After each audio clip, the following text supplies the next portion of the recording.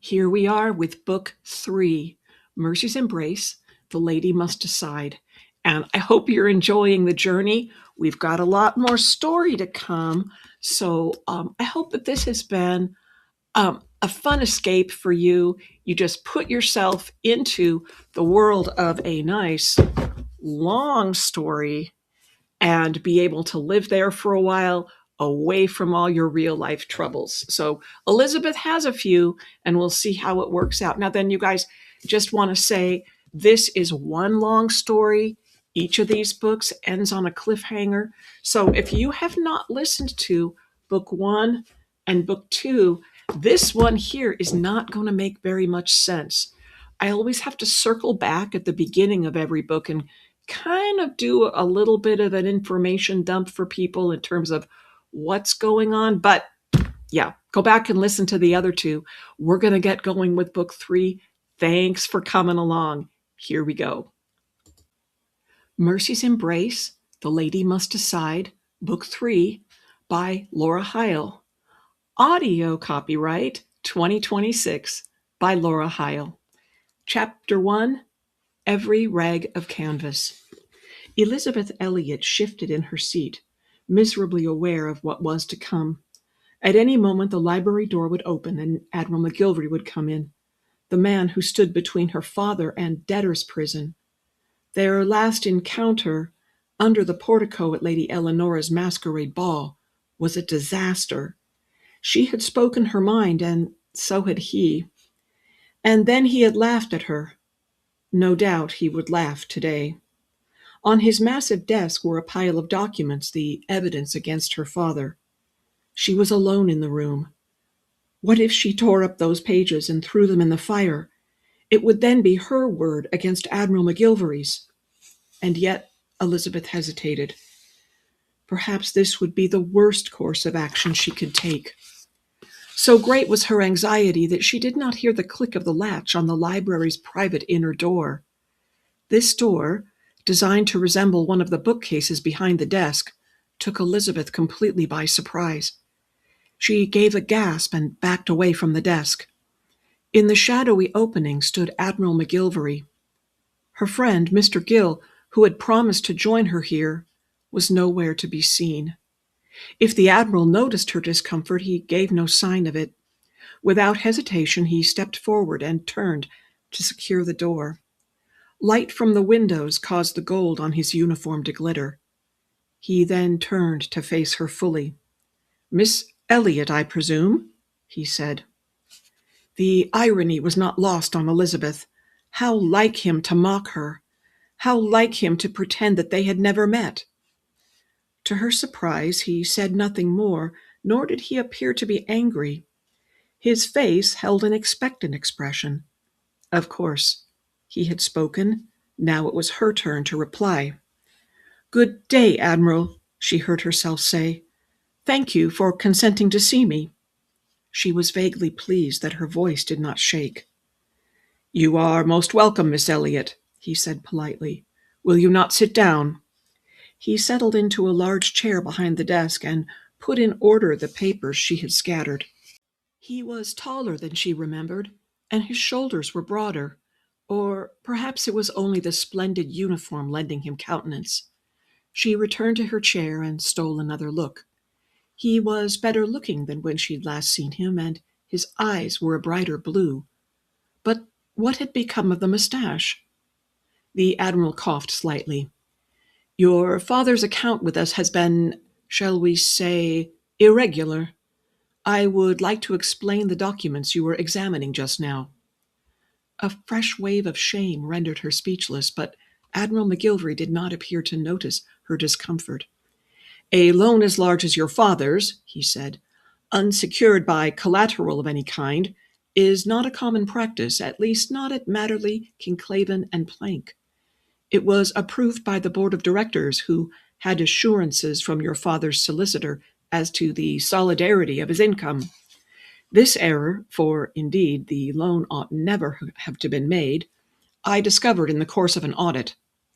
He paused, and his voice became thoughtful. "In a way, it was a salutary blow, a reminder that, vulgarity aside, I must oversee my business concerns personally. He smiled slightly. Matterley Conclaven is only one of several enterprises that I own. Elizabeth said, I see. But she did not see, nor did she wish to. Admiral McGillvary's businesses were no concern of hers.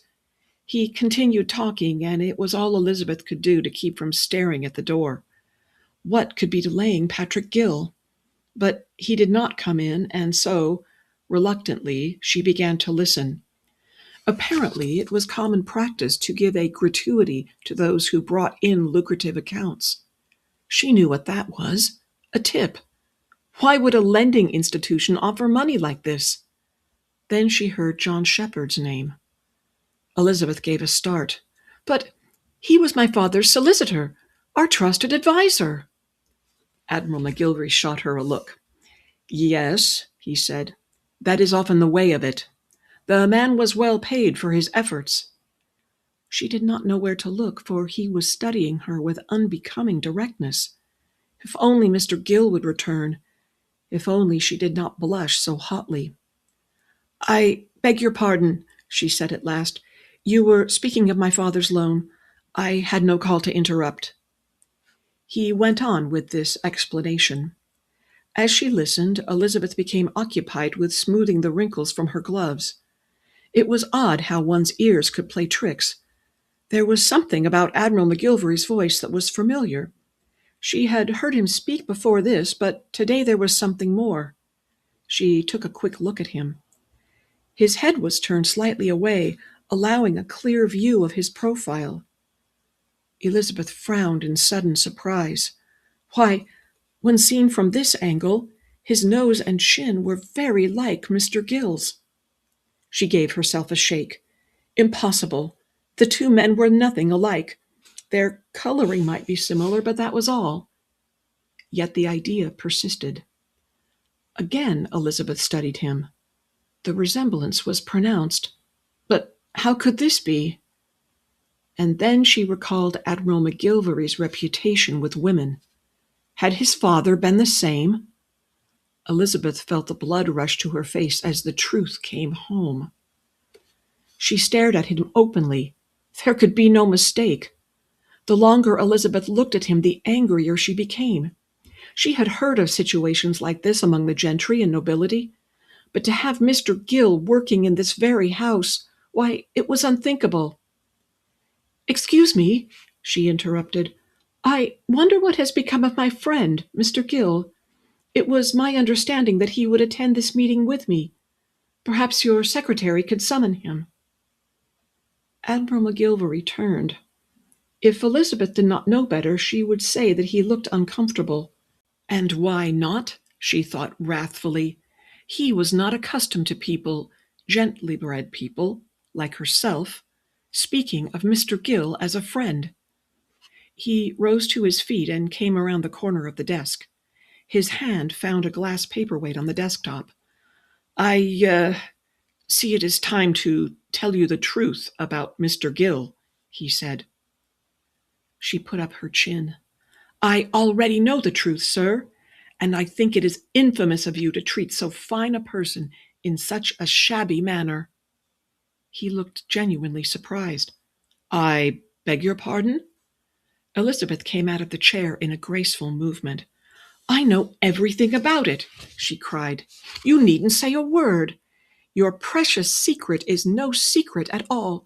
Why, it is so obvious it would make a cat laugh. I have always wondered, she continued hotly, why Mr. Gill was so reluctant to speak of his family or to tell me where he lived. A room in a large house is what he said, but he gave no precise location.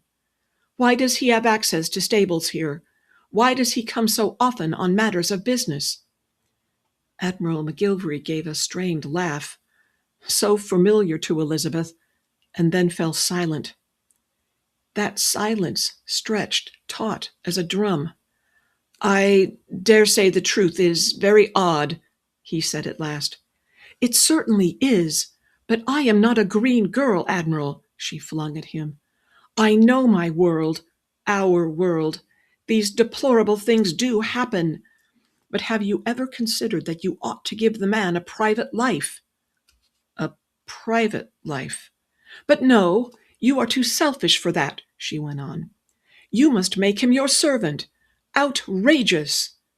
The paperweight fell from his fingers and went rolling, unheeded, on the carpet. Forgive me, he said, but I have no idea whom you— Oh, haven't you? She cried. You ought to send him to America to seek his fortune and make a life for himself. But I dare say the thought never occurred to you. He is intelligent and clever, and no doubt he is useful, so you keep him here under your heel, living and working in this very house. Elizabeth, said the Admiral, of whom are we speaking? Why, of Mr. Gill, of course, she cried.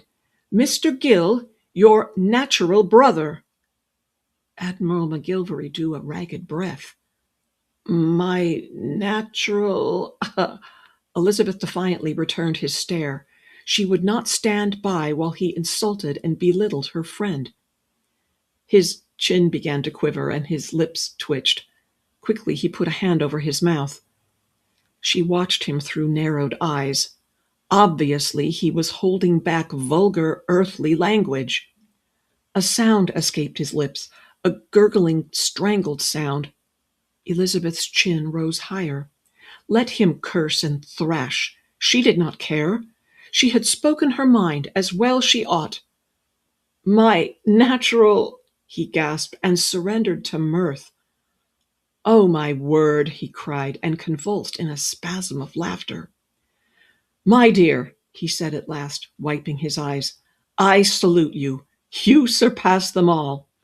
It was not my intention to amuse you, sir. No other woman in England, he said, fighting for control. No other woman in the world, in fact. Never have I found your equal. Did I not know it from the first? Another giggle escaped. My natural brother, he said, shaking his head. Wonderful! Kindly recall that you are speaking of a man who is very much my friend. I will not have him abused, though you hate me for it. Hate you? He sounded thunderstruck. You are wholly adorable. The smile that accompanied these words was so warm that Elizabeth's heart gave a flutter of pleasure. Immediately she quelled it, cursing her own vulnerability. She had forgotten how charming this man could be. Well, charm would not work with her. She cudgeled her brain for a cutting reply. However, Admiral McGillvary did not seem to require an answer. He remained where he was, sitting on the edge of his desk and smiling. His blue eyes were bright, like sunlight on water. With that crooked, boyish smile, he looked more than ever like Patrick Gill. The two must be related, but how? It was then that her conscience smote her. She had no call to be openly churlish. I am sorry that I spoke out of turn, she said stiffly. But you have treated Mr. Gill disgracefully and ought to be ashamed of yourself. A dimple appeared in the Admiral's cheek. Rather, it is he who has treated me disgracefully, he said. But no matter. I applaud your ingenuity. However, I beg leave to inform you that Patrick Gill is not my natural brother.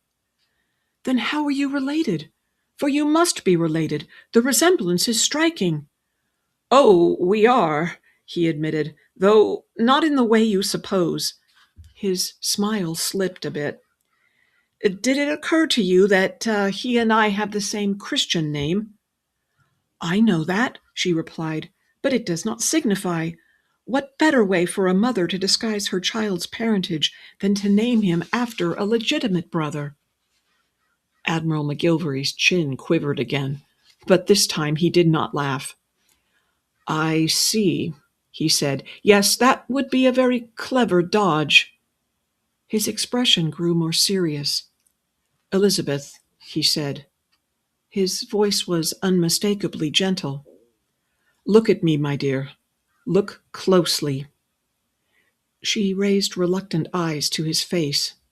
His cheeks were flushed, but his gaze did not waver. You are very near to the truth about Mr. Gill. Look again. The hair perhaps misleads you?" He ruffled his smooth locks. And then she saw it. Her mind struggled to form words. "You," she rasped, "you are—" The truth rolled over her like a wave. Admiral McGillvary was Patrick Gill? No, it was impossible.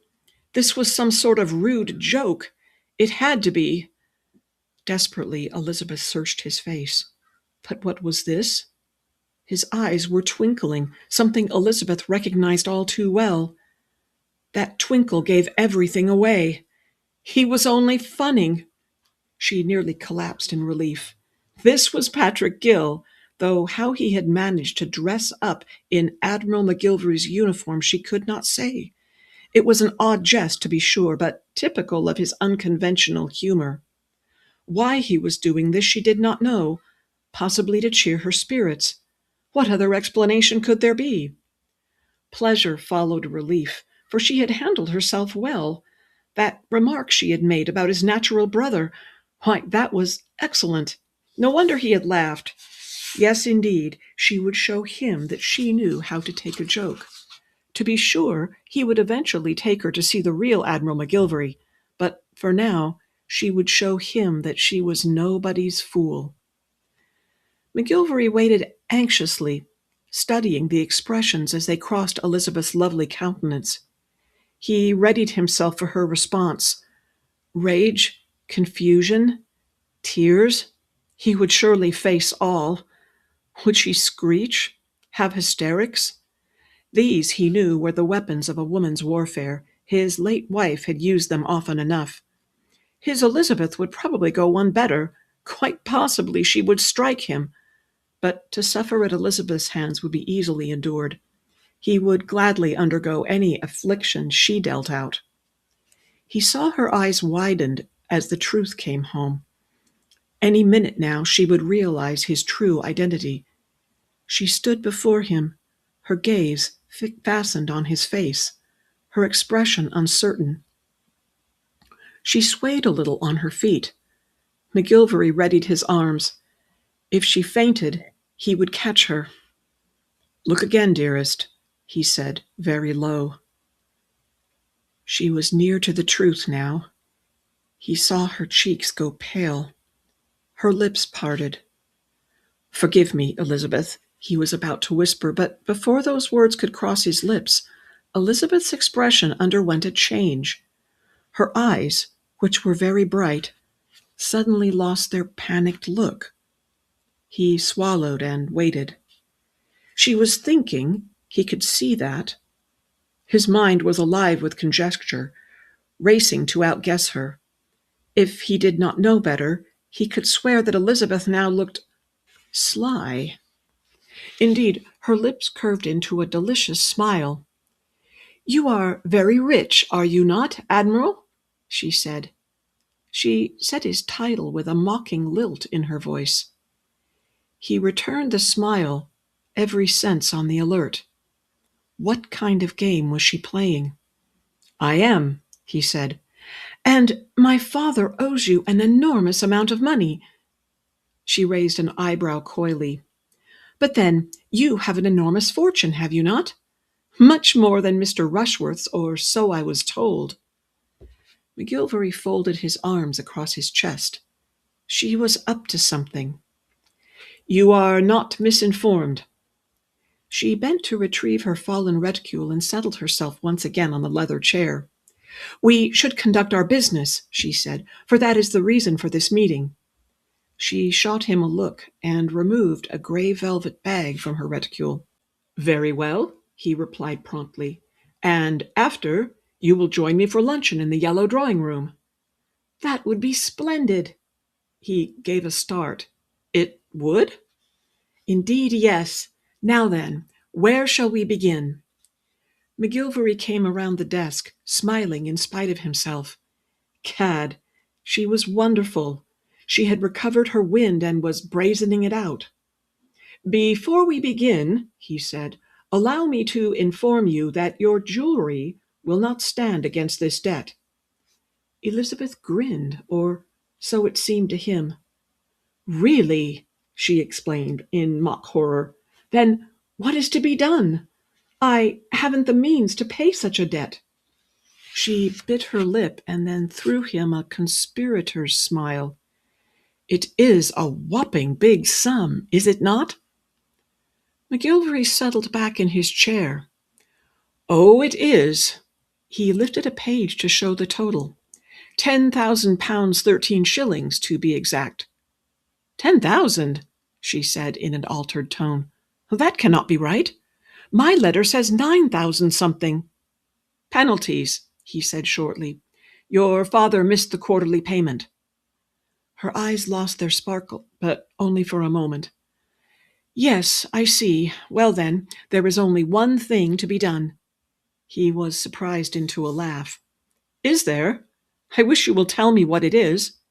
It is quite simple, she said, smiling adorably. Write a draft on your bank for the entire amount. McGillvary's smile froze. I beg your pardon? She rose and came to the desk. You take your pen there and write a draft for, what is the amount? Oh, yes, £10,000 13 shillings. She looked deeply into his eyes and smiled. It is quite simple. A child could do it. You write the numbers, and then you sign your name. A wry smile twisted McGillvary's lips. That is a very large amount, my dear. It is, she agreed, but did you not say that you have a whopping fortune? He regarded her for a moment and then reached for the pen. So I did, he agreed. Now, where did I put those drafts? He began hunting through the drawers in mock consternation. Starkweather takes it upon himself to handle. Ah! He brought out a bank draft. Here we are. Now then. Elizabeth darted a look at him. Patrick, she said. How I love to hear you say my name, McGillvary murmured, dipping the pen into the inkpot. Matterley, Conclaven, and Plank, he said, reading the words aloud as he wrote them. And the amount? Patrick, she repeated, what are you doing? Writing the draft as instructed, he replied gaily. Here we are, 10,000. The pen scratched the number. And 13. And now the signature. Patrick, Elizabeth's voice showed alarm. I was only funning.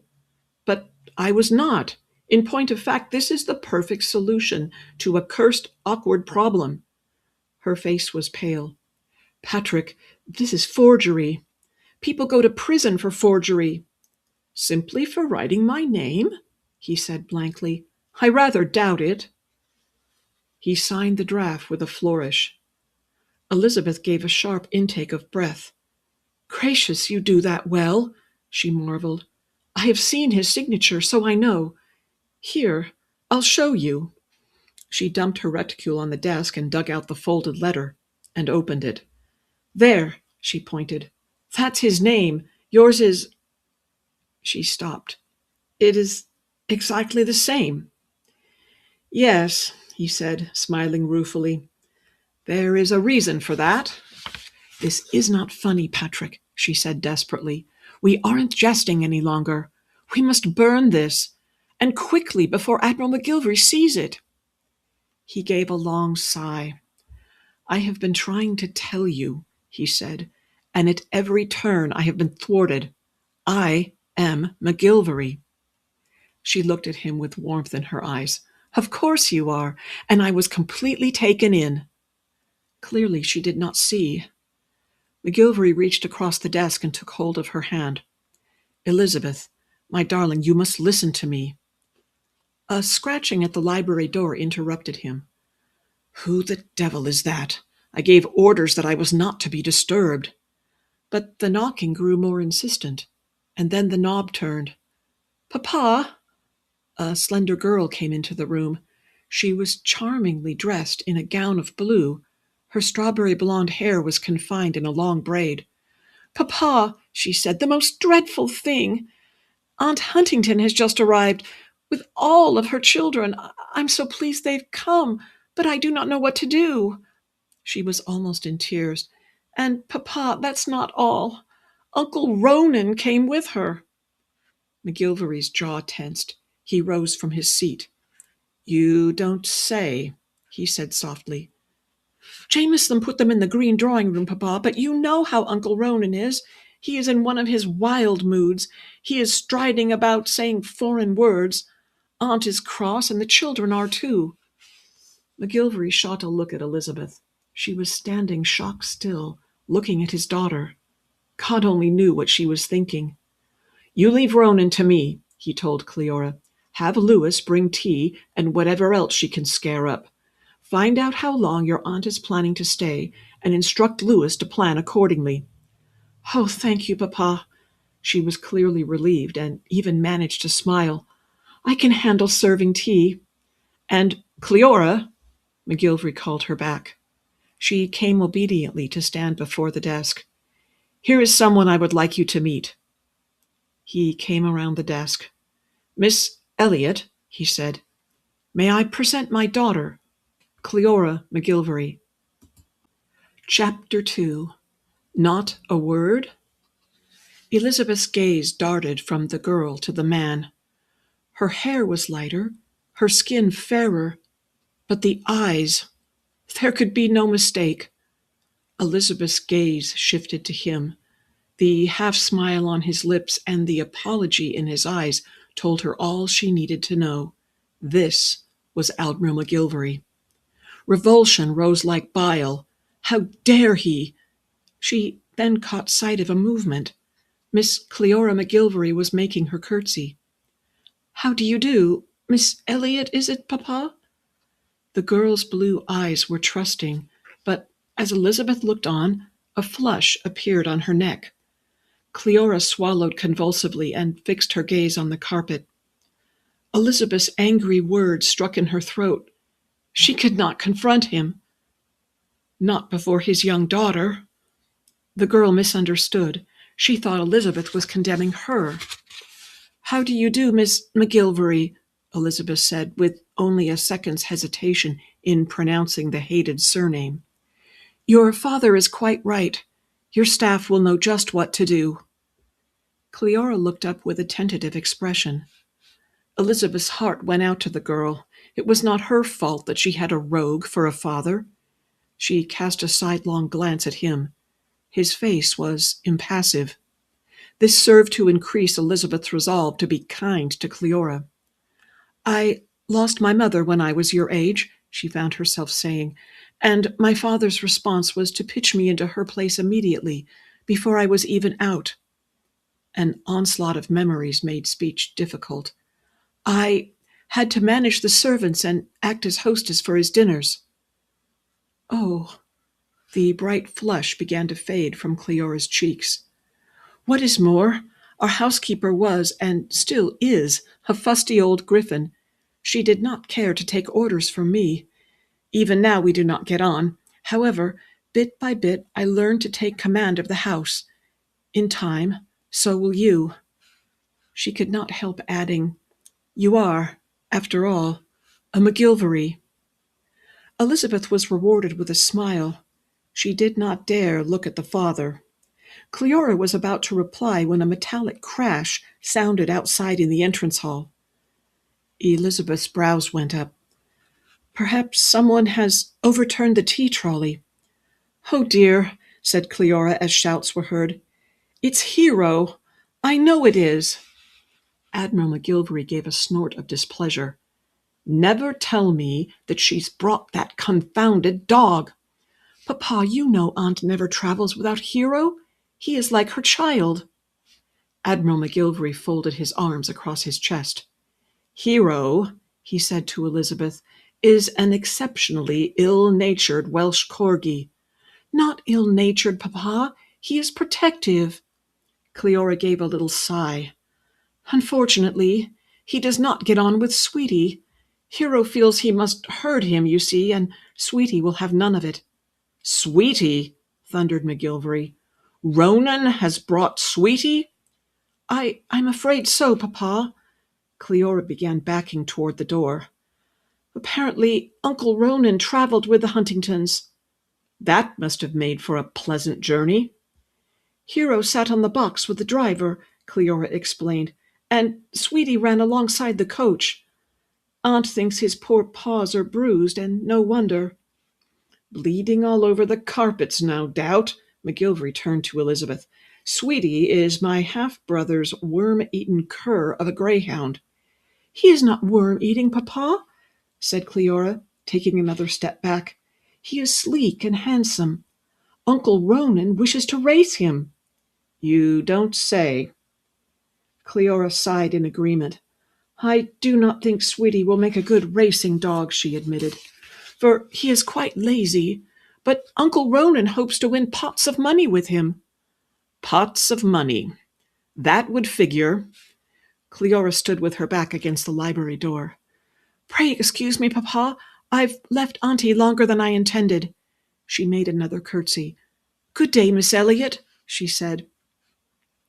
And then Elizabeth was left alone with him. She looked away in confusion. He gave a ragged laugh. I bid you welcome to my ramshackle household. Once they've cleaned up the blood, I shall introduce you to the rest of the clan. Elizabeth's heart was beating wildly. She could scarcely breathe, for he was smiling at her in that familiar way she loved. No, she told herself, this is not Patrick Gill. But his smile was so beguiling, and with that sparkle in his eyes. Elizabeth found her voice. You are Admiral McGillvary. I am. There was a long silence. I attempted to tell you, he said gently, so many times. I even gave you my card outside Mrs. Russworth. Indeed, you did not, she interrupted. You played me for a fool. You lied to me. You made sport of me. On that first day, yes, but never after. He took a step nearer. You pretended to be a clerk, she continued, with a break in her voice. You made the temptation irresistible. His smile became bashful, confiding. I could not help myself. To be so shabbily treated by such a beautiful woman, Miss Elizabeth Elliot, the toast of Bath. He shook his head, remembering. Do you recall how thoroughly you snubbed me that day? You tricked me. I offered you refuge from the rain. Before that, in the counting-house. I played along with your mistake, he agreed, so as not to embarrass you, and myself. One of my clerks spilled coffee on my coat, so I put on another, and then the ink-pot overturned. Almost, Elizabeth laughed aloud. This man was nothing but charming. She had to give him that. Doubtless he used tactics to entrap his paramours, but this would not work with her. She had no intention of becoming another of Admiral McGillvary's conquests. It served you right, she said. Indeed it did. He hesitated, his blue eyes gazing into hers. Elizabeth, will you forgive me? I had no idea that Mr. Gill would get so out of hand. She gave a brittle laugh. Out of hand? I apologize for the whole. It was badly done. Elizabeth flushed at the sincerity in his voice. I began the ruse to provoke you, I admit, he admitted, coming nearer. I wished to see if I, as Patrick Gill, could entice you to meet me again. But after our first meeting together, You accomplished your objective, she said sharply. And yet you were not satisfied. You must humiliate me again and again.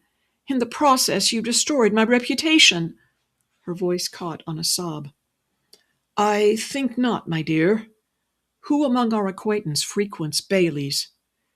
We were seen, Admiral McGillvary, by Sir Henry Farley. He mentioned you, the man with the patches on his coat, he said, as if he knew. Ah, yes, he said softly. I was forgetting Sir Henry. He continued to smile, but it was no longer a pleasant smile. In spite of herself, Elizabeth shivered. It is fortunate that I am not Patrick Gill, the lowly clerk, for I am better able to serve you as myself. Henry Farley will give you no more trouble. His brows knit in a sudden frown. Just a minute, he said. Farley followed you into the garden at Chalford House." "Chalford House!" cried Elizabeth. "Must you throw every failure in my face?" "How is this? I thought you magnificent." A sob caught in Elizabeth's throat. "What with Mr. Rushworth forcing himself upon me, and being discovered by Lady Russell, I was never so embarrassed in my life." "Is that all you remember?" His voice held a wistful note now. "What about our conversation in the moonlight? Elba is an island, you said, and you blamed me for Napoleon's escape." Elizabeth could only sigh. "No wonder you hated me." "Well, I thought you enchanting," he said. "True, our week at Chalford House did not come off as envisioned, but I've no complaint to make." Elizabeth's head came up. "As you envisioned? You knew I was invited?" "Why, yes, I believe I did." Something about his smile was suspicious. "Did you ask Lady Eleanora to invite me?" "Not exactly." "But my father was mistaken for— Oh, this is dreadful." "Not at all," he said pleasantly. "Never fear. Sir Henry will be made to regret his pursuit of you." Elizabeth's curiosity got the better of her embarrassment. "What will you do to him?" "Several things. For one, it happens that the man owes me rather a lot of money." "As does father, whom you were ready to punish to the fullest." She flung over to the desk and snatched the bag containing her jewels. "I shall pay you, Admiral McGillvary," she vowed. "Do you hear? Every last shilling." "The debt has been paid." "Yes, by you." "Is that so wrong?" "I owe the debt, not you." "You cannot pay it, so I have paid it in your stead." "But why?" "What do you expect in return?" Admiral McGillvary spread his hands. "Nothing whatsoever. It was freely given, as a token of friendship." "Friendship?" Her tone was scornful. "Yes, friendship. As Gill I could do—" His voice cracked. Elizabeth waited, and he began again. "Patrick Gill could do nothing for you. There was no advantage, no benefit in meeting him. Why did I continue meeting you as Patrick Gill? Simply for the pleasure of your company. You are clever and intelligent, and you liked me for myself, a common clerk, and not for what I could offer you." Tears pricked her eyelids. Elizabeth blinked them away. "You watched as I pursued Mr. Rushworth for his money." "But you did not pursue me for my money," he said, coming nearer. "I wonder why." Elizabeth whipped her hands behind her back, for it looked as if he wished to hold them. "I hated you," she said. Her voice sounded small and thin. She squared her shoulders. "And I still do." But these words did not have the effect she intended, for he continued to smile. "From the very first I loved you," he said, "and I still do." Sounds from the entrance hall shattered the quiet. This time there was much barking and shouting. Admiral McGillvary only glanced at the door. "They are at each other's throats again, no doubt," he remarked. "You take a harsh view of the matter, sir." Both brows went up. "You do not know these dogs." The sentence was punctuated by a great crash and more yelling from the servants. Elizabeth gasped. "The statuary!" she said. Amid the racket came a high scream. A girl's voice. "No, miss," came a shout. "Leave them be! Leave them be!" The sounds of fighting and growling grew more intense. Admiral McGillvary strode to the door and wrenched it open. "Cleora!" he cried. He glanced back to Elizabeth. "Stay here," he told her. "Jameson!" he shouted. And then he was gone. Had Cleora attempted to break up the fighting dogs? Elizabeth came nearer to the door, scarcely daring to breathe. "Where is Lewis?" she heard McGillvary shout. "For the love of God, fetch her! You there, go for the surgeon." And then somebody shut the library door. Elizabeth was left alone. She paced about, coming to the door again and again. She did not wish to be left here like so much baggage. Surely she could do something to help. Then again, she was a guest here, and she did not like to cross Admiral McGillvary in this mood. Truth to tell, she knew nothing about how to assist an injured person. Anne was better at that sort of thing. Why had she never learned from her sister how to be helpful in a crisis? Why had she never bothered to learn anything useful? She, who had thought herself to be so capable and superior, was useless, and she was alone. He had left her alone. The minutes ticked by, but he did not return to the library. Elizabeth sank into a chair and buried her head in her hands. Patrick, her own beloved Patrick, was no more. He was only Admiral McGillvary. The man said he loved her, but it was not at all the same. Tears began to flow. Her handkerchief lessened the sound of her sobs, but the pain in her heart could not be silenced. How long she sat this way she did not know. Elizabeth did not hear the quiet click of the latch or the creak of the library's private inner door as it was pushed open. However, she was enough mistress of herself to hear a decidedly masculine voice. "Well, well, well," he said. "What have we here?" Chapter 3. Cat and Mouse. Elizabeth looked up to see a man standing behind Admiral McGillvary's desk. He had dark eyes and dark, unruly hair, combed à la Brutus. He was not tall, nor was he very old, in his mid-twenties perhaps. This was no servant, for he wore riding clothes and sported a scarlet cravat. Most surprising was the cape he wore over all. The man stared at Elizabeth with unbecoming pertness. "Buongiorno," he said. "Beauty in distress?" She gave no answer. His lips twisted into a smirk. "Settling up, is he? Odd that he should do so here." Instantly, Elizabeth's tears were forgotten. "I beg your pardon," she said. "The tears are touching, but they are entirely wasted on me." His gaze strayed to the desk. "I have no time for women today. I am on a treasure hunt." He began to turn over the pages on the desk. "Here now," Elizabeth objected. He paid her no mind. Right away he spotted the gray velvet bag that she had earlier cast onto the desk. The string of pearls had spilled out and was visible. The man gave a low whistle and reached for it. Elizabeth snatched it up. He must not have her mother's jewelry. "Returning Patty's gifts, are we?" His lip curled. "A noble gesture. Stupid, but noble." He held out his hand.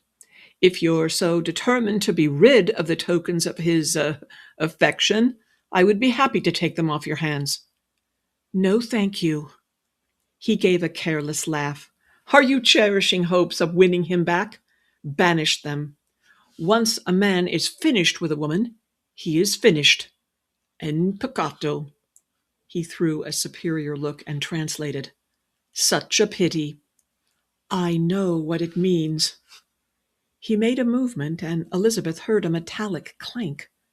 Was this man wearing a sword? A sudden idea presented itself. "You are Ronan," she said. He tossed his head. "It so happens that I am." There was no reason to stand upon ceremony with such a rude person. "You do not resemble your brother," Elizabeth observed, "except, perhaps, for the chin." Ronan gave a snort of displeasure. "My brother is nothing. Do you hear? Nothing. Whereas I am descended from nobility." He struck a pose. "My mother is a contessa." Elizabeth pursed up her lips. This Ronan, who was also an idiot, was the son of the Italian woman, the loathsome stepmother Patrick Gill had mentioned. Could it be that some of the things he told her were true? After giving her a scathing look, Ronan resumed his search. What was he looking for? "Oh-ho!" he cried, and held a slip of paper aloft. This is more like it. Elizabeth's heart skipped a beat. She knew exactly what Ronan had found, the bank draft Admiral McGillvary had written. Ronan's smile grew beatific. £10,000, he said.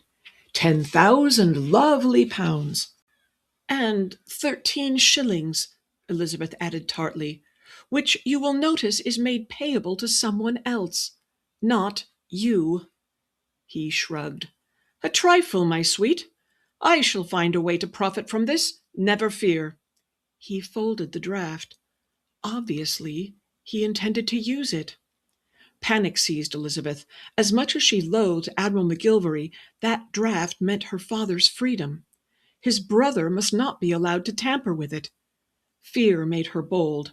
She caught Ronan's wrist. Her fingernails found bare skin and dug in.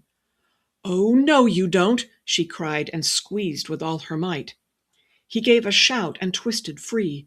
"Unhand me, wench! This is not your affair." Elizabeth came around the corner of the desk. "But it is," she said. Ronan nursed his bruised wrist. His dark eyes were wary. As she approached, he fell back. What a coward he was! "Your brother does not know you are here. If you take that draft and leave, he will think I stole it." "You will tell him who did." "And do you think he will believe me? Do you think me so completely stupid?" "You could lie," he suggested. "Never." Ronan gave a loud sniff. "What you do, madam, is entirely your affair. I wash my hands of you." From his pocket he pulled a laced-edged handkerchief and began to bind his wounded wrist. It was an awkward business. Elizabeth did not offer to help. "You ought to be ashamed of yourself," she said, "stealing from your own brother." "He steals from me," Ronan countered. "This house, this land, the income due me as a son, are lawfully his as the eldest of the family. It's called primogeniture, Mr. McGillvary. Even I know that much. What a simpleton you are." Ronan finished knotting the handkerchief. "English laws," he grumbled. "Roman laws," Elizabeth flashed back. "And peccato, as you say." Her grasp of Italian was nothing like her sister's, but it pleased her to be able to hurl Ronan's own words back at him. His features twisted. "You have no idea what it is like to be ejected from your own home," he cried. This was uttered so tragically that Elizabeth had to laugh. "Oh, yes, I have. I am the eldest in my family, the eldest daughter. I have nothing of my father's. It will all be left to my odious cousin. What can I do about this? Nothing. Whereas you are a man. You are able to provide for yourself. Why don't you join the army?" "I?" he said, astonished. "What a vulgar idea!" "Would you rather be a common thief?" Ronan winced, and Elizabeth held her peace. "Besides, an idea had occurred to you. With a man like Ronan, it just might work." She took up the velvet bag of jewels and weighed it in her hand. "However," she said, "since you are so desperate for money—" She waited for Ronan to look up. "I believe we can come to an agreement." His eyes narrowed to slits. "What sort of agreement?" Elizabeth glanced down just long enough to insert her fingers into the bag. She felt through the contents and found what she wanted. "We shall make a deal, you and I. You put that draft on the desk where it belongs, and I will give you this." She extended her palm. In it was the emerald pendant. Ronan gave a ragged gasp and snatched it up. "Agreed!" He held the pendant to the light. The diamonds surrounding the large central stone glittered. "Beautiful," he marveled. "Absolutely beautiful." Then he appeared to get hold of himself and rounded on Elizabeth. "Why are you doing this?" She lifted a careless shoulder. "I no longer wish to keep it. Unpleasant memories." "Memories of my dear brother, perhaps?" Ronan said slyly. "Poor beauty. What went wrong? Did your husband find out?" Elizabeth ground her teeth. Was there no end to the man's insult? Roman McGillvary clicked his tongue and, with a flourish, replaced the bank draft on the desk. "Women are such fools," he said. "Always the husbands discover the affair." His lip curled. "Shall yours divorce you, my sweet? Or are you the governess?" "Oh," Elizabeth cried, firing up, "I'll have you know that I—" Abruptly she clamped her lips shut. Never would she air her personal business before this man. He looked her over appraisingly. "Perhaps I might be interested," he mused. "You've spirit, I'll give you that." "I think you should leave now," she said coldly. "Your brother might find you here, and then where would you be? Or," she added caustically, "I might change my mind." Ronan thrust the pendant into a pocket and made a flourishing bow. His sword clanked against his thigh. Elizabeth rolled her eyes. With mincing steps he crossed the library and, after listening at the door, he went out into the entrance hall. Elizabeth realized that she was trembling. How fortunate that she remembered that hateful pendant. Fortunately, Ronan had been too greedy to examine the stone. How Patrick would laugh! He would love the thought of his stupid half-brother attempting to pawn a counterfeit stone. The gold and diamonds were real, so to lose it cost something. And yet it was worth it. And so Elizabeth waited in the chair before the desk, wondering how Cleora McGillvary was faring. Was she seriously hurt? And then there was Ronan. The longer she thought about him, the more uncomfortable she became. He was comical, but not safe. He was a thief and a liar. Should she disobey orders and go in search of Admiral McGillvary? He was not a safe person either. Presently her gaze fell on the secret inner door, still ajar. Here was a mystery. Where did the passage lead? Curiosity took root. It would do no harm to have a look inside. She came cautiously around the desk and bent to peer into the opening. The passageway was dark, but not completely black. She felt the floor with tentative fingers. It was not earthen, as she expected, but polished wood. She withdrew her hands. There was no dust on her fingers. Where were the spider's webs? Elizabeth drew back. She had been expecting a priest's hole or a pirate's lair. The artfully concealed door in the library bookcase simply led to another room of the house. There was no mystery here at all. And there was almost nothing to do but wait for the return of Admiral McGillvary. This was not a pleasant thought. The sound of a door latch made her jump. Through the proper door came a liveried footman. He held it open for another who bore a loaded tea tray. A man Elizabeth recognized as the butler followed. The first footman brought forward a small table, and together the men placed the tea things. The butler looked on as the footman worked, and then he dismissed them. He poured out a cup and brought it to Elizabeth, along with a silver salver bearing the milk and sugar. He placed a second cup on the table, but did not fill it. By this she knew that Patrick had been delayed. Not Patrick, Admiral McGillvary. Elizabeth's mind fairly screamed the correction. She must never think of him as Patrick. He might have Patrick's eyes, and Patrick's smile, and Patrick's sense of humor, but that was all. The butler returned to the table and filled a small plate for her. "The Admiral," said he, "sends his apologies. He will join you presently." And then she thought of something. This man could tell her what had happened. "I trust Miss McGillvary is well." "The name is Jameson, miss, and God be praised, Miss Cleora took no serious hurt. Only scratches and a bit of a bite from that brute." "The large dog?" Elizabeth, who knew nothing about dogs, decided that the larger animal must be the fiercer one. "No, miss, the little one." Jameson gave a sniff of displeasure. "Mrs. Huntington's dog. Is there anything else you require? The Admiral is desirous that you be made to feel at home." She shook her head, and the butler withdrew. At home! As if she would ever feel at home here. Elizabeth took a tentative sip of tea. She disliked admitting it, but this was a comfortable sort of room as far as libraries went. With the exception of pastoral scenes, the artwork centered on a naval theme. She took up her plate and went to examine the pictures more closely. The landscapes had the same subject, the time-worn remains of a castle set on a bluff above the sea.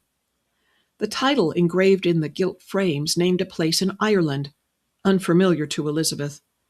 The other paintings were of ships. Elizabeth took a bite of a cucumber sandwich.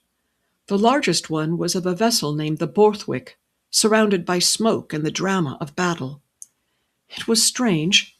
The man who had met her for tea all those weeks had been in command of a fighting ship like this. The sandwich was delicious. She helped herself to another. There came a scratching at the library door. "Come," she called, but the door did not open. Plate in hand, she went to investigate. Servants did not knock. But the visitor was not a servant. It was a slim gray dog with brown eyes. "Sweetie," Elizabeth said, and it looked up. This was Ronan's dog, the would-be racing greyhound. Without thinking, she put out her hand to him. He responded with a lick, which she avoided, and a pleading look at the plate. "You are hungry," she said.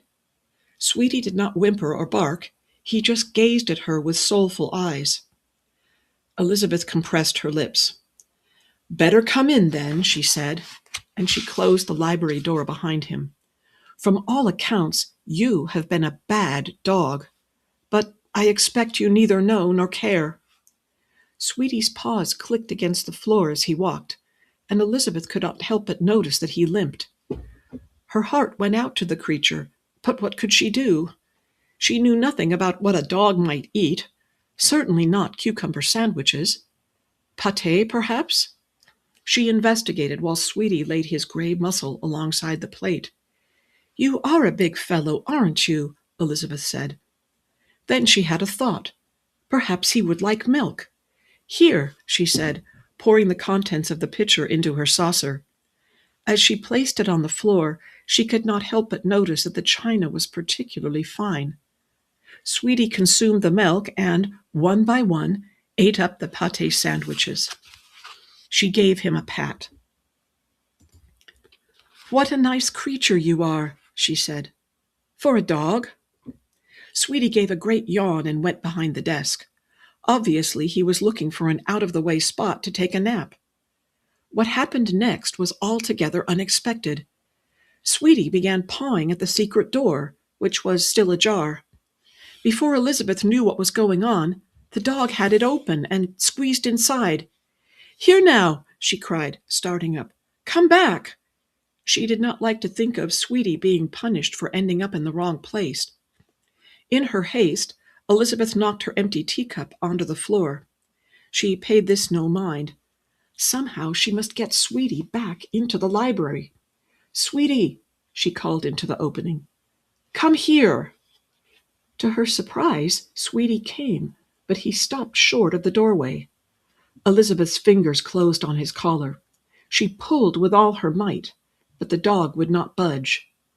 Again Elizabeth pulled. Sweetie simply looked at her. "Stupid dog," she muttered. Sweetie responded by trying to lick her. "No, no," she protested. "Keep your tongue to yourself."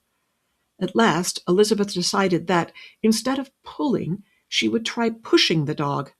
She crawled across the threshold onto the smooth wooden floor. "Move, Sweetie," she ordered, leaning against the dog's back. Nothing happened, so she tried again. Sweetie made an attempt to wag his tail. "I take it all back," Elizabeth panted. "You are an excessively bad dog." Apparently, these were words he understood, for he abruptly got up and went through to the library. Elizabeth nearly collapsed with relief. Sweetie turned and acted as if he would come back. Elizabeth panicked. "Oh, no, you don't," she said, and she pulled the door to. She heard a slight click as the latch engaged. It took her some seconds to realize what had happened. She was on the wrong side of the door. "Botheration," she muttered. At once she began to feel about for the handle of the latch. It was difficult to see. Her fingers found only the wainscoting. Surely the latch must be here somewhere. She went on. She went over the paneling more carefully. If only there were more light. Then she heard something, the sound of approaching footsteps. Was someone coming into this room? Chapter 4. Look lively. The Wentworth's butler opened the door hard upon Charles Musgrove's knock. Confound the man, Charles thought. Was he always on the watch? That admiral, or whoever it was owned this house before Wentworth took it, must have been a stickler. The Navy influence, Charles decided, must have been the cause. He surrendered his hat and gloves to Yi and turned aside. To Charles's mind, the Navy meant duty and efficiency and industry, and wasn't it odd that he now craved such things for himself? For he was coming to realize an unhappy truth. As the son of a squire, he had nothing to do. 50 sounded incredibly ancient, but his father was hardly an old man. He and Davies had the estate well in hand. In fact, by now the barley would be in fine form. And here he was in Bath, the very last place he wished to be, with nothing to do but dance attendance on Mary. Mary, he knew, was in her element. "Captain Wentworth is out, sir," Yi informed him. Charles sighed again. Wentworth's position was not an enviable one. What newly married man would like having guests underfoot? But at least Wentworth had an occupation, whereas he... Charles removed his gaze from the vestibule's carpet. "And my wife?" he inquired reluctantly. "She remains in her bedchamber, sir." This was hardly a surprise. Mary would seek refuge in imaginary illnesses. God only knew what had brought it on this time. There was nothing for it. Sooner or later he must put in an appearance at her bedside. However, if Mary was sleeping, perhaps he could put it off. Later would most definitely be better. Charles made for the stairs, mindful to tread quietly on the carpet. But when he reached the first landing, he encountered Anne coming down. "Charles," she said, speaking low, "I must speak to you, at once." The look on her face meant trouble.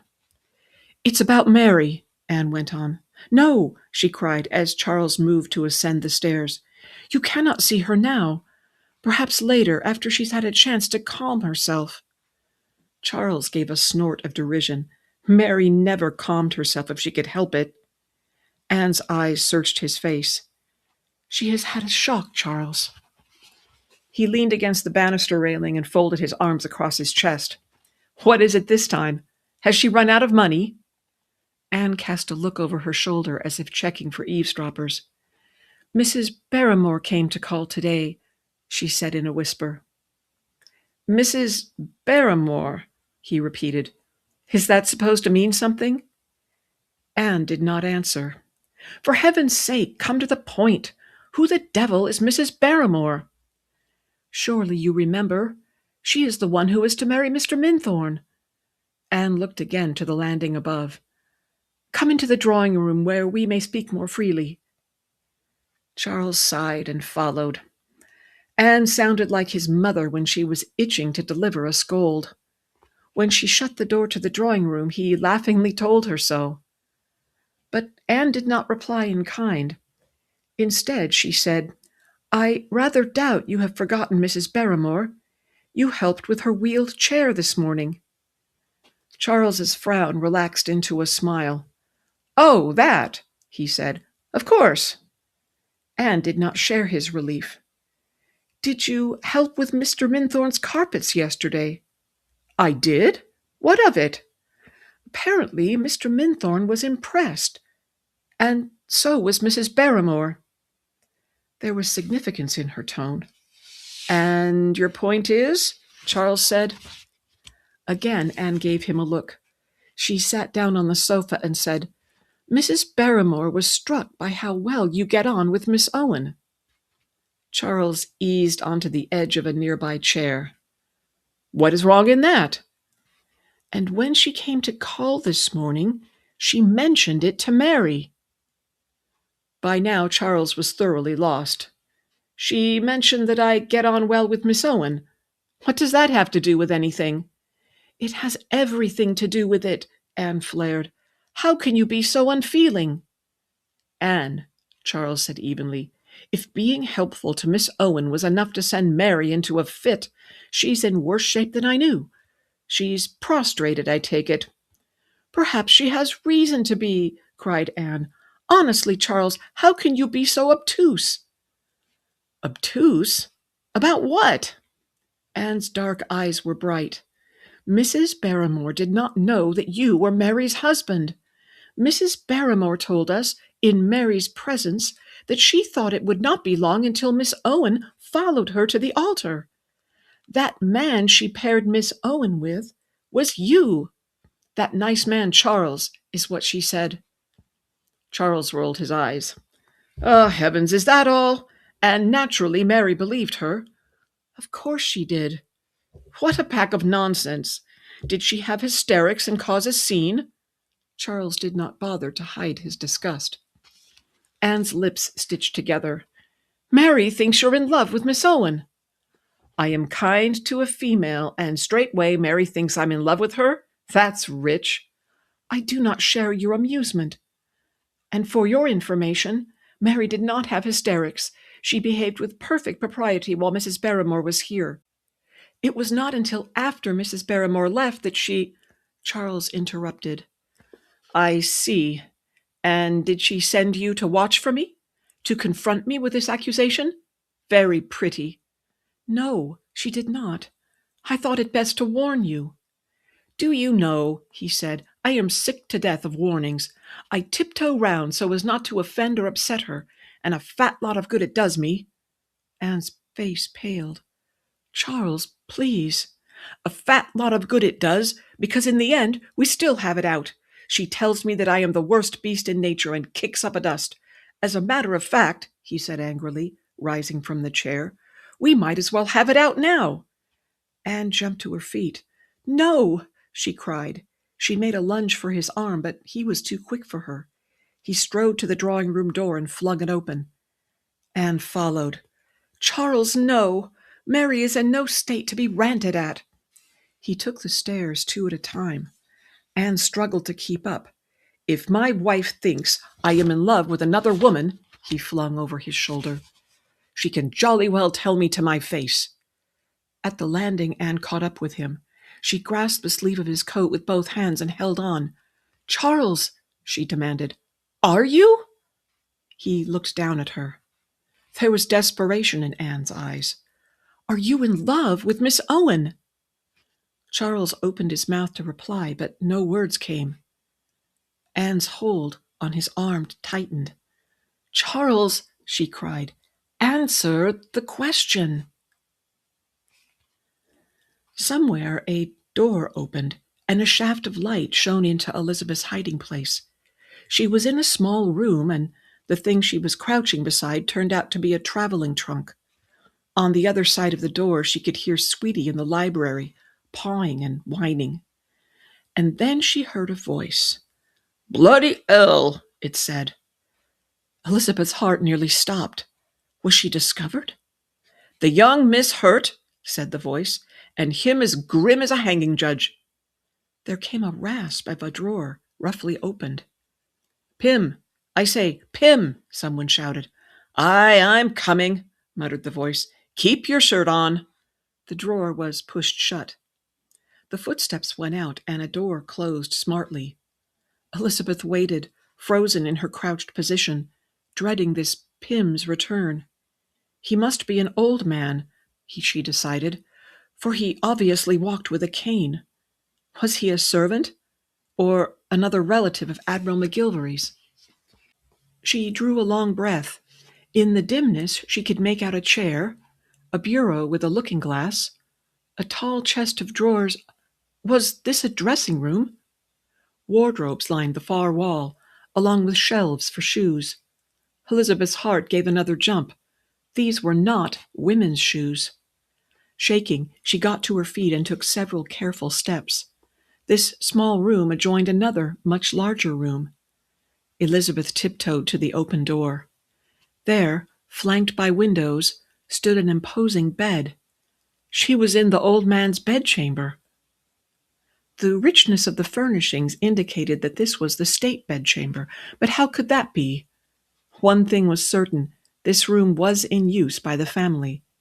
What should she do? Find a better hiding place? Or try to find her way back into the library? The bedchamber offered few options for concealment. Draperies covered the windows. She could not hide behind them undetected. Elizabeth hesitated, caught in indecision. Escape was the best option, and yet the clacking of the old man's cane made the choice for her. As a girl, she had played hide-and-seek at Kellynch, and now she did not hesitate. Under the bed she went. Once there, she held her breath, praying that the dust would not cause her to sneeze.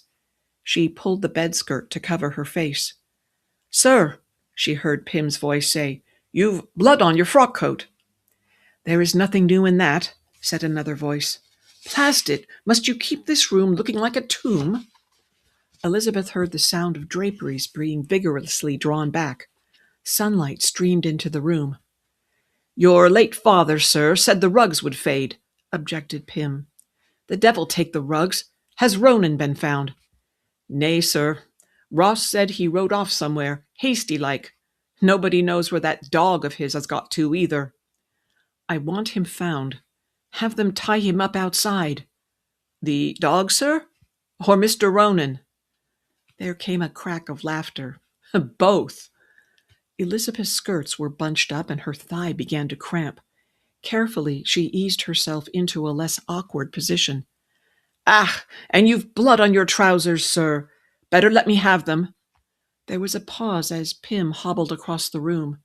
Then he said, "I'll put the fresh pair here on the bed for you, sir." Elizabeth discovered that by putting her cheek on the bare floor, she could see into the room. She saw one old-fashioned black shoe with a silver buckle. Beside it was the end of Pym's wooden cane. He had a funny way of walking. The man was obviously a servant, but who was his companion? Something was tossed lightly onto the bed. Elizabeth rolled her eyes toward the slats over her head. "Will you be wanting a nap, sir?" Pym said. "I'll fetch a blanket." "A what?" Pym coughed and then bleated. "It was just a question, sir. I didn't mean no harm. Now that you've got Miss Cleora settled and that surgeon sent off, perhaps you might—" "I've a guest waiting in the library," came the reply. "Which reminds me, ring for Jameson." Elizabeth could only hope that Pym's limping step would be loud enough to conceal the pounding of her heart. She knew exactly where she was.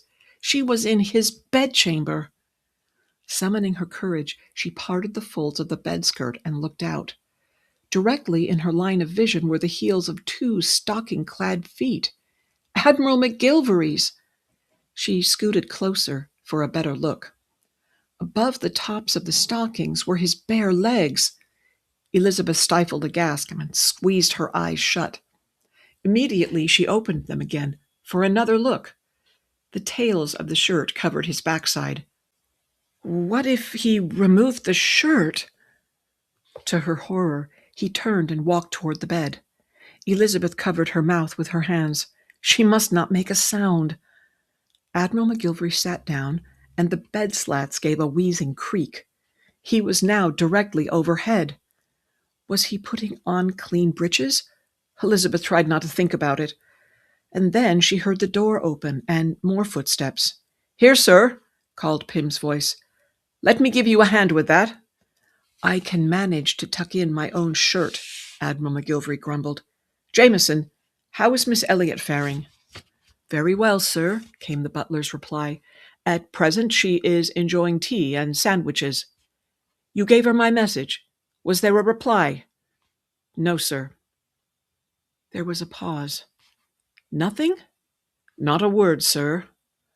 Elizabeth could sense Patrick McGillvary's frown. "Odd. She had plenty to say earlier. Inform her that I shall be with her directly." Elizabeth squirmed.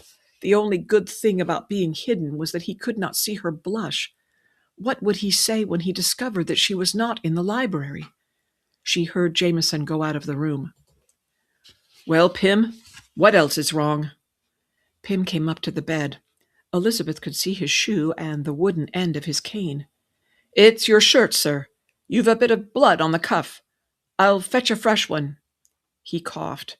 "Will you be wanting help with the buttons?" "No, bring the shirt and take yourself elsewhere." Was he now removing his shirt? Elizabeth was so flustered that she did not know where to look. She would never live this down, not ever. The bed creaked as he put on a new pair of stockings. Elizabeth kept her eyes shut. What could she do? What could she say? How in the world did one emerge from beneath a man's bed and explain anything? The creaking abruptly stopped, and Elizabeth's heart nearly did the same. Had she made a sound? Did he suspect? With a wrench, he came off the bed. Elizabeth could see his stocking feet pad across the floor. A door opened, and she heard, "Pym, is that you?" Elizabeth held her breath.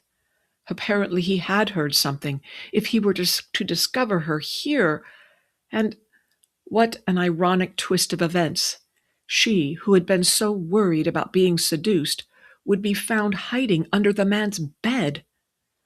Patrick McGillvary walked past, now wearing a pair of black shoes. She heard the scrape of a bureau drawer, and then nothing. At last she could stand no more. Biting her lips, she parted the folds of the bedskirt. He was on the other side of the room, fully dressed, having put on a cream-colored waistcoat. At the moment he was occupied with knotting his cravat, not very successfully by the grumbling sounds he made. Elizabeth allowed herself to watch the play of the muscles in his shoulders. "This is Patrick McGillvary," she reminded herself sternly. He lived here, in this sumptuous bedchamber, with servants to wait on him. This was not how she pictured Patrick Gill's quarters at all. In her mind, he lived alone in a cold and dismal garret, eating his meals at a bare table, working long hours hunched over ledgers. What cheer and companionship she would have brought to that room! But Patrick Gill was Patrick McGillvary, and Patrick McGillvary was not lonely. What then was she to him? A pleasant diversion? An amusement for the spring months? Yes, that was it. Sooner or later he would lose interest, just as all the other gentlemen had. She had grown so accustomed to this that she thought it could not hurt any more. She was wrong. Admiral McGillvary's voice broke the silence. "Confound it!" He flung the cravat aside and dug in the drawer for another. "Can I do nothing right today?" At this, Elizabeth's courage swelled. Perhaps now, as he was alone and feeling vulnerable, she could come out? She eased her feet from under the bed and then her arm. Just as she was about to move her head and shoulders, the door came open again. Pym lurched into the room, and Elizabeth nearly cried out. He was not an old man with a cane. He was a sailor with a peg leg. "Begging your pardon, Admiral," said Pym, "but she's gone." McGillvary turned. "Who is?" "The lady, sir," Pym fairly shouted. "The lady as was in the library. She ain't in there now." McGillvary threw down the cravat. "Don't just stand there." He crossed the room and shrugged into his frock coat. "Aye, sir," Pym said, rushing to assist him. "And your brother's come back, sir, fair frothing at the mouth, he is. He's the one that found the lady gone. Says he wants a word with her." "Oh, he does he?" The menace in Admiral McGillvary's voice made Elizabeth shiver. "Says she gave him some trumpery stone." "Did she now? Serves him right." Both men headed for the door. "She cannot have gone far," Elizabeth heard McGillvary say. "Start a search." "Begging your pardon, sir," said another voice. "I have already done so." "Jameson?" There was a pause. Elizabeth strained to hear what the butler was saying, but his voice was too low. "I have a caller. Confound it, Jameson, I am not at home to callers." There was reluctance in the butler's reply. "Captain Frederick Wentworth, sir. He is waiting in the green Wentworth? On a matter of some urgency, sir. Personal business, he claims. She heard the Admiral give a ragged breath. Gad, what next? Send him packing with my apologies. He prefers to wait. I'll return the call later. Word of honor.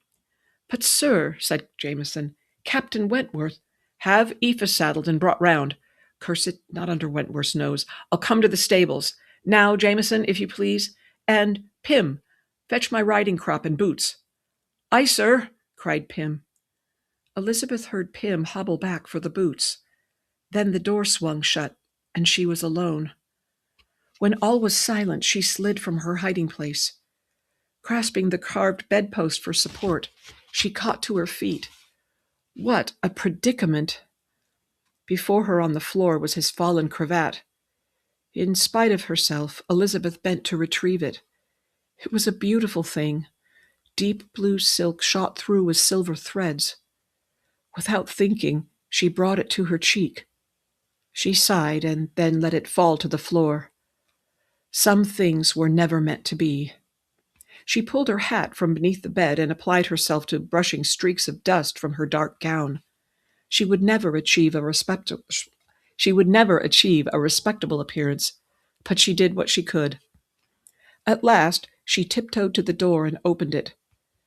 There were the usual noises of a large house, muffled echoes, snatches of voices, a distant door closing, but no one was in sight.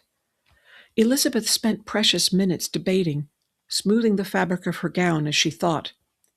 And then she had an idea. She darted into Admiral McGillvary's bedchamber and found his discarded shirt. She shook it out and folded the arms into neat bands. These she tied around her waist. No one observing her closely would be fooled, of course, but from a distance the shirt would pass as a maid's white apron. Within moments Elizabeth was boldly treading the length of the passageway. She held her hat at her side, concealed in part by the folds of her gown. At length she located an outer door and pulled it open. Bright sunlight greeted her. Swiftly she crossed the wide portico and descended to the gardens. So many windows overlooked this area. She could only hope that her descent was unseen. Never mind that the servants were not allowed here. She must escape. Her quickened gait caused her stiff skirts to flap against her legs. She ignored this and walked on. Beyond the parterre and the rose garden, down the hill past the line of trees, would be the small lake. Once she found that, she could find her way to St. Peter's Square. Unless Admiral McGillvary found her first. Fear made her strain to hear sounds of a pursuit, but there was nothing. The lawn soon gave way to a rough slope. The trees grew more closely together here. The descent became more pronounced. Finally, Elizabeth could stand it no longer. She turned and looked over her shoulder. Why, she had come quite a distance. Ahead was a rough line of shrubbery. And freedom. It was here that she removed the borrowed apron. As she was about to drop it, she hesitated. It was, after all, a very fine cambric shirt. It seemed a shame to ruin it. Then again, it belonged to the man who had paid her father's debt. She could not keep it, but neither could she throw it away. And it was senseless to waste time debating. Her hat was in her hand. She stuffed the shirt into it. Ye could return it to Balsam Park later, she supposed. Anne came slowly down the stairs, bowed beneath a weariness she could not name. Why hadn't Charles answered her question? She knew she had made him angry. That in itself was surprising enough. Charles Musgrove was never angry. But the look in his eyes, never would Anne forget that look. At length she reached the library door. Frederick was out, but she needed the sanctuary that only this place could offer. Once inside, Anne slipped into one of his large overstuffed chairs. She squeezed her eyes shut, but the memory of Charles' face, pale with anger, would not go. He cared for Miss Owen. He did. He refused to deny it. Anne surrendered to the embrace of the chair and curled her legs on its wide seat. The heavy quiet of this room was soothing. Bit by bit, she brought order to her troubled thoughts. Surely she was mistaken about Charles. He had been kind to a neighbor, and he resented being questioned about it. That was all. And her father's disappearance? This was truly strange, and so unexpected. So far they had heard nothing from him, which Frederick thought was a good sign. Anne was not so sure, but it was likely that he was right. If her father were in trouble, they would have heard something by now. It was not his way to suffer in silence.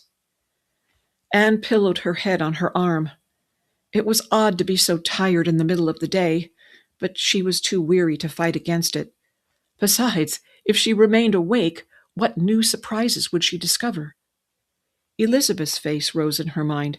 She pushed it aside.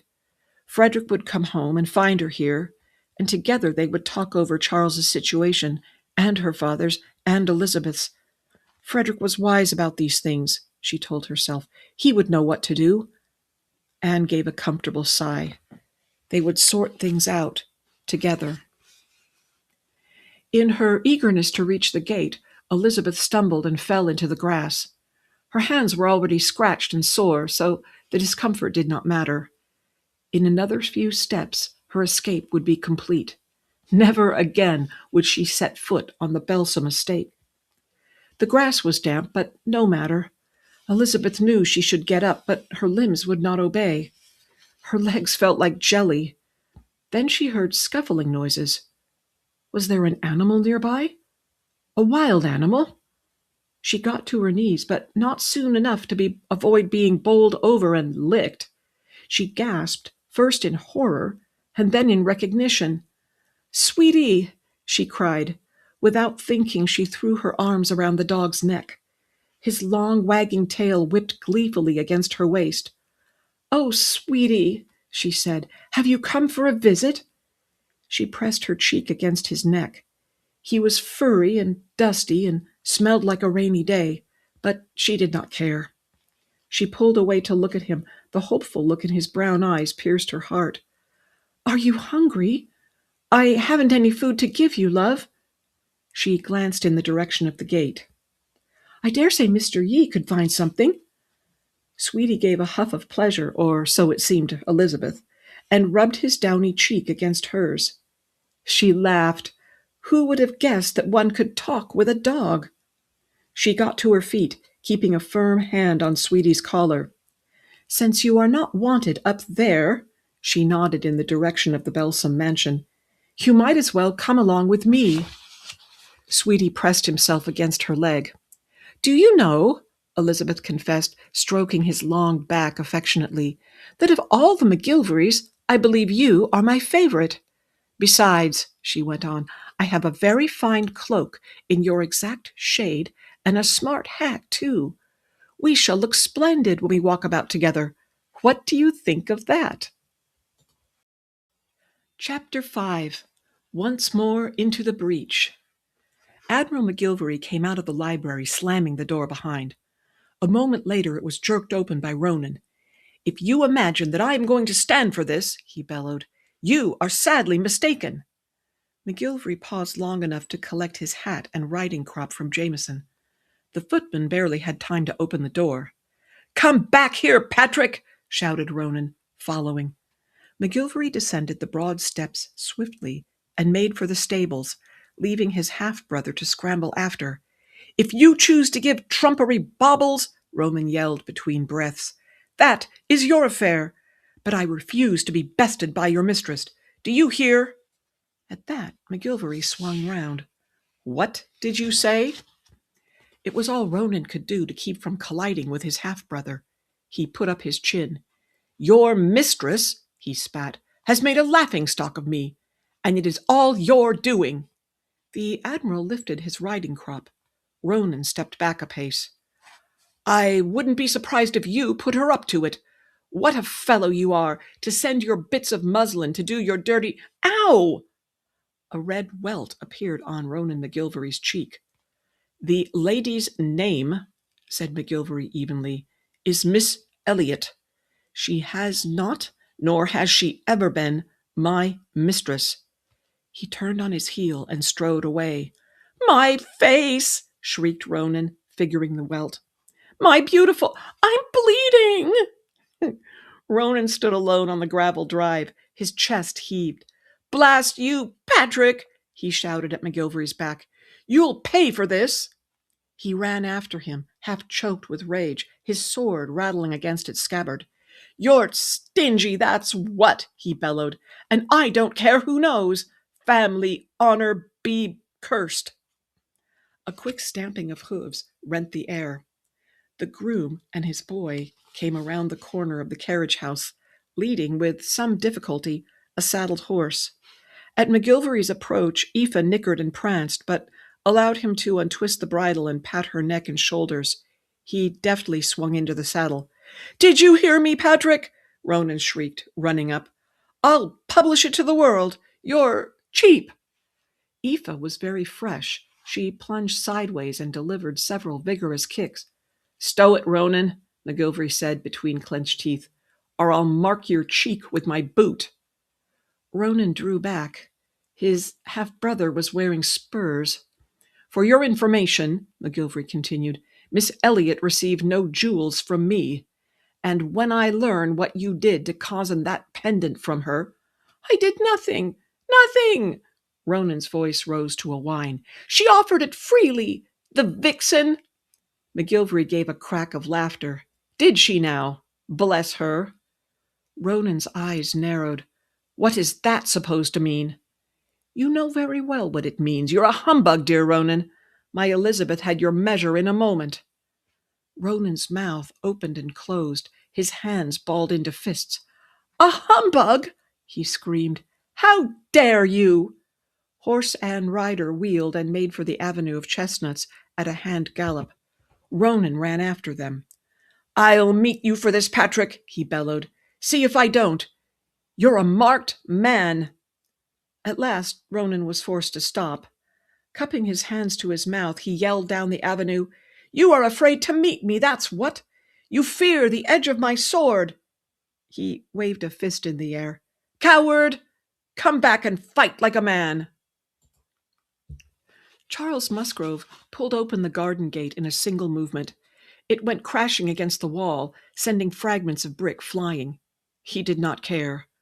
Who else but Mary would take an innocent friendship and turn it into a sordid love affair? What does she want from me? He flung at the sky. I have given her everything she's asked for, everything within my means. What else is there to give?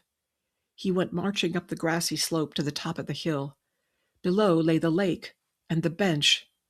They had sat on that bench and talked for hours at a time. What pleasure there was in the company of a kind-hearted, compassionate soul, whom Mary thought was a light skirt. Anger lengthened Charles Musgrove's strides. Very well, he would sit on that bench and remember. Mary had his loyalty, but that was not the end of it. She wanted his heart, too. His heart. Charles nearly spat. His heart had nothing in common with Mary. He wondered if it ever had. Again Anne's question rang in his ears. Was he in love? The thought deepened Charles's scowl. He was not in love with Mary, nor had he ever been. But with Winnie Owen? A rush of emotion surged in Charles's breast. He had not answered Anne's question. She was so obviously expecting him to deny her accusation. And yet he could not. A light breeze ruffled the surface of the lake, sending flecks of light dancing. Charles winced at the beauty of it, and then he sighed. No, he could no longer deny what was in his heart. Anne had guessed it, though he doubted she knew the full extent.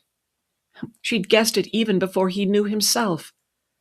But now that he did know it, what was he to do? Upstairs, Elizabeth completed her bath and was wrapped in a thick dressing gown. Mary burst into her bedchamber and plumped down on the bed. So, she said, lacing her fingers together, I have you to thank for stealing my bathwater. But no matter, I can wait. She studied Elizabeth for a long moment. What have you done to your hair? Elizabeth edged behind the screen. Elise had combed out the tangles and the bits of grass, but her hair could not be properly washed until tomorrow. She sat down to finish drying her feet and put on the undergarments laid out for her. "You are in a charitable mood, I see," she remarked.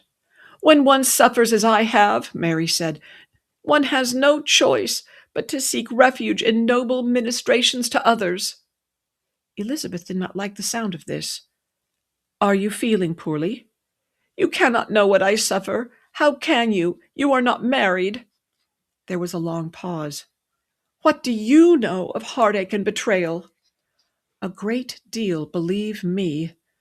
This had been one of the most wretched days of Elizabeth's life, but she did not intend to share the details with Mary.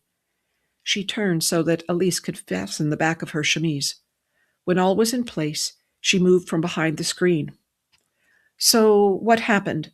Has Charles refused to advance next quarter's allowance?" The bed creaked as Mary jumped to her feet. "Oh!" she cried. "How dare you utter his name in my presence?" "I beg your pardon. My mistake." Elise shook out the folds of the gown, and Elizabeth stepped into it. Mary obviously wished to talk. Her sister had played this game for many years. Elizabeth knew her part. "So," she said, "what has your husband done this time?" Mary drew a ragged breath. "That man," she said in throbbing accents, "has seen fit to bestow his affection on another woman." Elizabeth knew better than to react.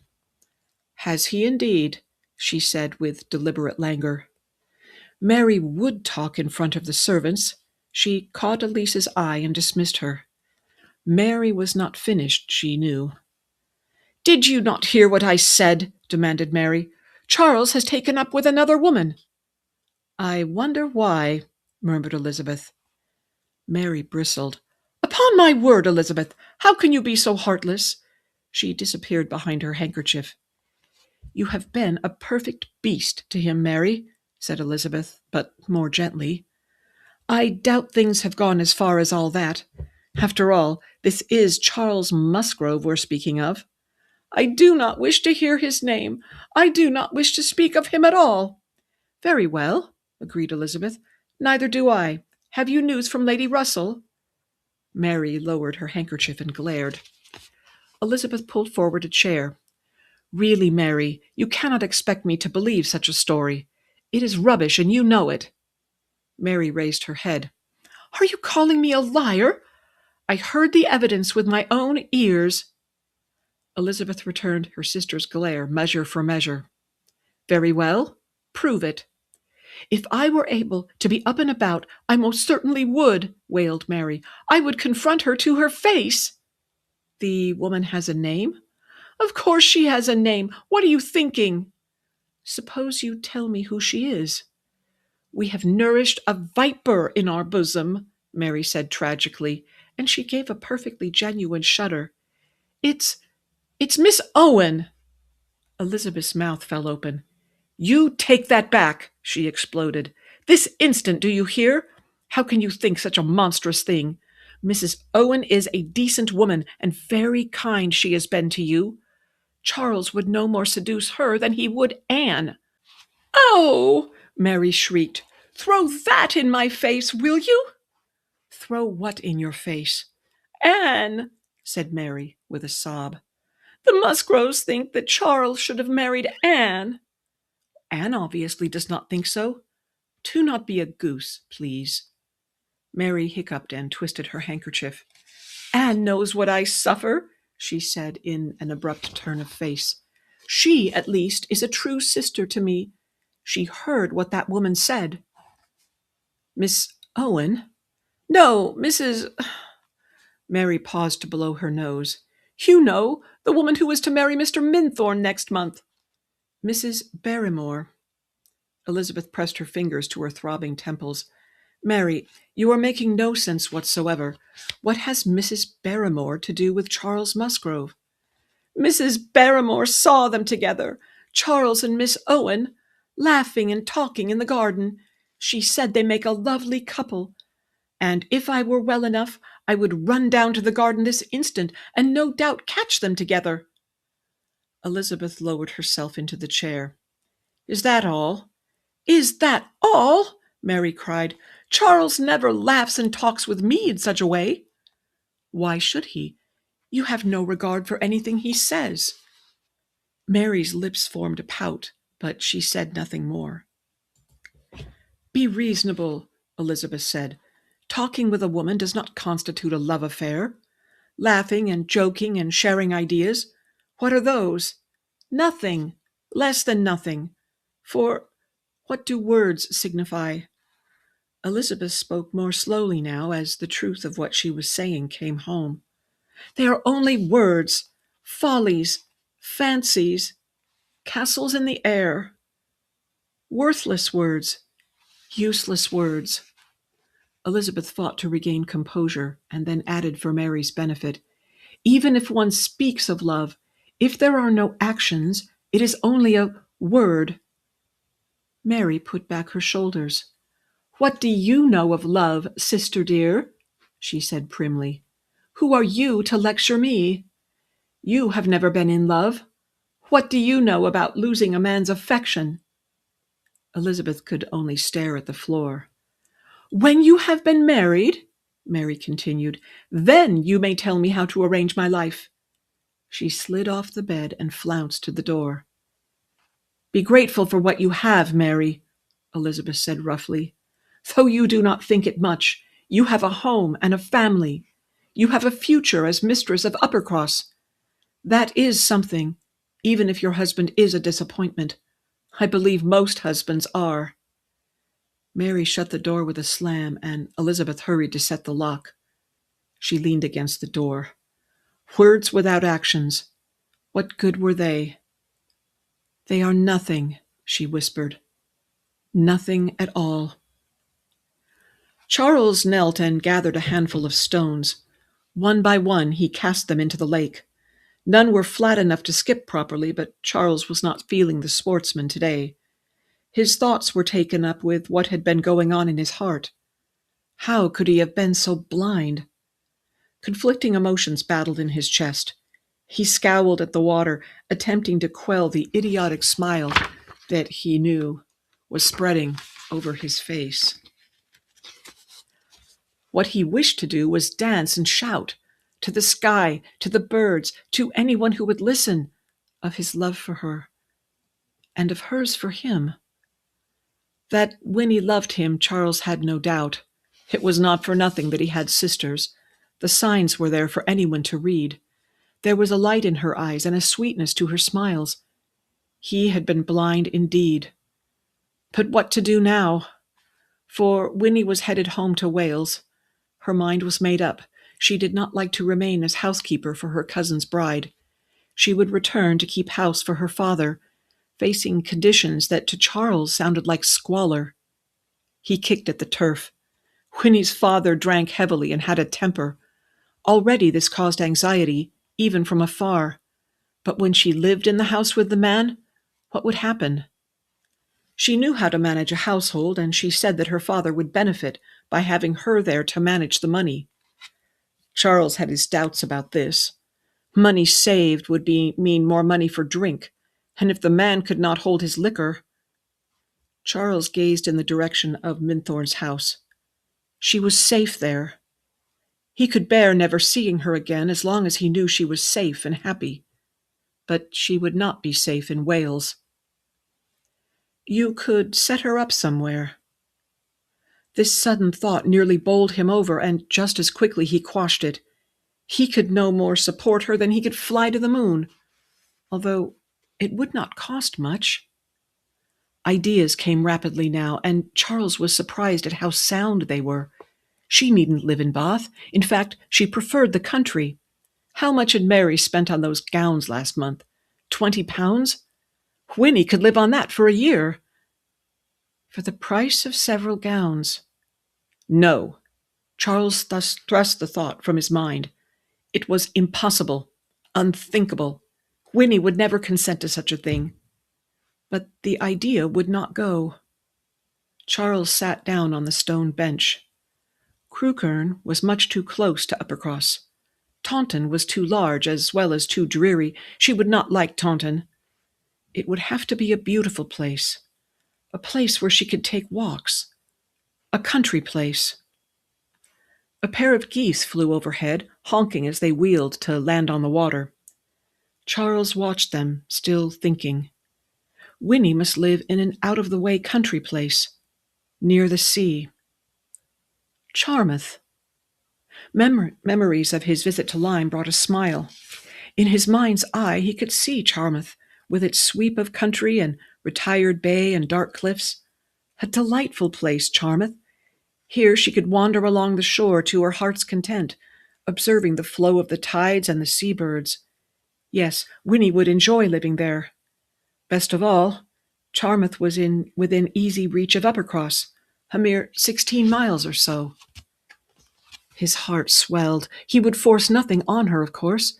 They would remain good friends, nothing dishonorable or base. He could not write to her, or rather, she could not write to him, but he could visit from time to time. They could take tea together in the garden and talk. Delightful!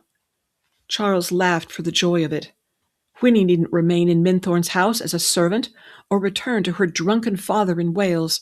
She could have a cottage of her very own. Some time later he came through the back gate, whistling a tune, his mind filled with fanciful plans. How long had it been since he'd allowed himself to dream? The staccato of paws on gravel caught his attention. A large gray dog came loping along the path, mouth open, tongue lolling, tail wagging. "Here now," Charles protested, catching hold of the forepaws, for clearly the dog meant to jump up. The dog responded with a series of friendly licks. Charles laughed and gave him a pat. "Where have you come from, boy? Are you a pet of Anne's?" Charles knew no one would be more unlikely than Anne to have a dog, unless it was Mary. He caught the dog by the collar, and together they made their way toward the house. "We'd best get you back where you belong," Charles said cheerfully, "because if old Yee finds you in his flower bed, you'll catch it for sure. Oh, hello, Lee." The butler came along the path, a length of rope in his hands. Over his clothes he wore a work smock. As Charles and the dog drew nearer, the dog's tail wagged more furiously. He yelped and attempted to lick Yee's hands. "Nice chap," Charles remarked, holding the collar so that Yee could attach his rope. "Wentworth's brought home a dog?" Yee unbent enough to give the dog a pat. "No, sir," he said. "He is Miss Elliot's dog." Charles opened his eyes. "You don't say! Racing dog, isn't he?" Yee gave Charles a look. "Very fond of squirrels, he is." He indicated a section of trampled flowers near the base of a tree. "And of running into the house, so I tie him thus." "Miss Elliot intends to keep him." "So she says. No, go down, sweetie." "Sweetie?" Charles had to laugh. Leave it to Elizabeth to choose a name like that for a dog. Then Charles thought of something else. "I say, I'm going out for a bit this evening, Yee, and I don't know how long I'll be. Tell Anne not to expect me for dinner, will you?" Chapter 6. On Pins and Needles. Captain Wentworth returned to St. Peter's Square in anything but a good mood. McGillvary was avoiding him, a thing he never would have believed. This was surely an admission of guilt. McGillvary's butler had not been pleased that he'd kicked his heels all afternoon in that parlor, but what else was he to do? He would now wait for McGillvary's call, if the man could be relied upon. The house was quiet, and he remarked on this to Yee. "Mrs. Musgrove is confined to her room this evening, sir," Yee said, taking his hat, "and Miss Elliot has sent word that she, too, will take dinner in her room. Mr. Musgrove is out for the evening, and Mrs. Wentworth is in the library sleeping." The library? If Anne was waiting there, she must have something on her mind. "A quiet dinner suits me perfectly, Yee," he said. "The post must be on my desk. I'll look it over later. By the by, has anyone called?" He looked through the cards on the hall table. "There was a man who called some 30 minutes ago, Captain," Yee said. "Gloria answered the door for us, which is most irregular. When the man did not offer his card, she became flustered. The dog had got into the house, and we had all we could do. I trust he will call again." "Dog? What dog?" "Miss Elliot brought home a dog, Captain. A greyhound. Not a savage animal, but untrained." Wentworth stared at Yi. "Where is this animal now?" "In the garden, sir. We are hoping he will not dig or howl at the moon." Captain Wentworth rolled his eyes. "A delightful thought," he muttered. "Let me know when Mrs. Wentworth is awake, will you?" Wentworth established himself in the drawing-room with a newspaper, and had just begun to read the second page when Yi came in. "A gentleman inquiring about the whereabouts of William Elliot, sir," he said. Wentworth read the name on the card and sighed. Unless he was mistaken, this man was Sir Walter's solicitor. Would there never be an end to it? He heaved out of his chair and went down to the office. "I am happy to be of assistance," he said, after shaking his caller's hand. "However, I must tell you frankly that William Elliot and I are not on the best of terms." Wentworth gestured to the pair of chairs before the desk. Mr. Shepherd gave a dry little cough. "The man is in Bath, I know that much," he said. "I was hoping that he had called to pay his respects, and that you could tell me something of his whereabouts." Wentworth folded his arms across his chest. "I am, most regrettably, involved in a legal dispute on behalf of an impoverished widow, a friend of my wife's, whom Elliot, through deliberate neglect, has defrauded." Mr. Shepherd's carefully vanished reserve vanished. "Confound him!" Wentworth's wintry smile appeared. "I quite agree. The man would never pay a social call, or inform me of his movements." "And yet," said Shepherd, "it is imperative that I contact him." He drew out a handkerchief and mopped his brow. "It seems to be my lot in life to be entangled in the affairs of the Elliots. Until quite recently, I was Sir Walter Elliot's solicitor." Wentworth looked at him more closely. Something more than business was at stake here. "Perhaps Elliot is staying with that army fellow," he said. "I do not recall the name." "Colonel Wallace," said Mr. Shepherd promptly. "I've hired a man to watch his house. Thus far there has been no sign of him, so I can only assume that he has moved on. As I told your butler, the matter is urgent. Legal business." "A more duplicitous man I've yet to meet," said Wentworth. Mr. Shepherd opened his mouth to reply, just as Yi came in with a large tray. Wentworth inhaled deeply. "Ah, coffee, and, if I am not mistaken, Mrs. Yi's cake. Just the thing to put heart into a man." Mr. Shepherd's pinched expression abated somewhat. He took the plate Yi offered. "This is very kind, Captain Wentworth, but not at all necessary." "But it is. We cannot discuss my wife's wretched cousin without sustenance." He turned to his butler. "Mr. Shepherd was wondering whether William Elliot has called at the house, Yi." "Only once, sir. Weeks ago." He turned to Mr. Shepherd. "Black, please," he said in answer to the butler's mute inquiry. "I have spoken with Sir Walter, but he refused to listen to my entreaty." "Well, that is to be expected, especially if the news is unpleasant, which, in my experience of Sir Walter, it so often is." "William Elliot has not heard the last from me. He will not shirk what is due my daughter." Wentworth lowered his cup. "Your daughter is?" "Penelope Clay. She was at one time an intimate of Sir Walter's household, the companion to Miss Elliot." Mr. Shepherd drew himself up. "You would not believe how ill Mr. Shepherd has used her, Captain Wentworth." "Ah," said Wentworth quietly, "but I think I would." Mr. Shepherd's coffee cup went clattering into its saucer. "Whatever the issue, he shall not cast her aside. No, by heaven, he shall not. William Elliot shall marry her." It was not until much later in the evening that Captain Wentworth was able to speak with Anne. "You do not understand, Frederick," she insisted. Charles could not answer my question. Surely this proves he is entangled with Miss Owen. Perhaps. You must speak to him. You must tell him how wrong he is to be involved in a romance. Wentworth examined his fingernails. Do you think it would help? Certainly it would help. He would see that others know his secret. And what secret is that? That he is in love with Miss Owen, of course. Wentworth studied Anne's anxious face. Charles enjoys her company, certainly, but is he involved in an affair? If he is not, he is very near. Wentworth stretched his limbs. Yes, he said slowly. I have seen them talking together. Mrs. Barrymore is a good judge of character. They are well matched. Frederick, cried Anne, you have known, and you have done nothing? You ought to have warned him.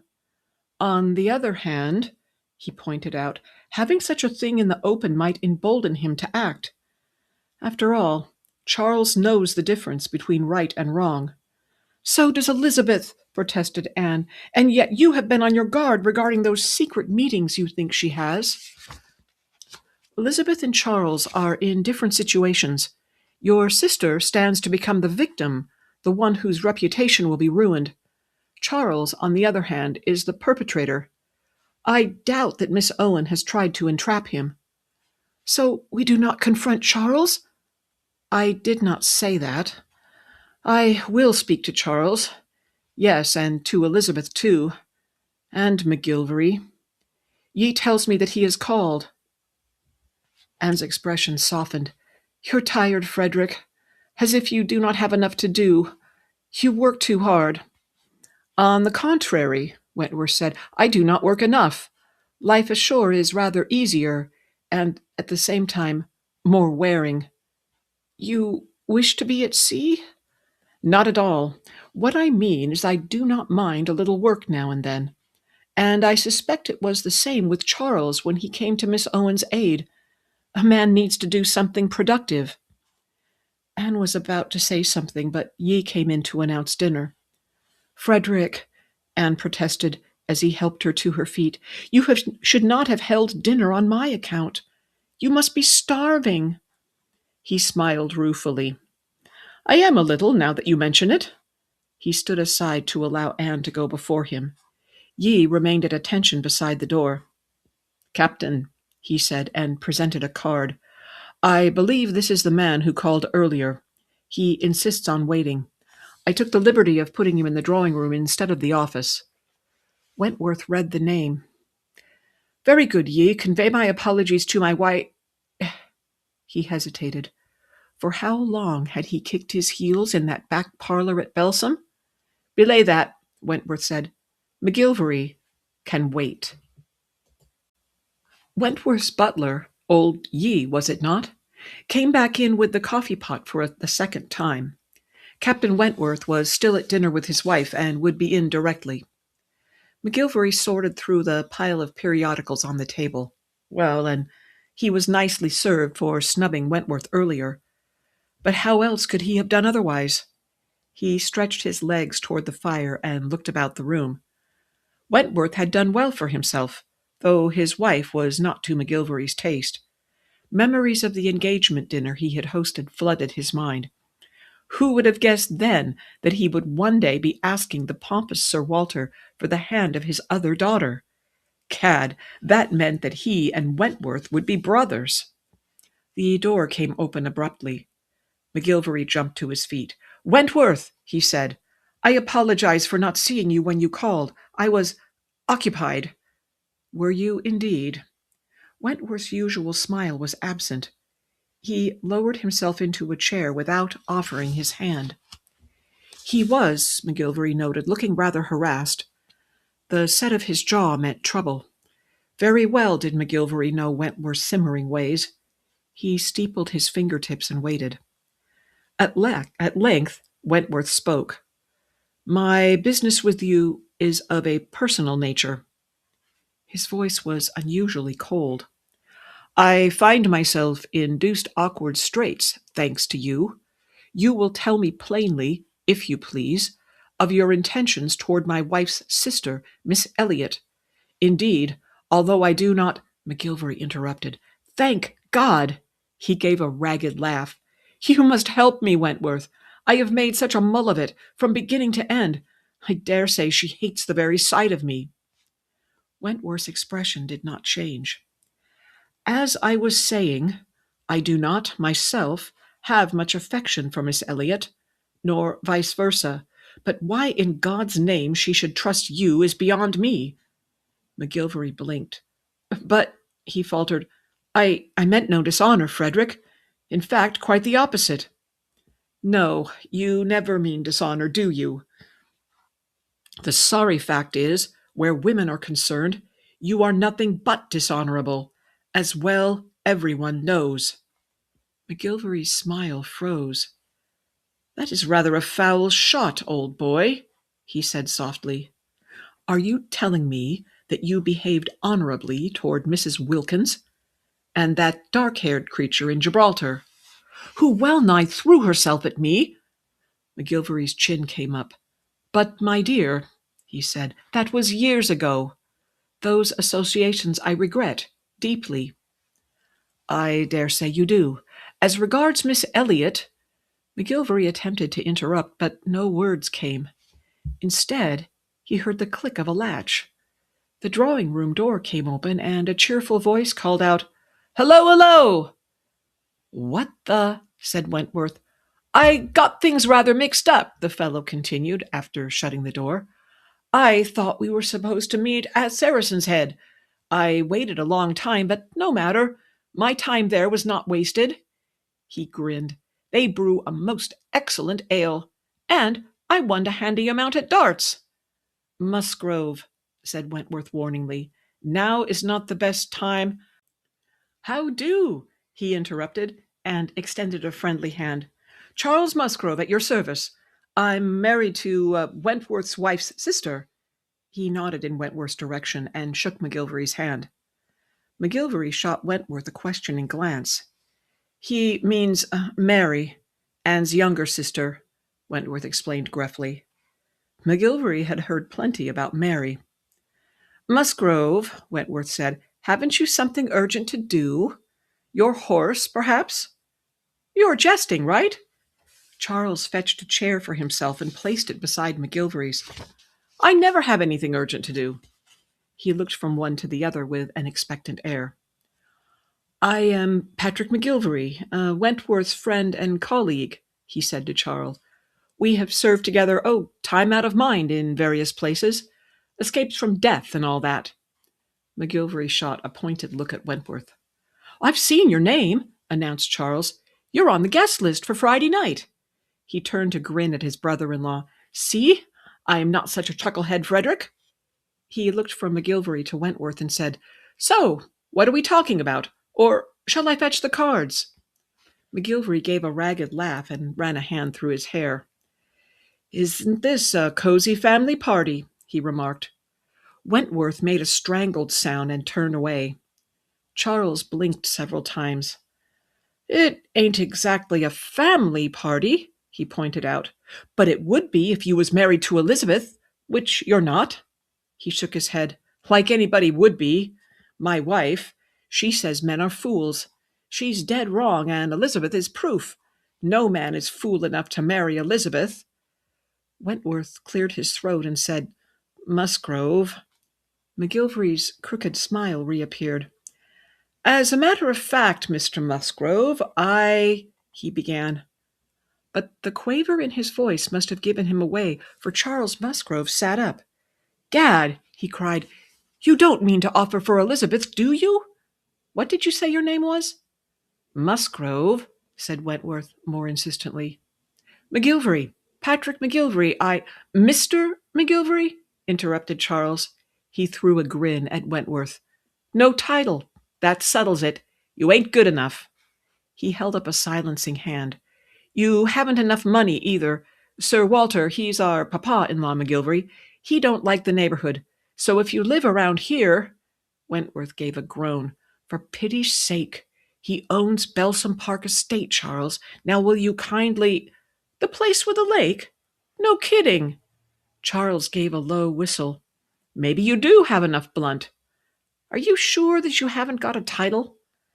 "My rank in the Royal Navy—" "For goodness sake, don't bring that up. Sir Walter hates sailors, all sailors, even Wentworth here." McGillvary began to laugh. "Upon my word! And another thing, McGillvary," continued Charles, with a wink to the fuming Wentworth, "you're not handsome enough. Oh, you've a pretty face, which I'm sure is enough for Elizabeth, but Sir Walter is a stickler. Let me tell you, we know."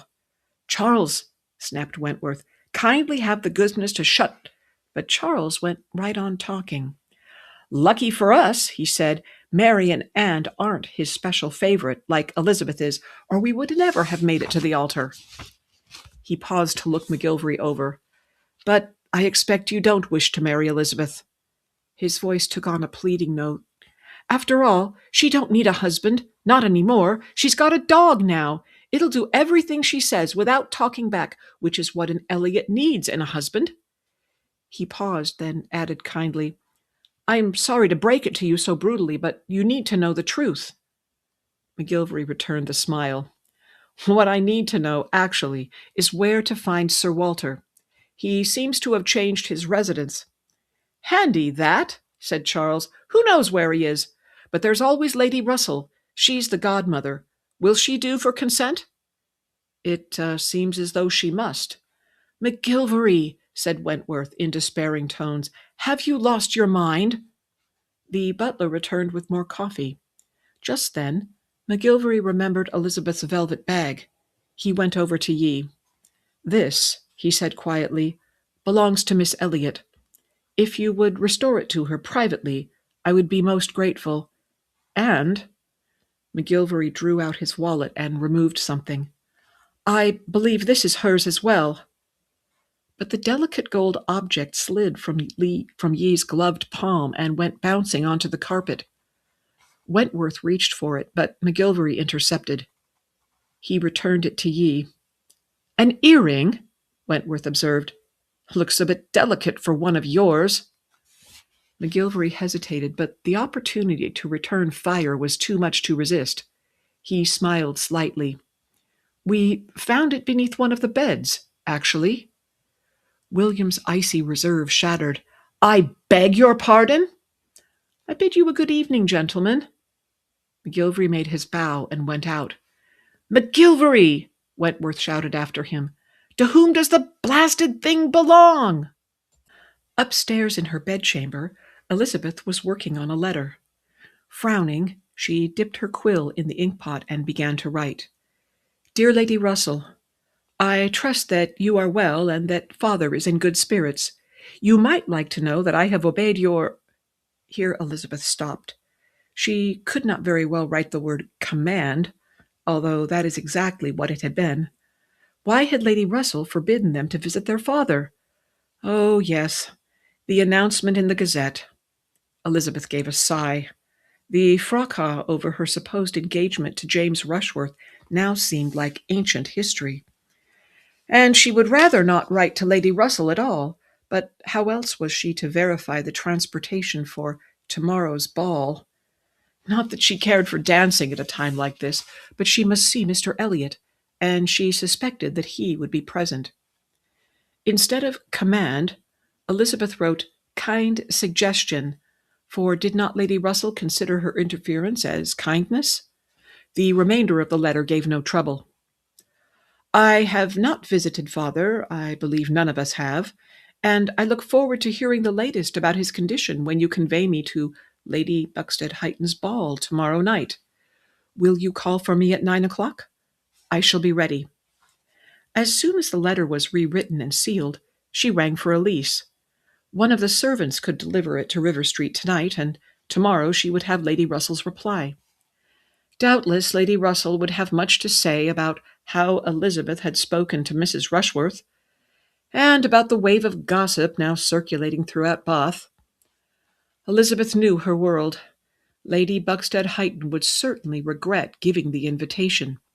If she had any sense, she would not attend. Elizabeth rose to her feet and went to the wardrobe. After some deliberation, she removed her golden ball gown for Elise to press. At one time, she had worn this with her mother's diamonds. These she would never see again, for they were in the bag on Admiral McGillvary's desk. How she would explain their disappearance to her father, she did not know. Perhaps when he learned that the debt had been paid, he would not quibble. Elizabeth pressed her lips together. She must not think about him. The unfortunate episode, she refused to use the word affair, with Patrick McGillvary was over. Soon she heard the sound of Elise's approach. Elizabeth returned to her seat at the dressing table, but when the bedchamber door came open, it was not Elise, but Yi who entered. Elizabeth concealed her chagrin. What was it about Yi that made her feel like an awkward girl? And why must he study her with that all-knowing expression? She held out the sealed note. "I rang for Elise, but you will do," she said, feigning a confidence she did not feel. "I would like this delivered at once, if you please." Yi's brows went up.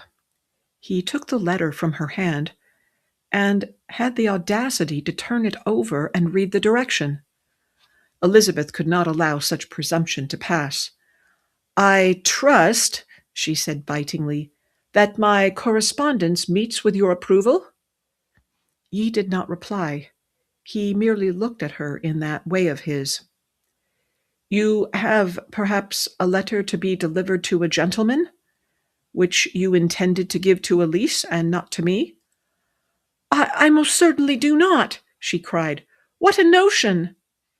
There was a pause. "The earring you are missing?" He stopped and studied her face. "You might like to know that it has been returned." "Has it indeed? Thank you for informing me." She held out her hand. "May I have it, please?" To Elizabeth's surprise, Yi boldly drew forward a chair, placed it opposite hers, and sat down. "You admit that an earring of yours has gone missing?" "Certainly. Why not?" But something in his expression told Elizabeth that she might have made a misstep. "On the other hand, perhaps not. May I see what you have found, please?" His fingers retrieved something from a pocket. "This was discovered," he said, "by him."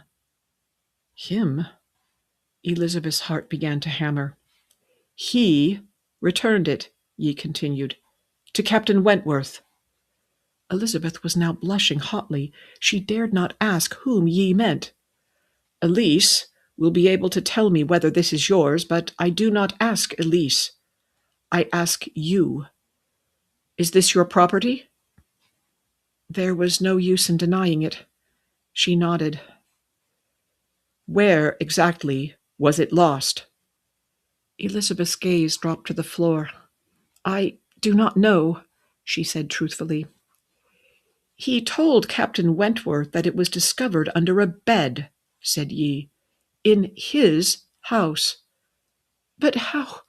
Is this true?" "It isn't what you think." Elizabeth pressed her hands to her flaming cheeks. I needed a place to hide, you see, and—" She broke off, horrified at what she's been about to say. Why was she explaining all this to a butler? She gave him a quelling look. He ignored it. "Miss Elliot, were you in Admiral McGillvary's bedchamber?" "Yes. No," she cried. "That is to say, I did not know that it was his." She stopped, for this clearly made no sense. I knew it was his house, but I did not know he was Admiral McGillvary." She paused to take a breath. "I dare say it sounds rather foolish."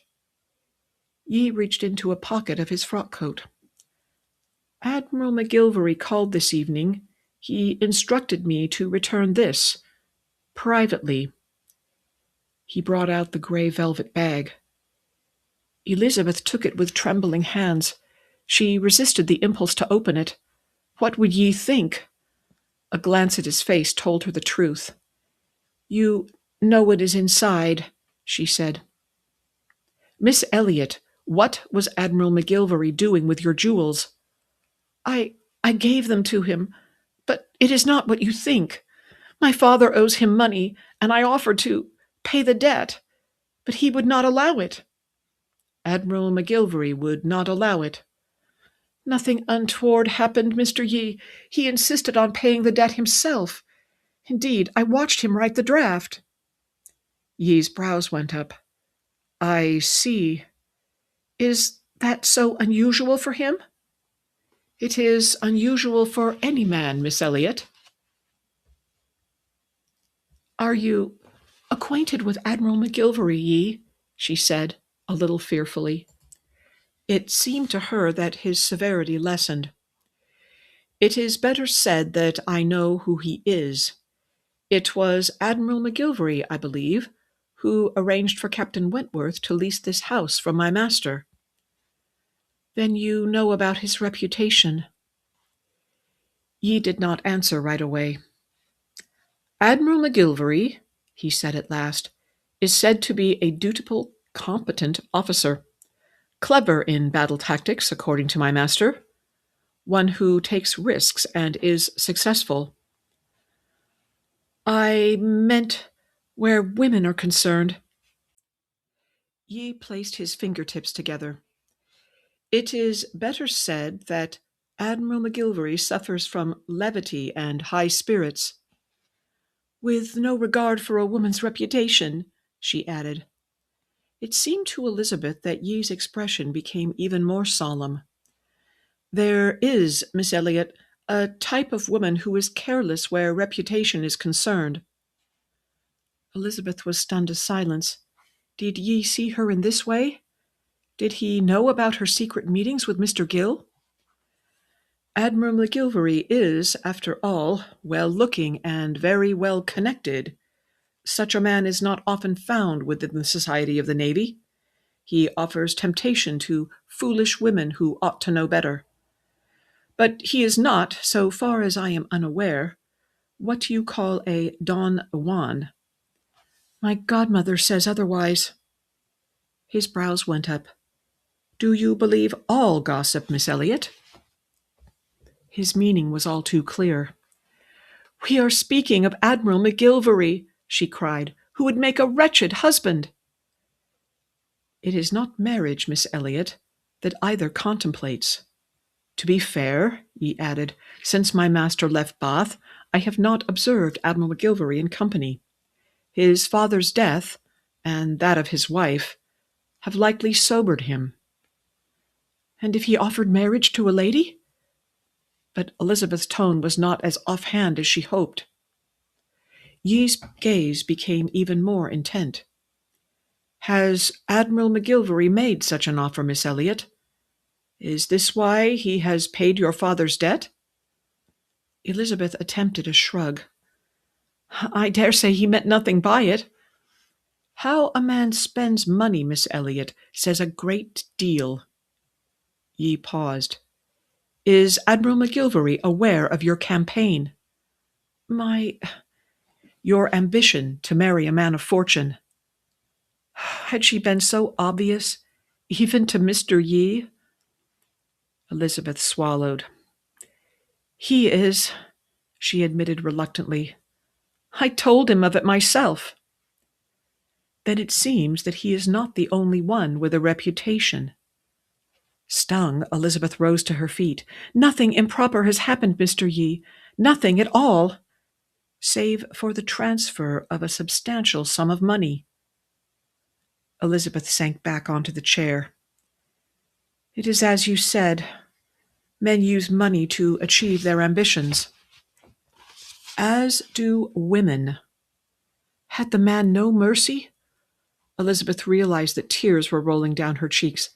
She turned aside to hide them. Miss Elliot, Yi said, more softly, do you love this man? Do you love him enough to forgive? Forgive? Elizabeth did not answer. She could not. If only Yi would stop talking. He was not finished. Do you intend to ignore your heart?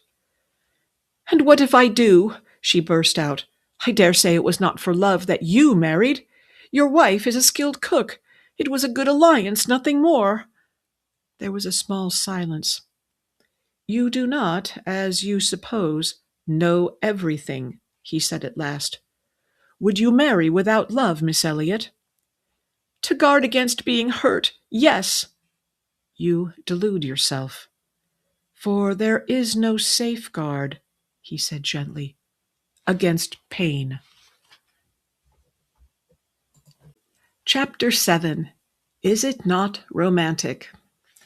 On the following morning, Lady Russell emerged from the hotel and entered a hired chaise. She was conveyed to Doctors' Commons, no small distance from Piccadilly, where she retrieved the special license, and then to Drummond's Bank on Charing Cross. There she met privately with one of the bank managers. To her surprise, the man presented a packet from her solicitor. Among other things, it contained a revised will for signature, naming Sir Walter Elliot as primary beneficiary. Lady Russell studied this and returned it to the envelope without signing it. Apparently, her solicitor had sent a list of instructions to Drummond's, for the manager had ready the money she required. He brought out a canvas bag and counted out a stack of gold sovereigns. These were what she and Sir Walter would live on for the next year. Lady Russell studied the coins a little fearfully. Would they be enough? Fortunately, the manager was a talkative fellow, and he answered her questions about foreign mails, letters of credit, and how to set up with a bank in Venice. In turn, he inquired about her journey. Would she travel aboard a packet ship via Lisbon and Gibraltar? He thought the countryside near Gibraltar very fine. Had not Byron said so? And since Venice had been restored to Austria last year, it was now quite safe. Safe? Lady Russell was rather taken aback. She knew nothing about Napoleon's Kingdom of Italy, or Lombardy, Venetia, or indeed about anything political. To her, Venice meant romance and music, canals and gondolas, and, most importantly, a place where an Englishman and his wife could live graciously at very little expense. When she came out of the bank, the job chaise was waiting, and the driver came bounding forward. Lady Russell kept a firm grip on her reticule, which was heavy with the gold. From now on she must wear a money belt, the manager had warned. Lady Russell was not at all happy to hear this. She could hardly wear a money belt now, for she did not yet own one, and she certainly did not wish to carry such a sum about London. But neither did she wish to leave it in her room, or in the care of Sir Walter. As he held open the door, the driver tipped his hat. "Where to, love?" he chirped. Lady Russell was rather shocked, and yet, as she settled herself on the seat, she had time to reflect. Vulgarity aside, the man meant well. It was almost pleasant to hear such a word in reference to herself. Sir Walter's gift of Gowland's lotion, unopened on her dressing-table, still rankled. She took a moment to think over what her destination should be. St. Paul's was not far off, but for her purpose it was out of the question. St. George, Hanover Square, was also to be avoided. What if she were recognized by one of her London friends? However, the doorman at the hotel had given her a name that sounded suitable. Lady Russell addressed the driver crisply. "St. Frederick Church, Piccadilly, if you please." Captain Wentworth was in the dining-room when Charles came in. Yi approached with the coffee-pot. "Any sign of Miss Elliot this morning?"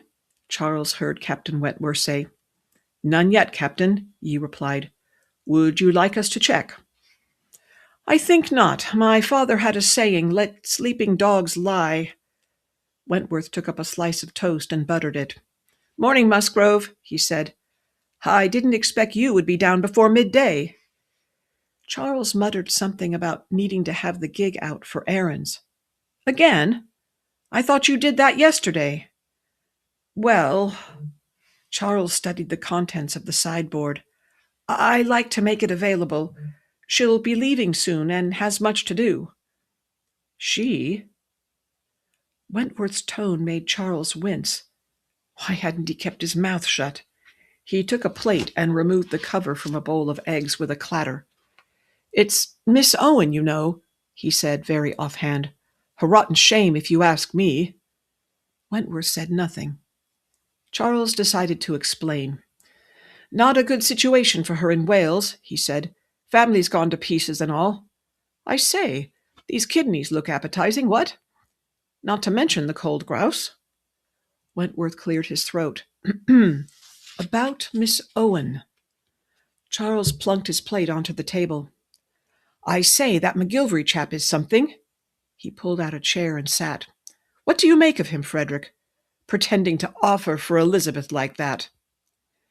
Wentworth gave Charles a look. "As you recall," he said, "you were the one who brought up the subject of offering for Elizabeth." Charles became busy with his knife and fork. "Actually," Wentworth continued, "I'm surprised that you recall any of the conversation." "Yeah, sure," said Charles, around a bite. "I wasn't that bosky." He took a sip of coffee. "At any rate, nobody could miss you shouting at him. What was that about?" "I wish I knew." Captain Wentworth took up his cup. "McGillvary has a peculiar sense of humor," he said at last. "When things become tense, he likes to stir the pot. I'll say, he came the ugly over that earring." Wentworth sighed heavily. "You will notice that he did not say that the earring belonged to Elizabeth, or that she was at his house." "But what if he is serious, Frederick? About Elizabeth, I mean." Wentworth set down his cup. "In that case," he said, "I stand to lose a good—" He broke off and looked hard at Charles. "Let us hope," he said more lightly, "that we are mistaken." But Charles shook his head. His eyes were not joking, not when he spoke of her. What if he means business? Wentworth folded the newspaper. "I am of the opinion that McGillvary would not make a suitable husband." "Hang it, Frederick, this is Elizabeth we're talking about. Any man would make a suitable husband. He's rich. What more do you want?" Wentworth gave another long sigh. "Faithfulness, Charles. A wife deserves that. Even Elizabeth." "Yes, but—" Wentworth pushed at the last bit of egg with his fork. "McGillvary's a fine fellow, dutiful officer, man of his word, in every area but one." "Well, do you mean with the ladies? What does that signify? The man's a widower." "He is now, but he was not when we served together. The woman he was involved with, the ones I knew about, were married." "Oh." Charles inspected his plate. The silence in the dining room grew. He took up a spoon and began to stir his coffee. "Adultery is adultery, I'm afraid," Wentworth said at last. "Once a man develops a taste for it, he continues to chase women until he is an old man." Charles swallowed. "Oh," he said. St. Frederick Church was built of red brick with Portland stone dressings, a well-looking edifice, Lady Russell thought. As she descended from the job chaise, a single bell began to ring. She glanced at the clock on the spire. This was likely a call to midday prayer. Lady Russell came to a decision. She would attend the service, and at its conclusion she would speak to the rector. She took a firm hold of her reticule and the packet of papers, all too aware of the special license within. Matrimony. It was a holy sacrament and a binding one. As Lady Russell pulled open the wrought iron gate and stepped into the churchyard, the word resonated in her mind.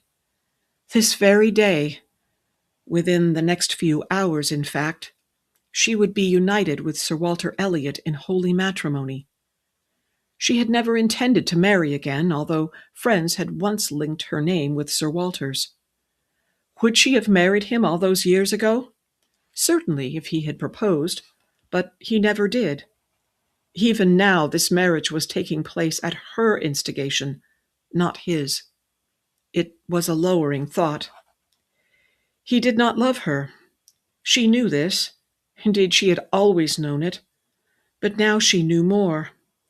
Longwell had been right. Sir Walter would not grow to love her.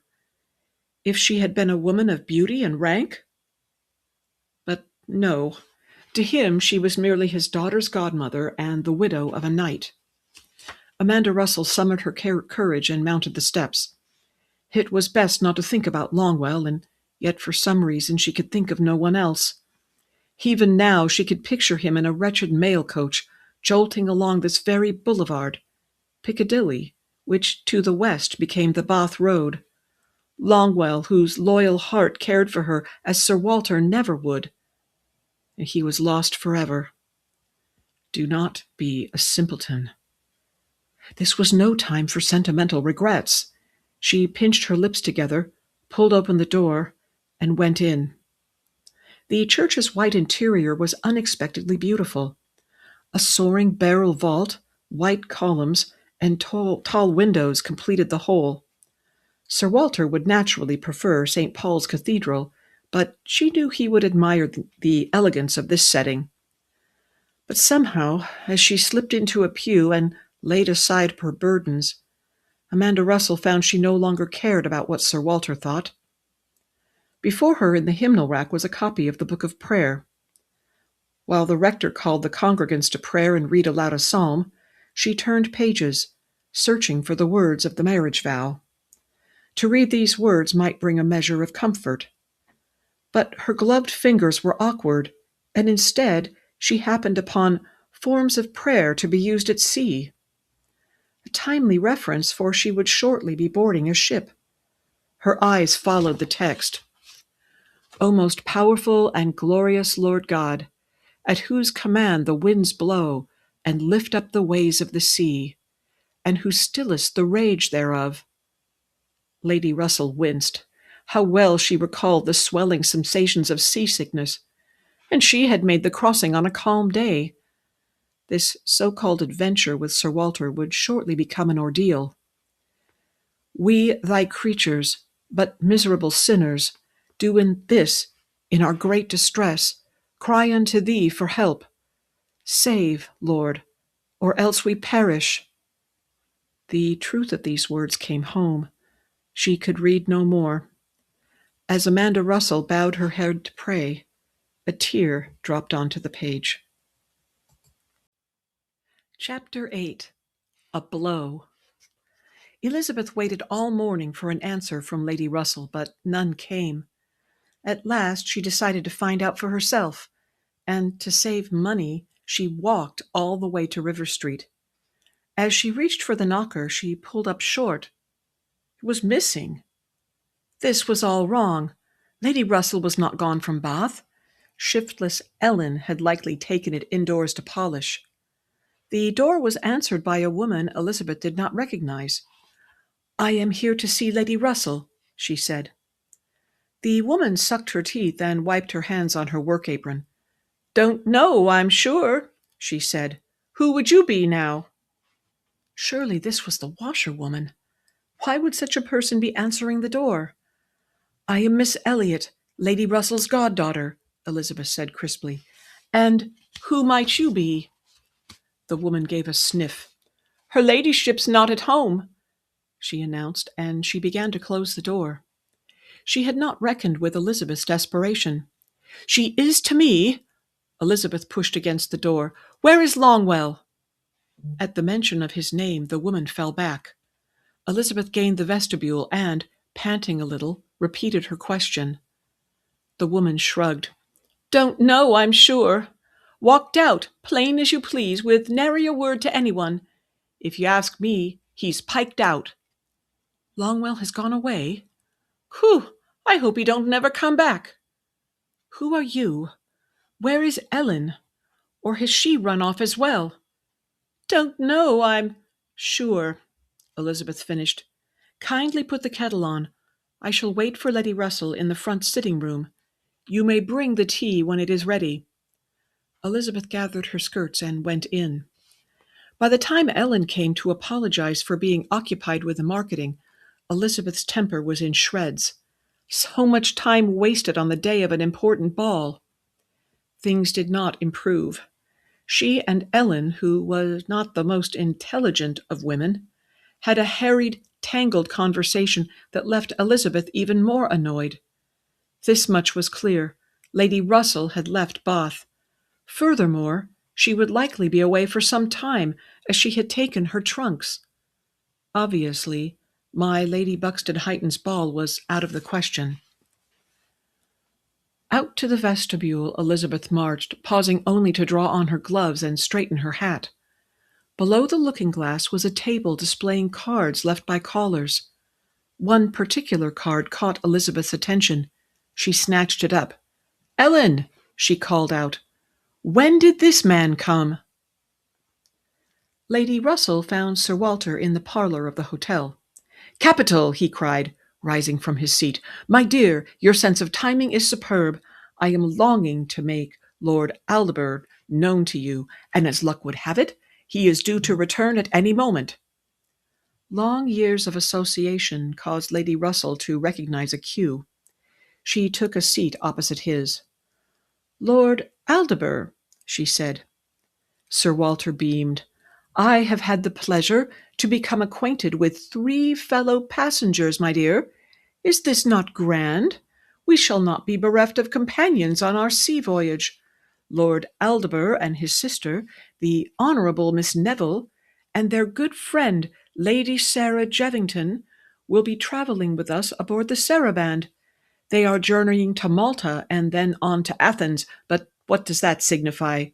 Will it not be amusing to have genteel fellow travellers?" Lady Russell was eager to speak of the business she had transacted that morning, and she said so. "My dear," Sir Walter objected, "I have not yet described to you my Lady Jevington. She is the loveliest creature." Lady Russell opened her eyes at him. This was, after all, their wedding day. But Sir Walter's enthusiasm would not be dimmed. "Lady Sarah's eyes are celestial blue," he said, "and her hair is fine and dark, and can only be described as luxuriant. Most unusual in a woman of her age." "She is not a young woman?" Sir Walter considered this. "Such vivacity of spirit makes precise identification difficult. She is near enough to 40, but certainly not past it. And so very well-looking. Yes, a fine, lively woman." "Has she any crow's feet?" said Lady Russell acidly. Sir Walter considered this. "I think not. If there is a fault to be found with Lady Sarah's appearance, it is this: she wears widow's attire." He gave a sigh of sympathy. "Yes, it is true. She lost her husband some 10 months ago. Poor woman, how I feel her pain." Lady Russell compressed her lips. Here was a fine thing. What did Sir Walter know of grief? He had mourned very little when dear Elizabeth passed away. She decided to change the subject. "Shall we go into the dining-room and order luncheon? I am quite famished."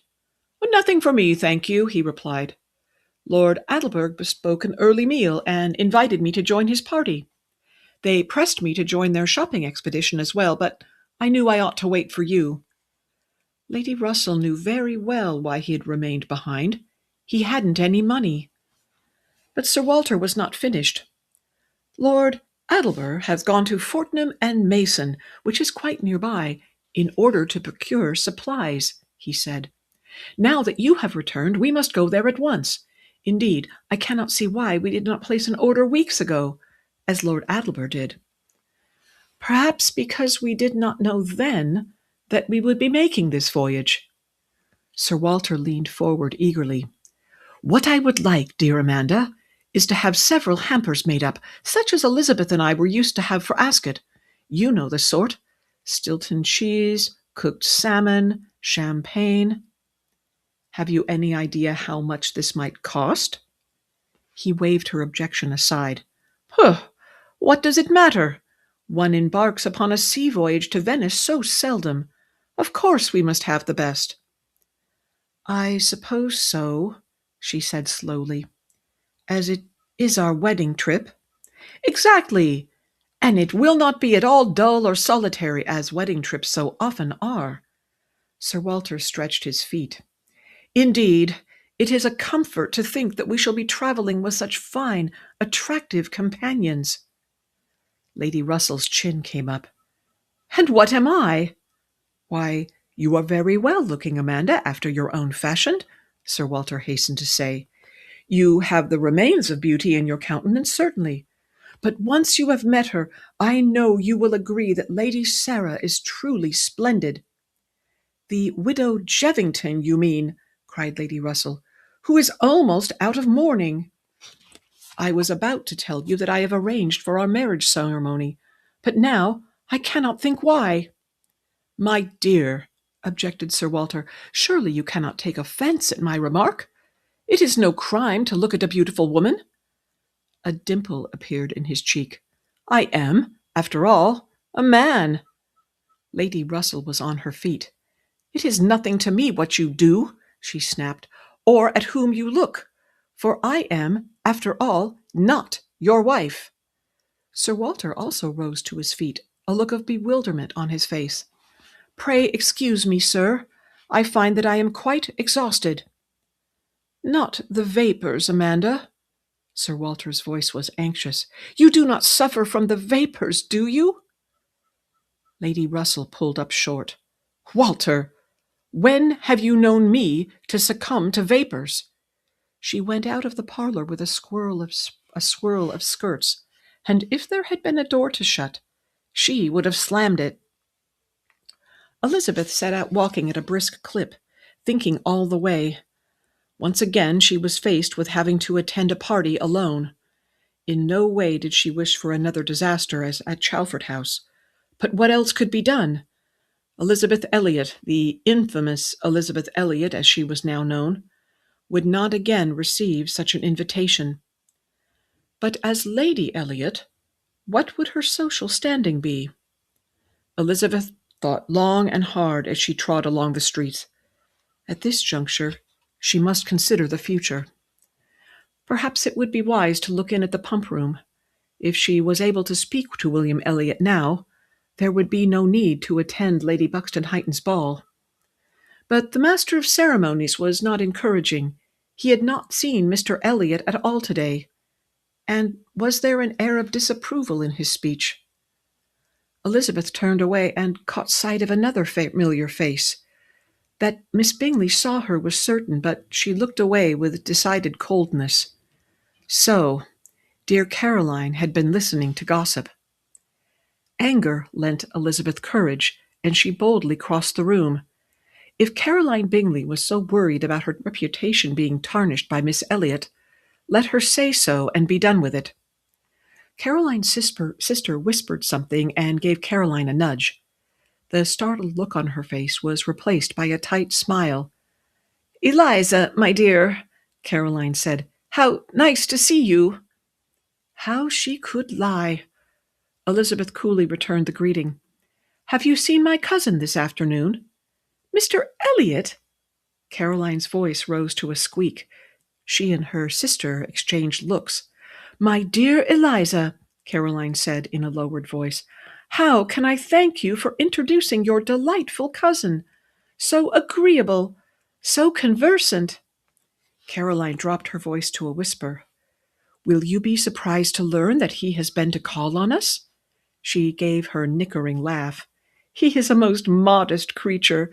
He claimed he was only doing so in your stead, since you saw fit to disappear.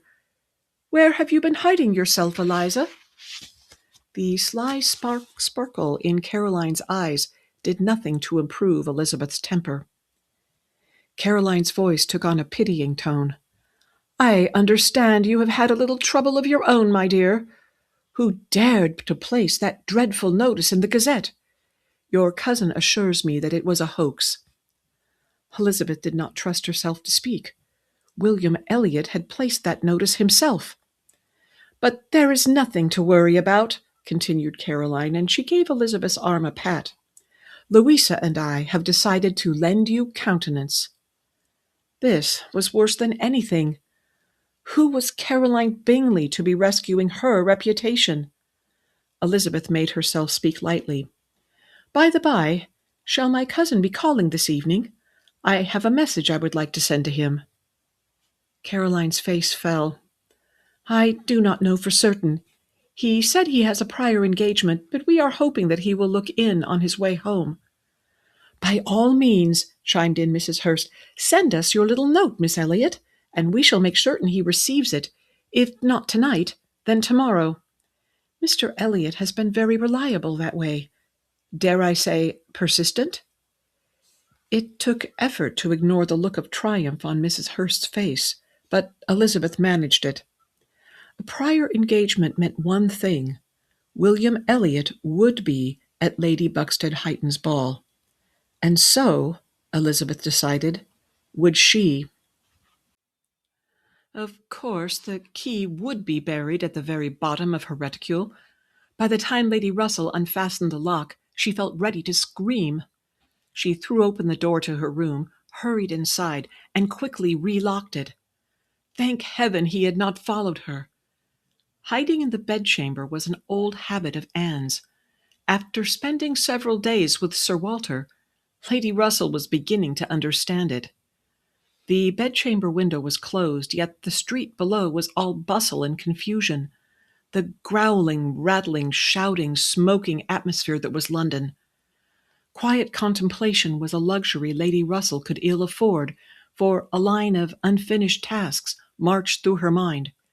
Repack the bags, hire a chaise, drive to church to be married, board the packet ship, sail away from England, all without being discovered by the law. Wearily she stripped off her gloves and cast them aside. Her reticule hit the top of the dressing table with a sharp snap. It was a wonder the gold sovereigns hadn't broken through the beaded fabric.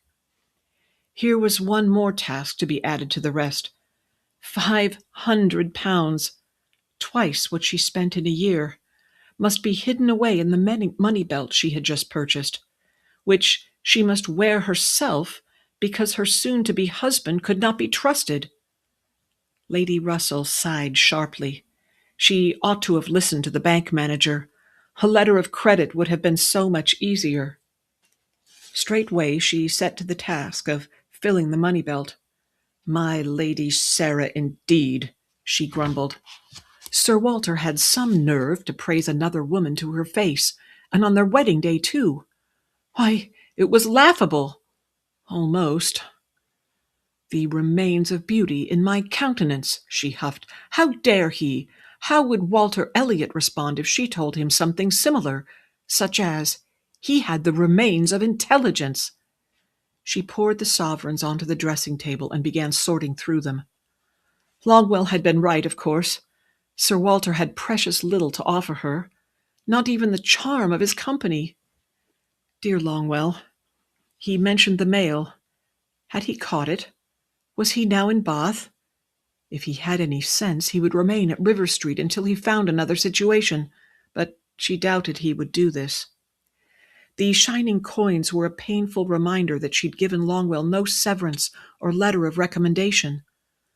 Longwell's situation, she now realized, was much like Sir Walter Elliot's. He was cast adrift and helpless.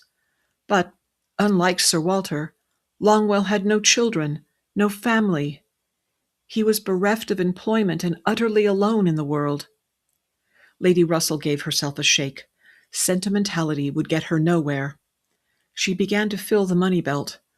But the sovereigns were too many. They would not fit. How could she carry them all? If only Longwell were here, he would know what to do. Perhaps... Lady Russell became very still, thinking. Surely Longwell would say that she ought to exchange the sovereigns for a letter of credit, and quickly, before the bank closed for the day. Lady Russell's head came up. Straightway she scooped up the remaining coins and poured them into her reticule. Let the bank manager count them. And while she was there, she would have a draft made out for Longwell, a generous severance for his years of faithful service.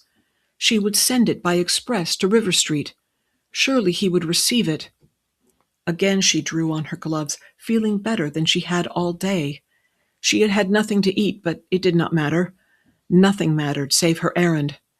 As she descended to the ground floor, she pictured the surprise on her butler's face when he received her note. Then he would know how much she valued him. Then he would know that she cared. As she passed by the parlor, Sir Walter saw her and called out. She was tempted to ignore him and keep walking, but she did not. "Yes?" she inquired. Sir Walter's smile was charming. "The hampers from Fortnum's," he reminded, twinkling. She dug in her bag and pulled out several sovereigns. "Here," she said, tossing them.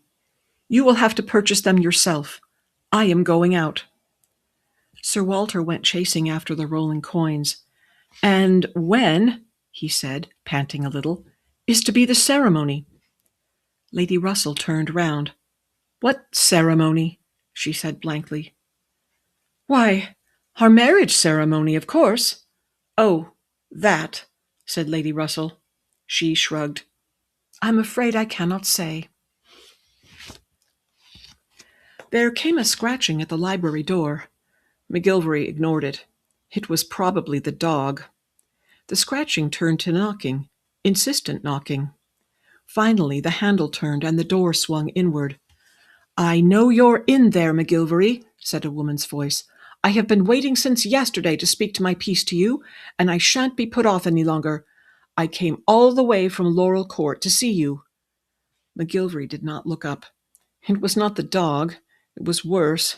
It was Agnes Huntington, his late wife's sister. And she was still talking. "And never in my life did I expect you would be too occupied to give me the time of day. But so it has always been." "I wonder why." He rose to his feet, his eyes on the document in her hand. She stiffened. "You might reflect that the sooner we have this discussion, the sooner I shall be gone." Here was an agreeable thought. "Won't you please sit down, Mrs. Huntington?" She settled herself in the chair lately occupied by his business manager. "My," she said, looking at the desk, "what a vast quantity of papers." She leaned forward to get a better look. "Are you drawing pictures of carriages?" "That is a schematic drawing of a steam engine, a little something I'm investing in." "Along with the London gas works? Really, sir?" He looked up at her. "Yes, really," he said. "It smacks of trade." "Those who mean to keep their fortunes must keep abreast of the times," he said. "One should not tie up everything in the 3%. He resumed his seat. "Now then, what business has brought you all the way from Laurel Court?" He cast a look at the clock. "I can spare you precisely 5 minutes." "Well," she sputtered. "After which time my chaise will arrive to take me to my next appointment." Mrs. Huntington sniffed again. "A true gentleman leaves his afternoons for leisure. My husband never conducts business at—" she glanced at the clock, "nearly 2 in the afternoon." "Indeed, he would not dare," McGillvary murmured. "But I interrupt. Pray continue." Mrs. Huntington pulled herself up to her full height. "What I have to say concerns your daughter, Cleora." "My only daughter, yes," he said. "I do happen to recall her name." "Your daughter, Admiral," began Mrs. Huntington. "Who is called Cleora," put in McGillvary. She gave him a scathing look. "Your dear Cleora is wasting away here," she said. "Where does she go? Who does she see? Nowhere and no one, from what I can discover. You might as well lock her in a cage." McGillvary's eyes narrowed. "In any case, it is not for you to dictate how—" Mrs. Huntington interrupted. "I would like to invite her to return with us to Laurel Court," she announced. "The country air will do her good, not to mention the company of her cousins. Surely you cannot object." From the armchair by the window, Mary Musgrove watched Elise lift the ewer and go out. The woman had done her work in silence, but Mary knew she would soon be headed to Anne's room, where she would chatter endlessly. Elizabeth might think what she wished, but Mary knew that Anne had always been Elise's favorite. Elise had probably brought Anne's lunch on a tray, and this, Mary thought, was too much. Such indulgence was bad for Anne and worse for her, for Anne had not come in for a comfortable chat as she was used to do. Except for servants, who could not be said to count, Mary had hardly seen a soul all day. Captain Wentworth was shut up in his library, and Charles was somewhere or other. Mary never knew what Charles did with himself these days. After what Mrs. Barrymore said, she did not feel quite comfortable about Charles. But Mrs. Barrymore was an inferior sort of person, she decided, and her judgment was not to be relied upon. In all these years, Charles had never once looked at another woman. And why would he? Winnie Owen was not at all pretty. She was too tall, for one thing, and her feet and her hands were enormous. As for the jutting chin and wide smile, well, if Charles, or anyone else, could admire such a creature, he was well served. Mary's bedchamber windows overlooked the street. It had seemed amusing, when she first arrived, to have this room. A cloud passed over the sun, casting the room into shadows. Mary went to the window. The sky was filling with clouds. It would probably rain later. On the street below stood Belle harnessed to the gig. Mary's eyes narrowed in comprehension. If the gig was here, that meant Charles was going out. So this was how it was. Once more she was ill-used and neglected. No one had bothered to inquire whether she would like to go on an outing. She was not so unwell that she must be left behind like so much baggage. Mary found a hat and a shawl and hurried into the passageway. She descended the main staircase as quickly as she dared. No one was on hand to open the front door for her, which was hardly a surprise. Anne had the most ill-run household. Mary got the door open and, seeing no one, found a secluded spot in which to wait. When Charles came out, she would spring from her hiding-place and make him take her with him. Charles took the 2 steps in a single bound and rapped smartly at Minthorn's service door. It opened at once. He grinned. "Ready?"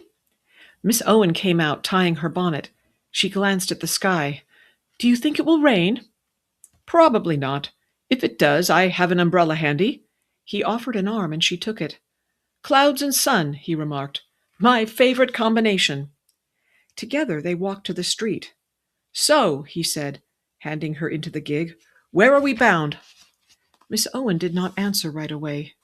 As he pulled on his driving gloves, he could feel her gaze upon him. "I'm abusing your good nature sadly," she said, "for you have been so kind to drive me everywhere I need." Charles was occupied with the unknotting of the reins from the iron fence, but when she said this, he looked up. Winnie Owen's smile became wistful. "Will you think it very bad if I tell you I do not wish to go to Calling's Emporium?" Charles grinned and swung into the gig. "That's a famous answer. A drive in the country is what you need." Smiling, she shook her head. "Please do not humor my fancies, Mr. Musgrove. To Cooling's, if you please." "Ah, but I've a hankering to see that canal. You know, the one that runs through Bradford-on-Avon?" Charles gave the reins a shake and called, "Walk on, Belle." He never saw Mary emerge from the house and stand staring as they drove away from St. Peter's Square. As for Winnie's protests, he turned a deaf ear and made for the canal road, urging Belle into a brisk trot. Here the river Avon ran through a beautiful narrow valley with wooded slopes and pretty villages. "But my errand," she said. "Later. Belle needs exercise. We need open air. To be cooped up in the house for days on end—" He ended the sentence by shaking his head. She gave a heavy sigh, of contentment, he hoped. Presently she began to talk. Charles slowed Belle to a walk so he would not miss a word. "I have decided," she said slowly, "to leave for Portcarry before the wedding instead of after." Charles could think of only one reason. "Mrs. Barrymore showing her colors already, eh? Asserting her authority and all?" She became occupied with tracing the pattern of the wool lap-robe. "I ought to be charitable about it, I know," she confessed. "Naturally, Mrs. Barrymore will prefer to have things done her way. Any woman would. But, said Charles, smiling. Winnie returned the smile. Exactly so, and it is so very awkward. The servants defer to me, you see, so conflicts are unavoidable. I believe it will be easier for everyone if I were to go now. Charles turned to face her. For everyone, he said. His eyes met hers squarely. She quickly looked away. Please do not think that Mrs. Barrymore has been anything but kind, she said. It is just that you are used to handling the reins and don't like relinquishing them. A house can have only one mistress. Anybody knows that. Even then, it's the devil to pay if one dares to voice a contrary opinion. In fact, many times Charles broke off speaking. He had been about to say something cutting about Mary. Mrs. Barrymore and my cousin have begun interviewing housekeepers, she told him. She is a very competent person. I am welcome to stay on as their guest for as long as I need. The lap blanket had several loose threads. Her fingers found one and twisted it. But you wouldn't like that, Charles said. He kept his eyes fixed on the road ahead. This parting was inevitable. He knew that, but he did not expect to have it come so soon. They lapsed into silence, save for the rhythm of Belle's hooves and the jingle of the harness. Overhead, the sky darkened, mirroring Charles' spirits. When, exactly, he said at last, are you planning to go? I have purchased a ticket for Saturday. So soon. And she would be going on the mail, which was no fit way for a young woman to travel. Your plans remain the same, he said. It must be your father's house. Yes, she said. He needs me. But what about... Charles stopped himself in time. He needed her. He, Charles Musgrove, needed this woman by his side, and not only for the pleasure of her company. Winnie Owen was the embodiment of the perfect squire's wife. She was helpful and sincerely kind. She would not complain about the isolation of Uppercross, or slight his mother, or shriek at the boys, or plague the daylights out of everyone by wailing about her health. What a fool he had been to offer for Mary Elliot! And he was stuck with her, barring some unforeseen accident. Charles kept his eyes fixed on the road ahead. Mary was tenacious, as cunning as an old she-ewe, and every bit as determined to hold her place. What was the point in longing for his wife's demise? She would likely outlive them all. He glanced at Winnie. She would never be his, but he could not bear to lose her. The outrageous plan he had hatched leapt to mind. Did his father not pension off elderly servants? There was nothing improper or scandalous about that. Winnie Owen would simply become his pensioner. Presently he found his voice. Living in the country is not expensive. You could find a snug little cottage for yourself in some out-of-the-way spot. You would be safe and protected. With what money? I've no income, Mr. Musgrove. Charles brushed this aside. 20, maybe 30 pounds a year is all you would need. A paltry amount. In fact, some women spend that for a hat and a gown. She smiled a little. Some women. Is there any place you would like to live? He said. A cottage by the sea, perhaps. Her sigh was audible. That would be lovely. The wistful expression soon gave way to a grin. Or it would be on a fine day such as this, with spring coming on. In the winter it would be dreadful. A sheltered spot, then, he amended, with a view of the sea. She was obviously humoring him. Very well, she said. Charles found it difficult to continue. His motives were noble. He spoke as a friend. Nothing dishonorable. Why does his conscience smite him so? Pothcary, she said presently, is near to the sea. My father now lives in the village of Cumcity. Devilish-sounding name, he remarked. The Valley of the Black Dog, the English would call it. Charles gave a snort of derision. A charming spot. No doubt in easy reach of a public-house." Winnie said nothing. She sat very straight in her seat with her gloved hands resting in her lap, though the gig swayed with the occasional dip in the road. She was graceful, Charles realized, not with Mary's drawing-room poise, but with a natural sort of charm. By comparison, he was a clod. "Forgive me," he said. "I mean no disrespect to your father. It's just that Charles could feel a blush rising.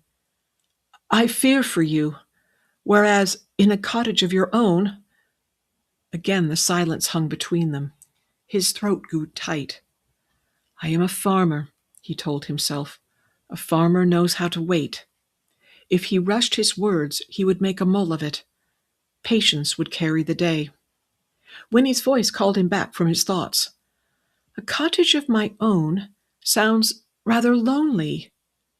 "Lonely?" he said. "You? Why, within a fortnight you'd have a gaggle of friends. You would soon be making the rounds of the village with that soup of yours." She smiled a little. "You have me there. But you needn't worry about my well-being, Mr. Musgrove. My brothers live nearby. I shall not be without protectors." "When they are sober," Charles pointed out. "Mr. Musgrove, please." Charles pulled Belle to the side of the road. "Look," he said, facing her. "It was for your protection that your mother's family removed you from that house." "And a great disappointment I have been to them." Her fingers plucked at the lap-robe. "My aunts do not care for my company, nor do they approve of my work with Michael's patients. But there is no use talking about a home of my own, for there isn't any money. Even if I had a fortune laid by—" "You do have something saved?" "Precious little." Patience, thought Charles. To prepare the soil effectively, the farmer must plow slowly. "I wish," he said, "that you would let me help you." "But that would not be right." "It would not appear right," he corrected. Her cheeks were flushed and her brow furrowed. And yet, some time later, when she looked up at him, her eyes held an expression he could not name. "Seeds do not sprout overnight," Charles reminded himself.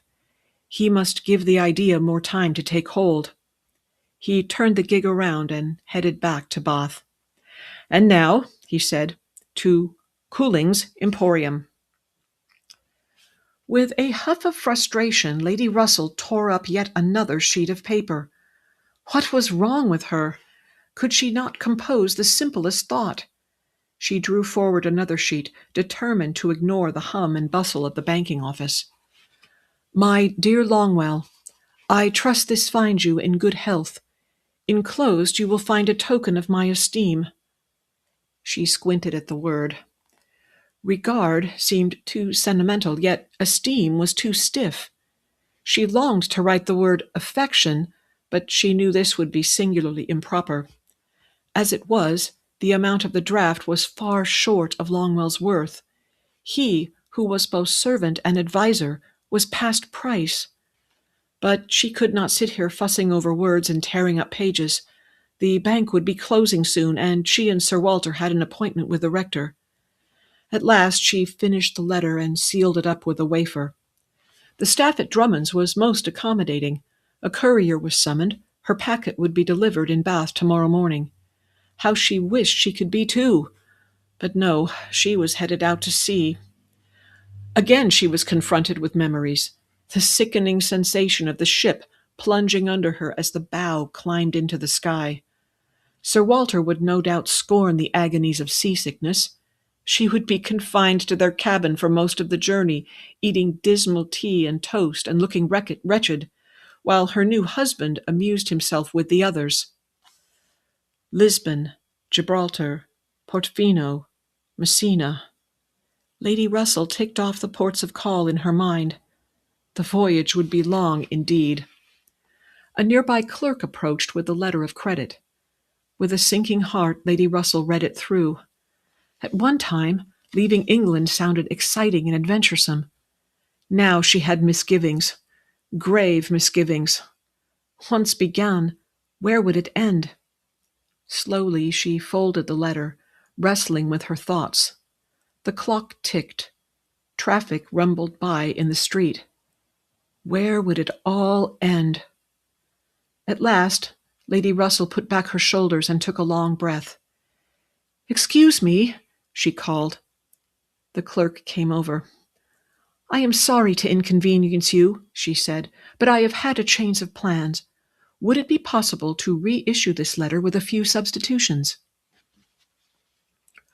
Elizabeth was so occupied with thinking that she barely noticed her aching feet. How far had she walked today? Miles and miles, and she was no nearer to reaching her objective than before. Well, she could hardly walk to Lady Buxton Hyton's ball. There was a hackney stand near Bailey's tea room. Perhaps she could arrange to have a job carriage come to St. Peter's Square. This daunting feat would be nothing compared to the rest. Somehow she must slip past Captain Wentworth and Anne and Mary and Yi in her ball dress. She resolutely thrust these worries aside. Her objective now was to find the hackney stand, and to do this she must begin at Bailey's. Too late she realized that this was Thursday, her usual day to meet Mr. Gill. There is nothing to worry about, she reasoned. After what happened yesterday, Patrick McGillvary would not come. Elizabeth kept her chin high as she walked, and yet, as she came level with the tea-room windows, her steps slowed. What if he had come? Was he inside waiting for her? But she had nothing to say to him. And yet, he had called at Lady Russell's. Had he called at St. Peter's Square as well? McGillvary walked the final block to Bailey's, annoyed by the delay. It was past 2 when he pulled open the door and went in. The proprietor looked up, but McGillvary ignored him. One by one he studied the patrons. Elizabeth was not among them. This was hardly a surprise, but it hurt. Against reason, he had hoped that she would come. Hope, imagine that. He took a final look around the tea room. A woman walked past the window. McGillvary's eyes followed. Could it be? Silently, he remained beside the door, every nerve tense. He held his breath as she came near, but she continued walking. Elizabeth had come, but not to meet him. Quietly, so as not to disturb the bell, he opened the tea-room door and slipped out. That Elizabeth was up to something was certain. The set of her shoulders told him that. He followed at a distance. Presently her destination became clear. McGillvary hung back watchfully. She began speaking to the cabman on duty. He saw her open her reticule. She was hiring transportation, he decided. He watched her count out the coins, still speaking. The cabman nodded, then pulled out a pencil and made a notation. He made no move to call a vehicle, McGillvary noted.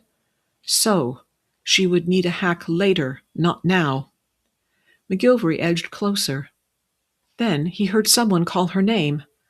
Both McGillvary and Elizabeth looked round to see a couple in a gig. The man was waving. "Elizabeth!" he shouted out. "I say, would you like a lift? We're bound for Coolings." Something about the man's face was familiar. Of course, Wentworth's brother-in-law. McGillvary looked on as the man, Charles was his name, jumped down to assist Elizabeth. It was a squeeze, but she did not seem to mind. The gig drove off, but McGillvary remained behind. Directly he approached the hackney stand, drawing out his wallet as he came. Chapter 9. The Water is Wide. Later that night, while the others lingered over dinner, Elizabeth opened the door of her bedchamber. Cautiously, she peered out. The hired chaise would be arriving in 5 minutes. She could delay no longer. She slipped into the deserted hallway and made for the servants' stair. The skirts of her ball gown whispered against the floor. After an anxious descent, she reached the ground floor. Elizabeth was supposed to be sulking in her bedchamber, not on her way to a party. Heaven help her if she were caught leaving the house in a ball gown. Her evening wrap slipped from a shoulder. She hitched it into place. She would make her escape through the garden door, but there were difficulties. The latch might stick, or the hinges might squeal. Even worse, Sweetie, now confined in the garden, might see her and make noise. In the dining room she could hear voices. No one was in the vestibule or the ground floor hallway. She ought to leave the house at once. Instead, she remained in the shadows, pressed against the wall, listening. For what? "How pleasant it is," she heard Mary say, "to dine as one ought, among civilized beings." "Why, thank you, Sister Mary." This was Captain Wentworth's voice. His tone was teasing. "And may I say how pleasant it is to see you in good health." Elizabeth pictured him raising his glass to her in mock salute. Would Mary take offense and begin to argue? She waited, counting her heartbeats. At last she decided to risk it. Down the hall to the garden door she crept, scarcely daring to breathe. Elizabeth put her hand on the latch, pleading with the hinges to be silent. Then, in the vestibule, there came a rapping sound. Was someone knocking at the front door? Yi came out of the dining room to open it. Elizabeth froze. She was in full view. If Yi chanced to look to the end of the hallway, or if callers were taken up to the drawing room and chanced to see her here. But it was only a delivery. She watched Yi arrange something on a small tray and return with it to the dining room. Anne looked up to find Yi at her elbow. "Your pardon, ma'am," he said, speaking low. "Miss Ellen, from Lady Russell's, has brought these with apologies." He held out a silver salver with 3 sealed letters. Anne's heart gave a jump. These were the letters she had seen on her godmother's desk. "Apparently," Yi continued, "Mr. Longwell was to have delivered these earlier. Miss Ellen says they are urgent business." Mary leaned across the table. "Do you mean to say that Longwell forgot? Imagine that! He'll catch it for sure." Anne snatched her letter, broke the seals, and spread the sheet. Yi came around the table and presented the salver to Mary. "It's sure to be bad news if Longwell is involved," she said, taking her letter. "I would not be surprised if he delayed the delivery on purpose, seeing as they are addressed to us. You know how Longwell is." Meanwhile, Anne continued reading her letter. Presently she gasped. "Honestly," grumbled Mary, "Longwell has put so many seals on this I can scarcely get it open." "Longwell wouldn't seal it. Lady Russell would," Charles pointed out. "Look how rumpled it is," Mary went on. "Did he keep it in the dustbin?" "Frederick," whispered Anne. "Oh, Frederick, they are married." Captain Wentworth pushed back his chair. Mary looked up. "Who's married? Do you mean Longwell? Who in her right mind would marry Longwell?" Wentworth came around the table and knelt beside Anne. She held her letter so that he could see. "Lady Russell is married," Anne said. "Lady Russell is married to Father, and they are on their way to Venice." There was a short silence while Mary digested this. Then she began to shriek. Elizabeth had her hand on the latch when the screaming began. What on earth was wrong with Mary? Had someone died? But no, that could not be right. Mary's tone was more outraged than mournful. She hesitated, torn between the longing to know what had happened and the need to escape. But the distraction was too perfect. The moment would not last. She made a bold choice. Leaving the garden door, she walked straight for the front door and pulled it open. Swiftly she descended to the street, her golden skirts billowing. At the corner of the square, a carriage was waiting. Elizabeth made herself walk sedately. So much could go wrong, but she must not think of that. She focused instead on the carriage. She had asked the cabman for a nice-looking vehicle, and he had not disappointed. Even the horses were well matched. The driver tipped his hat to her and climbed down. A footman held open the door. Elizabeth was not impressed with him, for he wore a cap and a dark overcoat. It was too much to expect a job carriage to sport a liveried footman. She settled herself carefully on the seat. Again the driver tipped his hat. "Where to, miss?" Elizabeth found her voice. "My Lord Buxton Heighton's residence, if you please." The footman closed the door, and Elizabeth adjusted her evening wrap and skirts. Although she wore gloves, she could appreciate the feel of the fine leather upholstery. This was a very nice carriage indeed. The box swayed a little as Henry climbed up and took hold of the reins. The footman swung up to join him. "Where to, Admiral?" Henry said. Patrick McGillvary shrugged off the driving coat and grinned. "You heard the lady. My Lord Buxton Heighton's residence, of course." Meanwhile, Mary and the others had retired to the drawing-room for coffee. Anne was calmer now, though still troubled, and who could blame her? Mary eyed Captain Wentworth narrowly. He did not seem to be upset at all, and was even passing round a plate of sweets. Her gaze shifted to an empty chair, a favorite of Elizabeth's. She put down her cup. "Has Elizabeth no regard for anyone's feelings but her own? We must present a united front, she is so fond of saying. But when tragedy arises, she leaves us to deal with the crisis while she hides." Charles, who was helping himself to coffee, put down the pot. "There is no crisis, Mary," he said. "Upon my word, have you no proper feelings at all?" He added another lump of sugar to his coffee and stirred it. "Evidently not," he said. "I happen to see marriage as a positive thing. I wish them joy. The only positive thing that can be said is that father has positively ruined his life. The widow of a knight." As nobody said anything, Mary went on. "And my own godmother into the bargain. Cream-pot love, they call it." Captain Wentworth was studying her over the rim of his cup. "What?" she said. "Your father obviously does not share your opinion." "No, indeed," added Charles. "Sir Walter is a stickler, and Lady Russell's still got her figure. That counts for something." "Charles!" This was from Anne. "Don't eat me," he said, smiling. "She does." "How can you say such a thing?" cried Mary. "You're a barbarian, that's what." "The way I figure it, Lady Russell's had no children," Charles said, "so her figure cannot have been spoilt."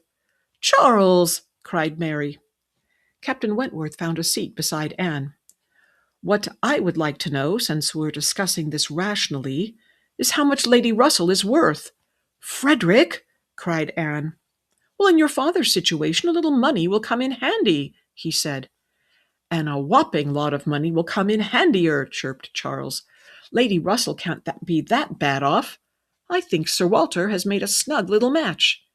"It is simply dreadful," said Mary. "Who knows when we shall see father again? And I find it difficult to believe that Mr. Elliot will be offered the tenancy at Kellynch. I like that."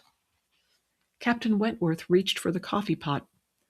"Apparently your father does not wish for the house to be empty." "Smart move, I say," Charles put in. "I bet he charges Elliot plenty."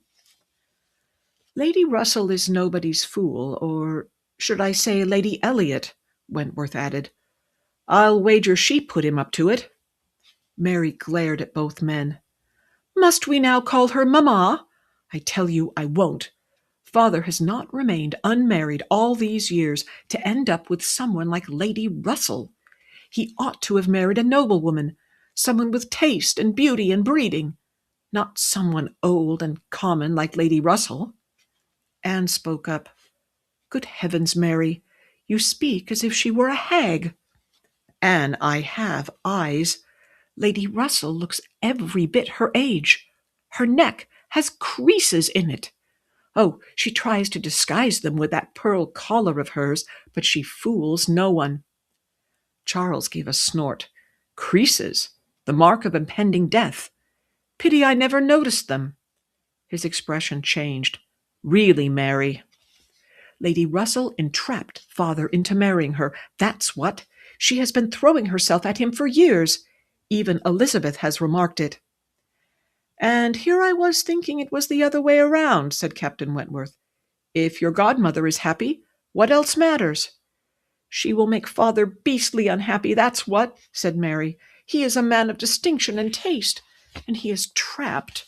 Trapped!" She took up her handkerchief and dabbed her eyes. "He won't be the first man to be so," muttered Charles. Anne set her coffee aside. "I ought to go up and speak to Elizabeth. I imagine she has read her letter by now and is as shocked as we are." Mary lowered her handkerchief. "Do not be ridiculous. Elizabeth is fine. You will only encourage her. Good gracious, you are as pale as a ghost. And no wonder. You ate almost nothing at dinner." "I am fine," Anne said, and she rose to her feet. Captain Wentworth was at her side at once. "Truly, I am well," she said to him. "You needn't come. I ought to speak with Elizabeth." She hesitated and then added, "I was wrong to leave her alone for so long." Wentworth offered his arm. "I'll see you to the stairs. What's all this about not eating?" They left the drawing-room together. With a sigh, Mary laid aside her handkerchief and gazed out the front window.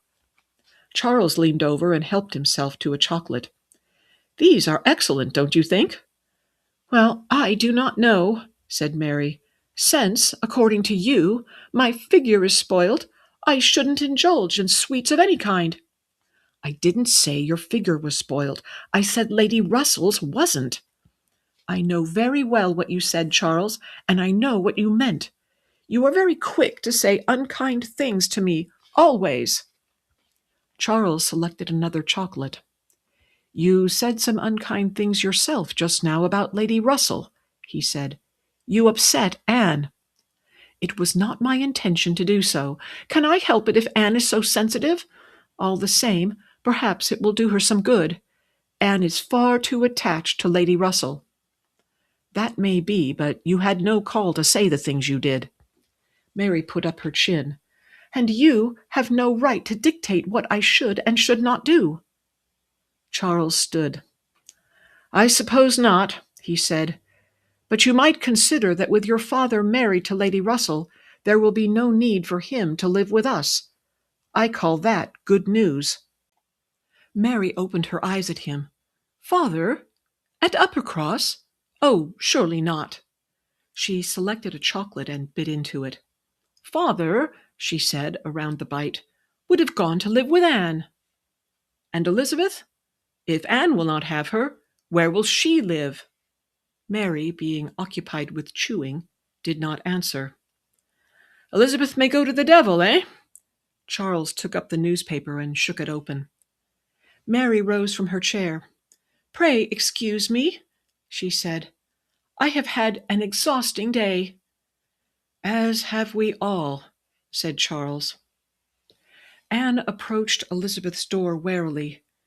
Speaking with her seemed like such a good idea, but now Anne recalled how cold Elizabeth could be. Nevertheless, Elizabeth could not be allowed to shut herself away like this. "Not in my house," Anne told herself bracingly. She squared her shoulders and rapped on the door. There was no answer. Anne knocked again, this time more insistently. She heard a door open and close. Elise was at the end of the passageway. Anne called out to her. Elise came slowly, drying her hands on her apron. "Is Elizabeth well enough to speak with me?" "I know nothing, ma'am," Elise muttered. She kept her eyes averted. "What do you mean you do not know?" Anne knocked again. "Elizabeth?" Her hand found the knob and she turned it. "Elizabeth," she said, pushing open the door, "I do not mean to intrude, but—" A branch of candles burned on the dressing table, but the bedchamber was empty. Anne turned. "Elise, where is my sister?" Elise looked the other way. Discarded evening gloves were lying on the bed. The smell of expensive scent lingered. "Elise, has she gone out?" "Oui." Elise was trembling now. "With Lady Russell." "But Lady Russell is gone. She is on her way to Venice."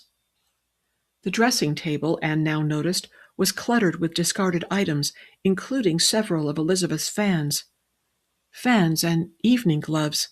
What did they mean? "Elise," demanded Anne, "where is my sister?" "I do not know, madam." Anne sighed heavily and sat down on the chair. "One more thing," she said aloud. "It is always one more thing, and I am so very tired." Abruptly, Anne dismissed Elise. She knew what she ought to do next: summon Frederick and have him mount a search. For if Elizabeth had been meeting secretly with Admiral McGillvary, as Frederick claimed— Anne's shoulders sagged. Well, and what of it? Elizabeth was old enough to do as she pleased. Even if Anne objected, Elizabeth would not listen, no more than Charles Musgrove had listened. It hurt to think about Charles. Had everyone in this house run mad? And now her father had eloped with Lady Russell. Where would it end? Presently, Anne came to a decision. She leaned forward and blew out the candles. The hired carriage was now proceeding at a snail's pace, the last in a long line of vehicles ascending the lane to the Buxted Heighton residence. The charm of her escape had worn away, leaving Elizabeth to confront her thoughts. She gazed out the window uneasily. Why did she think attending this ball was such a good idea? She was already a target for snubs, and after tonight she would be even more so. Moreover, there was no guarantee that William Elliot would be present. Her hostess would likely shun her to her face, and then where would she be? Elizabeth reached for the gilt-edged card of invitation. "But she shan't," she whispered fiercely. A group of ladies and gentlemen strolled by, talking and laughing. Elizabeth sank back against the squabs, watching them. "Courage, my girl," she told herself. There was a clattering on the box above, and the carriage swayed slightly. Presently the door swung open, and the footman's face appeared. "Begging your pardon, miss," he said, tugging at his cap with long fingers. "Was you wishful to alight, or wait till we reach the door?" His English was so heavily accented that Elizabeth had trouble understanding. "There's an awful pile up ahead," he jerked his thumb over his shoulder, "and them other coves is going in." Elizabeth quickly looked away. Even in the dim light, the man's eyes were a sparkling blue, like Patrick's. "Thank you," she said primly. "I prefer to wait." "Very good, miss." His head withdrew, and he smartly shut the door. She felt the carriage sway as he climbed back to his seat. Elizabeth bit her lip. Of all the ridiculous things, to be caught by the memory of Patrick's laughing eyes. She felt her cheeks grow warm. Admiral McGillvary. His name is Admiral McGillvary. She made herself study the ladies and gentlemen as they strolled by. A woman in a forest gown and turban came into view. "Too dark for spring, my dear," Elizabeth murmured. A companion came up, laughing. A tulle overskirt. In that shade of pink? Several gentlemen in ball clothes walked past, and then a solitary man. Elizabeth's eyes came wide. She leaned forward and wiped the window glass with her palm. There was something about the set of that man's shoulders. He turned, and she caught her breath in recognition. She would know that profile anywhere. She worked to unfasten the latches. The window came down with a clatter. "Mr. Elliot!" she called. Immediately the man turned, and a smile spread over his face. "Elizabeth!" He strode forward and, with a flourish, removed his beaver hat. The carriage moved forward a pace, and William Elliot with it. "I have been most anxious to speak with you," he said, "but that is no surprise, eh?" Elizabeth drew back. Mr. Elliot was not an unattractive man, but his smile had somehow lost its appeal. Even the footman's was warmer. His eyes held no sparkle. They were greedy, she realized. Mr. Rushworth, too, had greedy eyes. So also had Sir Henry. Then she heard the click of the door latch. Mr. Elliot was opening the door. "Might I join you?" he said. Chapter 10. On Guard. McGillvary shifted in his seat, the better to cover his white breeches with the long driving coat. "What sort of muttonhead," he grumbled to his driver, "builds a house with such a narrow drive? The circumference of the sweep is unnavigable." "Aye, sir." Henry glanced at the sky. "Weather's faring up for a bit." "Rather spoils your sport, doesn't it?" McGillvary indicated the gowned and coiffed ladies and gentlemen who waited to enter the house. "A downpour would liven things up." He propped his feet and tipped his cap to cover his eyes. "Ah, well, it's all the same to me. I'm in no hurry." "Beg pardon," Henry broke in, "but that gent there," he indicated a gentleman in evening attire, "he means to have a word with a lady, sir, or I'm much mistook." McGillvary removed his feet from the box and looked down to see William Elliot make his practiced bow and pull open the door. "You are not mistook." Aside, he muttered, "Blast him." Henry coughed. "He means to come aboard, sir." McGillvary swung round. "Here, Henry, pull out. To the front of the line." "But, sir," sputtered Henry, "it ain't done. Proper turned up will be." William Elliot slid into the seat beside Elizabeth. "Dear cousin, you become prettier with each passing day. Truly, you are without compare." Elizabeth pursed up her lips. Mr. Elliot was most complimentary when he wanted something. She took a swift look out the window. "We've not much time. What is it you wish to say to me?" "How unromantic you are," he complained. "We've all the time in the world, my dear." She gave a sigh of exasperation, which caused him to say, "Very well, it shall be as you wish." His expression softened somewhat. "I have made no secret of the fact that I believe we are meant for one another." His gloved fingers reached to touch hers. Elizabeth recoiled. For one heart-stopping moment she saw not her cousin, but Mr. Rushworth, and she again felt his groping hands and greedy kiss.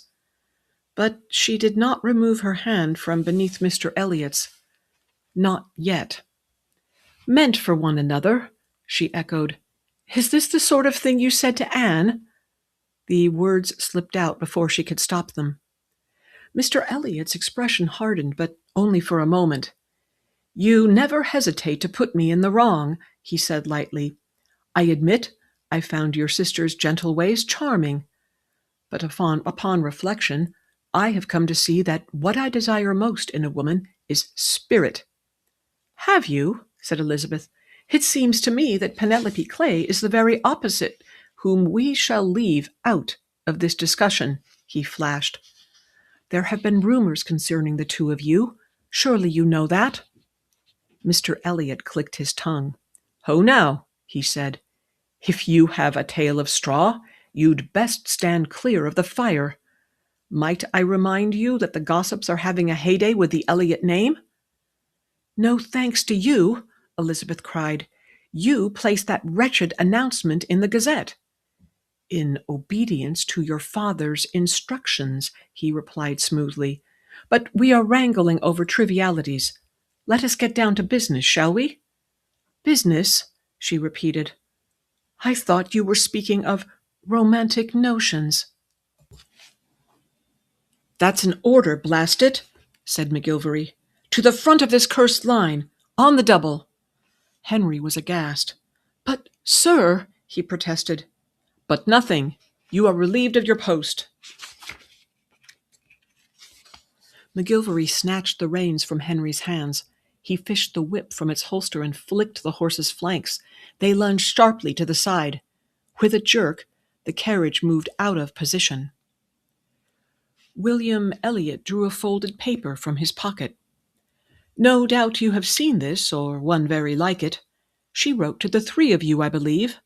Your father wrote directly to me." Elizabeth removed her hand from his. Whom did he mean by she? "Good news, I take it?" she said lightly. "Very good news." Elizabeth could feel his eyes studying her face. "Perhaps you have not heard," he said. "Your father has offered Kellynch Hall to me." This did not sound like her father at all. She said, "When last we spoke, he was planning to take up residence himself." Mr. Elliot gave a bark of laughter. "His trip abroad changed all that." "His trip abroad?" "Really, Elizabeth, you must pay better attention to your correspondence. Have you not read the letter from your godmother?" The carriage made a sudden lunge to the side. Elizabeth grasped the armrest. "A letter from Lady Russell?" "Oh, not any more," he crowed. "It is Lady Elliot now." The carriage gave another jolt, and Elizabeth's heart went with it. "You must be jesting. Why would she be called Lady Elliot?" His grin became a smirk. "So you do not know? As we speak, dear cousin, your precious godmother and your father are married, bound for Venice, where they will reside for at least the next year. Longer, if legal matters drag on. I shall take possession of Kellynch Hall by summer's end. Sooner, if I can persuade the Crofts to vacate." Was this why Mary had screamed? Elizabeth felt like screaming herself. The carriage swerved again. Outside, men were shouting. Mr. Elliot took hold of her hands once more. "Come, Elizabeth, enough of this. Coyness does not become you. You know perfectly well what I wish to say. I am in need of a wife, and you are in need of deliverance." He seemed amused at her discomposure. "To put it simply, I am come to be your rescuer. You will be mistress of Kellynch Hall, and, as Lady Elliot, you will become a useful political hostess. For I have ambitions, my dear." Elizabeth tried to think, but she couldn't. "I thought you said Lady Russell had become Lady Elliot." "She will not live forever, and at her age there will be no heir. Think of it," he said eagerly. "All of your troubles vanished just like that." Mr. Elliot snapped his fingers. "The ugly gossip, your damaged reputation, gone." "All of my troubles? What do you know of my troubles?" He gave her a look. "I am a forgiving man, Elizabeth. I hold nothing against you." The carriage jerked again. "You wish to marry me," she said. "You are proposing." "I am." Elizabeth closed her eyes. Here was exactly what she was hoping for. A miracle. And more, for William Elliot was rich. She blinked her eyes open. "Why?" she demanded. "Why do you wish to marry me?" "My dear, how hard you are. Isn't it obvious? You will manage Kellynch to perfection, as you have always done. My late wife was a bundle of nerves, so awkward, so ill-bred. But you will be a wife, a beautiful wife, of whom I can be proud." Again she studied his face, this time a little fearfully. He was so calm, so collected. "Do you love me, cousin?" she said. Mr. Elliot smiled more broadly. "But of course." "A proper melting is what we'll get, and no mistake. Have a care for the paint, sir. It's newly done." McGillvary paid his coachman no mind. After another failed attempt, he uttered a final blast and reined in. He slapped the reins onto the seat and jumped from the box to the drive. Without ceremony, he wrenched open the door. "Beg pardon, miss," he said through clenched teeth. "We have arrived at our destination." He bent to look directly into the interior of his carriage. Two pairs of startled eyes met his. McGillvary jerked his thumb at William Elliot. "Time to go, sir," he ordered. "Out." Mr. Elliot emerged from the carriage and froze to instant hauteur. "Come, Miss Elliot," he demanded. Elizabeth obeyed as gracefully as she could, while Mr. Elliot stood on the pavement like a statue. She must hold in place her evening wrap and manage the fan and the invitation, all without treading on her hem or disarranging her hair. It was the footman, not Mr. Elliot, who helped her descend. He retrieved her fallen fan and helped arrange the folds of her evening wrap. William Elliot grew red in the face. "Unhand her at once!" His voice was shrill with anger. Elizabeth could feel the interest of the other guests. Her reputation was soured enough without her cousin making things worse. "Mr. Elliot," she whispered, "please." "I do not care for that fellow's attitude," he said explosively. "And I do not care for yours." Aloud, Elizabeth whispered, "The manners of inferior persons cannot be said to count. Besides, these men will be driving me home after the ball, so it is best not to offend. The carriage is particularly nice." She heard the door slam. The driver clucked to the horses. "Good gad," said Mr. Elliot. "Did you hire it? I thought it belonged to Wentworth. He slewed round to stare at the carriage as it drove away. "Now look what you have done," said Elizabeth. "I did not confirm the time with the driver." "Then I shall see you home myself." "Not in a job carriage, you won't. They've all been hired for the evening. I should know." She looked him over scornfully. "You walked, did you not? That will never do for me. The streets are unsafe." "You will be fine. You wear no jewels." Of its own accord, Elizabeth's hand moved to her bare neck. "But just the same, you look charmingly. What is more—" "Shall we go in?" she interrupted. "I cannot see why we are standing about in this foolish way." A queue had formed. Elizabeth took her place at the end of it. "Ah, your invitation," William Elliot remarked. "How quaint." He lowered his voice. "You do realize it is unnecessary to present such a thing? The major domo will know who you are." "I rather doubt that, as I have never met Lady Buxton Huyton. She is acquainted with with my godmother.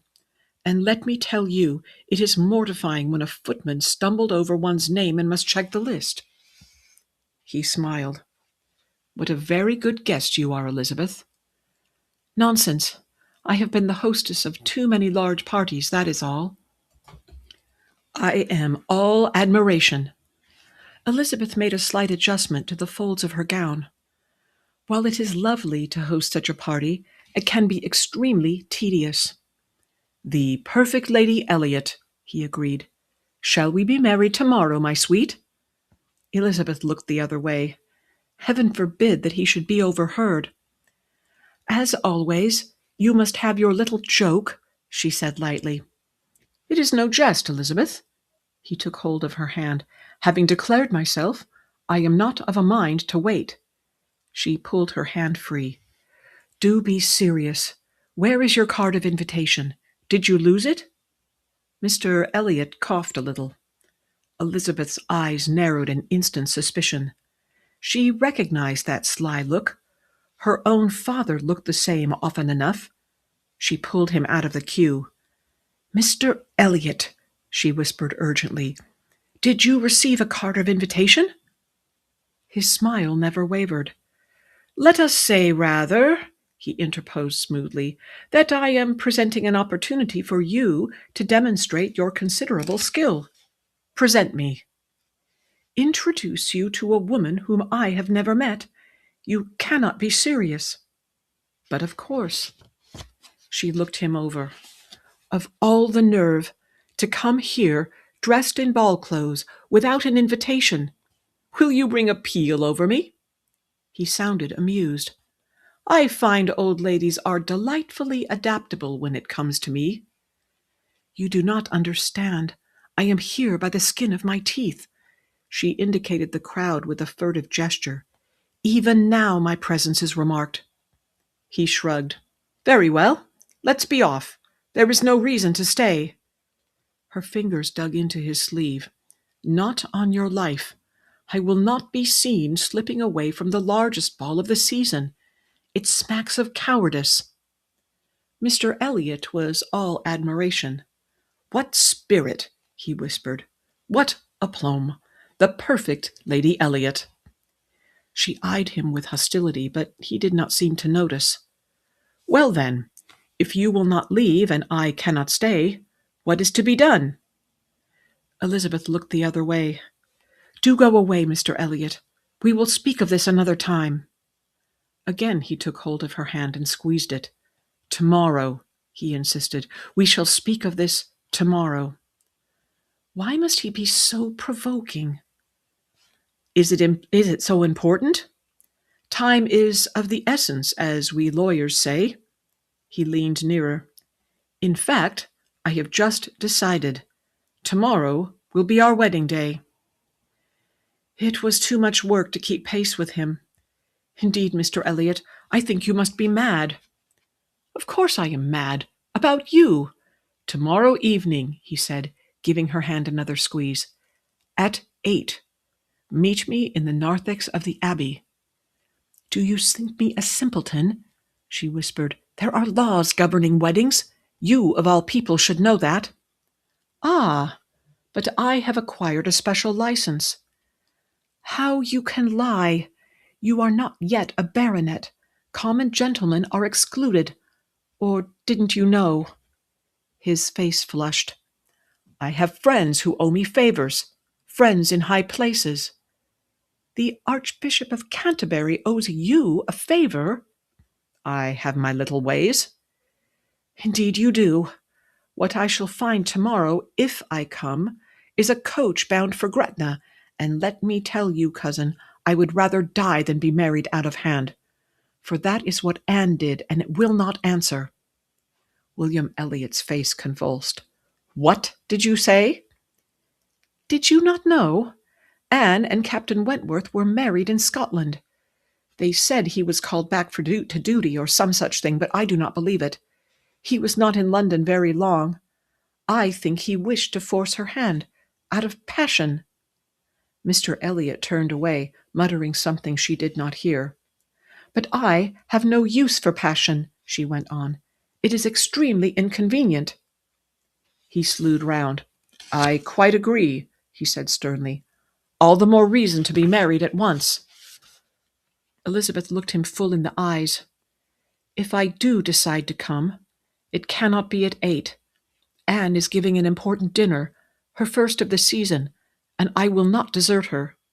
"Anne," he said, "may go to the—" She raised her brows in hauteur. Abruptly he got hold of himself. "Very well. 9:30. No later." "If," she repeated, with a significant look. William Elliot's eyes were cold. "Do not fail me, Elizabeth," he said sharply. "Circumstances are such that if you do, I shall be forced to choose elsewhere." "What do you mean?" He laughed unpleasantly.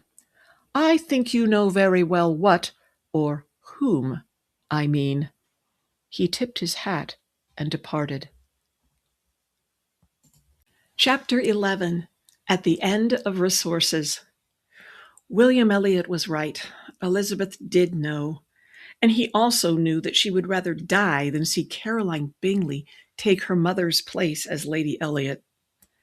And wouldn't Caroline jump at the chance? But would she dare to elope?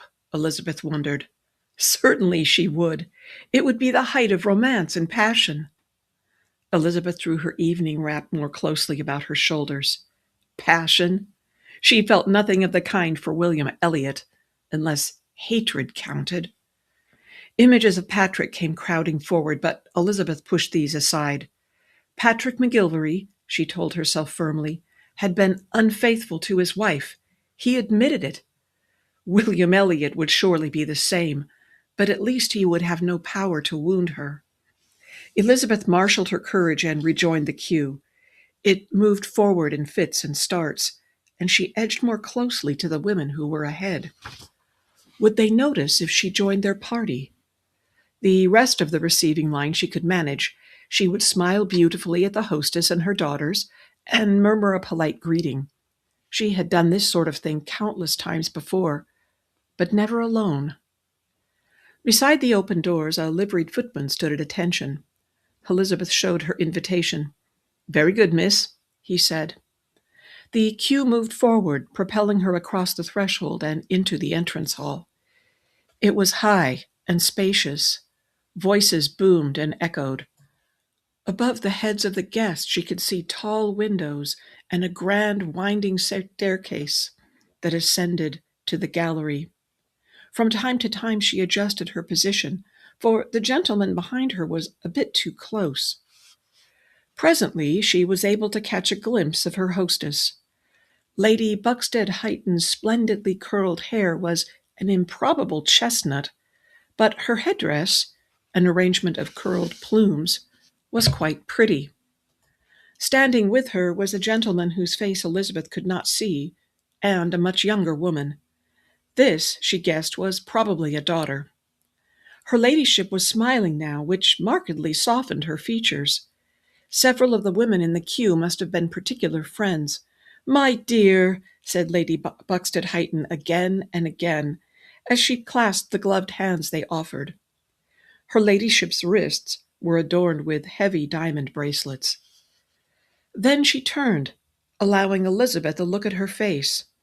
High, plucked brows and small eyes were what she noticed first. Lady Buxted-Heighton used paint, Elizabeth noted, but skillfully. The women continued to exchange greetings, and the queue advanced several steps. Soon enough, she and Elizabeth would be face to face. The crowded room felt oddly cold. Voices took on a hollow sound. How wretched it was to be alone! And how would she be received? Would she be welcomed or openly snubbed? Her ladyship turned, and as soon as she caught sight of Elizabeth, the friendly shine disappeared from her eyes. "Good evening," she said politely, and nothing more. Chapter 11. At the End of Resources. William Elliot was right. Elizabeth did know. And he also knew that she would rather die than see Caroline Bingley take her mother's place as Lady Elliot. And wouldn't Caroline jump at the chance? But would she dare to elope? Elizabeth wondered. Certainly she would. It would be the height of romance and passion. Elizabeth drew her evening wrap more closely about her shoulders. Passion? She felt nothing of the kind for William Elliot, unless hatred counted. Images of Patrick came crowding forward, but Elizabeth pushed these aside. Patrick McGillvary, she told herself firmly, had been unfaithful to his wife. He admitted it. William Elliot would surely be the same, but at least he would have no power to wound her. Elizabeth marshaled her courage and rejoined the queue. It moved forward in fits and starts, and she edged more closely to the women who were ahead. Would they notice if she joined their party? The rest of the receiving line she could manage. She would smile beautifully at the hostess and her daughters, and murmur a polite greeting. She had done this sort of thing countless times before, but never alone. Beside the open doors, a liveried footman stood at attention. Elizabeth showed her invitation. "Very good, miss," he said. The queue moved forward, propelling her across the threshold and into the entrance hall. It was high and spacious. Voices boomed and echoed. Above the heads of the guests she could see tall windows and a grand winding staircase that ascended to the gallery. From time to time she adjusted her position, for the gentleman behind her was a bit too close. Presently she was able to catch a glimpse of her hostess. Lady Buxted-Heighton's splendidly curled hair was an improbable chestnut, but her headdress, an arrangement of curled plumes, was quite pretty. Standing with her was a gentleman whose face Elizabeth could not see, and a much younger woman. This, she guessed, was probably a daughter. Her ladyship was smiling now, which markedly softened her features. Several of the women in the queue must have been particular friends. "My dear," said Lady Buxted-Heighton again and again, as she clasped the gloved hands they offered. Her ladyship's wrists were adorned with heavy diamond bracelets. Then she turned, allowing Elizabeth a look at her face. High, plucked brows and small eyes were what she noticed first. Lady Buxted-Heighton used paint, Elizabeth noted, but skillfully. The women continued to exchange greetings, and the queue advanced several steps. Soon enough, she and Elizabeth would be face to face. The crowded room felt oddly cold. Voices took on a hollow sound. How wretched it was to be alone! And how would she be received? Would she be welcomed or openly snubbed? Her ladyship turned, and as soon as she caught sight of Elizabeth, the friendly shine disappeared from her eyes. "Good evening," she said politely, and nothing more. "Elizabeth Elliot, my lady," Elizabeth hastened to say, and made her curtsy. Her smile felt stiff and forced. Her ladyship blinked. "Ah, yes, Miss Elliot." Her voice was decidedly cool. "How good of you to come." "Why, Miss Elliot." It was a man who said this. His voice was reedy and unpleasant, and all too familiar to Elizabeth. Hating herself and him, she turned her gaze in his direction. Sir Henry Farley looked her over. My, he said, you are a brave girl." Elizabeth noted that he did not smile. There was a small silence. "Have you come alone, Miss Elliot?" Elizabeth could feel the disapproval in Lady Buxted Hyton's voice. Her heart sank, for surely there was more to come. Just then a hand closed around Elizabeth's elbow, and a voice said cheerfully, "And what am I, your ladyship?" Lady Buxted Hyton's face underwent a change. "Why," she cried, "how lovely!" She turned to her daughter. "You see, my dear? He did come." The final notes of the overture swelled to a crescendo. The curtain came up, and Sir Walter Elliot joined the others in polite applause. A tenor dressed as an Italian soldier came out and began his aria. Sir Walter Elliot smiled into the darkness. Although it was a noble art, he did not care much for opera. What he adored was the elegance of the opera house. He transferred his gaze from the stage to the rows of tiered boxes. Such a place to see and be seen. His companions, however, were opera enthusiasts, and they were very pleased about the sudden change in plans. The captain had been most apologetic when he'd announced the delay, but Sir Walter thought it was wonderful. Immediately he set out to make the best of a bad situation. At his suggestion, he and his new acquaintances were at the opera. Tenderly he stroked the fabric of his waistcoat. It was a very good thing he had brought this along, not to mention the rest of his fine evening attire. Why, if he had listened to Amanda Russell's advice, he would have packed only his oldest, scruffiest things. He stole a look at Lady Sarah, who sat beside him. Had she noticed how well he looked tonight? He hoped so. However, Sir Walter could not long remain annoyed with Amanda Russell. She had, after all, performed the office of a true friend when she rescued him from that bailiff.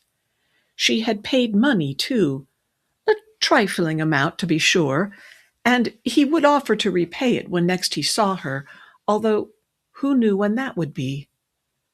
Over the years he had extended much hospitality, many meals, and much valuable advice to Amanda Russell. She, being a good friend, would certainly refuse payment. What were a few pounds between friends? It was not as if she needed the money. Everyone knew Lady Russell's late husband left her very well provided for. She had also made a generous present to him in the form of a letter of credit, along with a stack of sovereigns. No doubt these would salve her conscience for deserting him. Sir Walter had heard of people who were unable to face the rigors of the sea. Lady Russell was probably one of them. Who would have guessed that she was a coward, or such a worrier? Until recently, he did not realize how she fretted over everything. To listen to her, one would think he'd be clapped in irons if he remained anywhere in England. Such behavior only went to show what fear could do. Why, he had been walking about Mayfair openly, and so far nothing had happened. Sir Walter drew a long breath and slowly let it out. "I am ready to take in the blessings of this abundant universe," he told himself silently, repeating the words Mr. Savoy had made him memorize. I cannot deny who I am. I am in no way obliged to lead a monotonous existence. He puffed out his chest a little as the music swelled around him. Under cover of darkness, he stole another look at Lady Sarah's lovely face. Her eyes were fixed on the stage, and she was smiling. Sir Walter Elliot smiled too. Yes, things were definitely looking up. Miss Elliot was so pleased to receive your kind invitation, Admiral McGillvary told Lady Buxted-Heighton. And so, here we are. He took her gloved hand and gallantly kissed it. She beamed at him. Elizabeth looked from one to the other, scarcely able to believe her eyes. What was Patrick McGillvary doing here? From the response of their hostess, his appearance tonight was a feather in her cap. Elizabeth's senses were reeling. Faintly, she recalled the man behind her in the queue. Was he Patrick McGillvary? Had he been standing there all this time? Just how much of her exchange with William Elliot had he overheard? And then she noticed Lady Buxted-Heighton's expectant look. She mustn't stand like stock. She must speak. My godmother was called out of Bath unexpectedly, Elizabeth managed to say. And that is where I come in, supplied Admiral McGillvary. Her ladyship opened her eyes at him. You are acting as godmother? McGillvary gave Elizabeth a laughing look. Hardly that, ma'am, he said with a wink. He went on to greet the daughter while propelling Elizabeth along. Good evening, Farley, he said as they passed. To Elizabeth's astonishment, he added, What a brave boy you are. So, he had heard everything. You have some nerve, she whispered, as soon as they were out of earshot. He smiled. It is time I secured the battery. Here was another horrid naval expression, but Elizabeth was too flustered to ask for an explanation. He did not release his hold on her elbow, but steered her firmly toward the ballroom.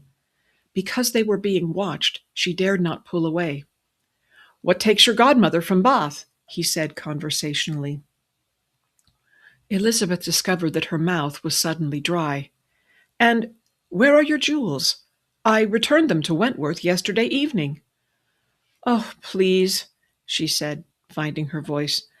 My cousin has already remarked their absence. He assures me, however, that I look charmingly without them.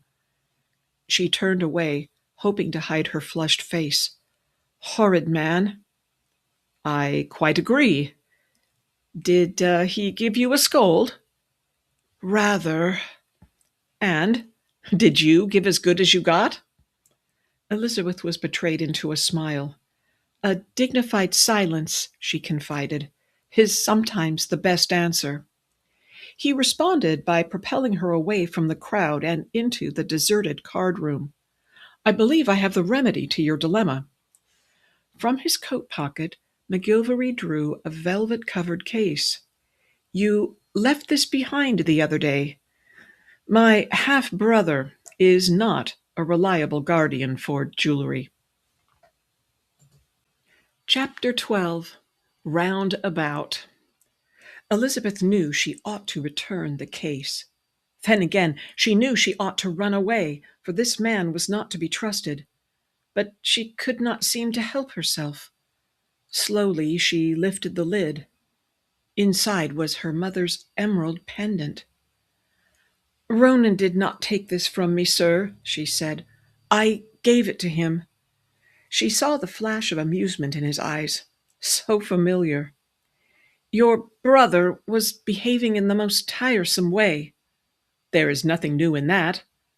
This remark and the smile that went with it were too much. Elizabeth knew she ought to guard her tongue, but the pull of habit worked against her. He was looking for something on your desk, she confided. Money, I think it was. Did he find the bank draft? Yes. Elizabeth felt herself flush. I did not know how to be rid of him. Fortunately, this is worthless, or very near. The diamonds might be real. I do not know. My father had the stone replaced with paste. He raised an eyebrow. Are you sure? Of course I am sure. Do you think I know nothing about jewels? He shrugged. Ronan obviously didn't. Yes, I was counting on that. How odious you are to stand there laughing at me. Here, I will prove it. She looked about. I need light. McGillvary indicated a table lamp. Do you carry a jeweler's loupe? He marveled, guiding her to it. Are you planning to win back your fortune at cards? If I were not inclined to cheat, she flashed, I would. The temptation must be irresistible. Elizabeth threw him a look and removed the colored shade. She adjusted the flame and held the pendant to the light. Now then, if you look carefully, you will see the largest of the bubbles. She looked up. When one uses a magnifying lens, it is huge. He made no movement to take the pendant from her. His eyes were dancing in their old familiar way. You knew this was a counterfeit, and so you deliberately gave it to my brother. Elizabeth squinted at the stone. I know it is here somewhere, she murmured.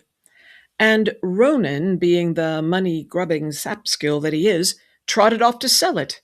You should have seen the look on his face when he returned to the house. It was priceless. Elizabeth was frowning in earnest. Half a moment. The color is all wrong. She looked swiftly at him. This is supposed to be a dark bottle green. Well, bottle green is not the proper color for an emerald. I know that, but this should be. It was when I gave it to your brother. Let me put it on for you, he offered. You will not be able to dance with it in your hand. Elizabeth now noticed that a gold chain hung from the pendant. Where did that come from? She looked from it to him. What have you done? This is not glass. It is real. He merely laughed and took possession of it. Turn round, he said. Patrick, no, she protested. I cannot accept. He tossed his gloves aside and looped the chain around her throat. It appears that you already have. Moreover, you told Ronan that I gave it to you. I told him nothing of the kind. He assumed it. He assumed several things about me. She turned away to hide her blushes. Hold still, he said, opening the tiny clasp. Who gave this to you, since I did not? It belonged to my mother. Her voice sounded odd, and no wonder. I cannot accept this, she said again. There. He took hold of her shoulders and turned her round. Elizabeth fingered the pendant tentatively. This is madness. If my father finds out, he will only sell it again. Then we will not let him find out. Against her will, Elizabeth raised her eyes to his. Did your father give this to your mother? He said gently. No, my grandfather did, my mother's father. My father did not give gifts of that kind. His hands remained on her shoulders. The sounds of the ball died away. Elizabeth willed herself to turn from him, to take her eyes from his, but she could not. He drew nearer. Elizabeth, he said softly. She felt his bare fingers move to caress her neck. She closed her eyes. Her senses were swimming. And then someone coughed loudly. She felt him stiffen. What now? He muttered, without turning to see. There you are, a voice said. Lady B.H. told me you would be here. She saw Patrick grimace, casting his gaze at the ceiling. This was a gesture she knew all too well. The speaker clicked his tongue. But I know you, he said, the lady in distress. Ronan McGillvary stood in the doorway. His cheek, Elizabeth noticed, was disfigured by a red welt. She looked uneasily to Patrick. Was he responsible for this? McGillvary took a breath and slowly let it out. He released his hold on her. This had better be important, Ronan. Ronan shifted his stance. Oh, but it is. But then, everything I say is important. Oh, for heaven's sake, Patrick sputtered. Must you wear your sword everywhere you go? Ronan's head came up. A fair lady in distress might need me. One never knows, McGillvary agreed. Once you learn to walk properly while wearing one, you might manage not to trip her with it. I know how to use a sword, Ronan snarled. Signor Giuseppe assures me that I am a master at the craft. Signor Giuseppe is well paid to air that opinion. Ronan twirled the end of one of his moustaches. An ancient art of which you know nothing. In matters of that kind, I prefer a more down-to-earth approach. Do be careful how you sit with that. It is the sitting that is the real mark of the man. McGillvary reached to take his gloves from the table. What is it you wish to say to me? Ronan's stance became more rigid. I wish to inform you that I am leaving in the morning. Excellent. And I expect the bank draft to be ready when I depart.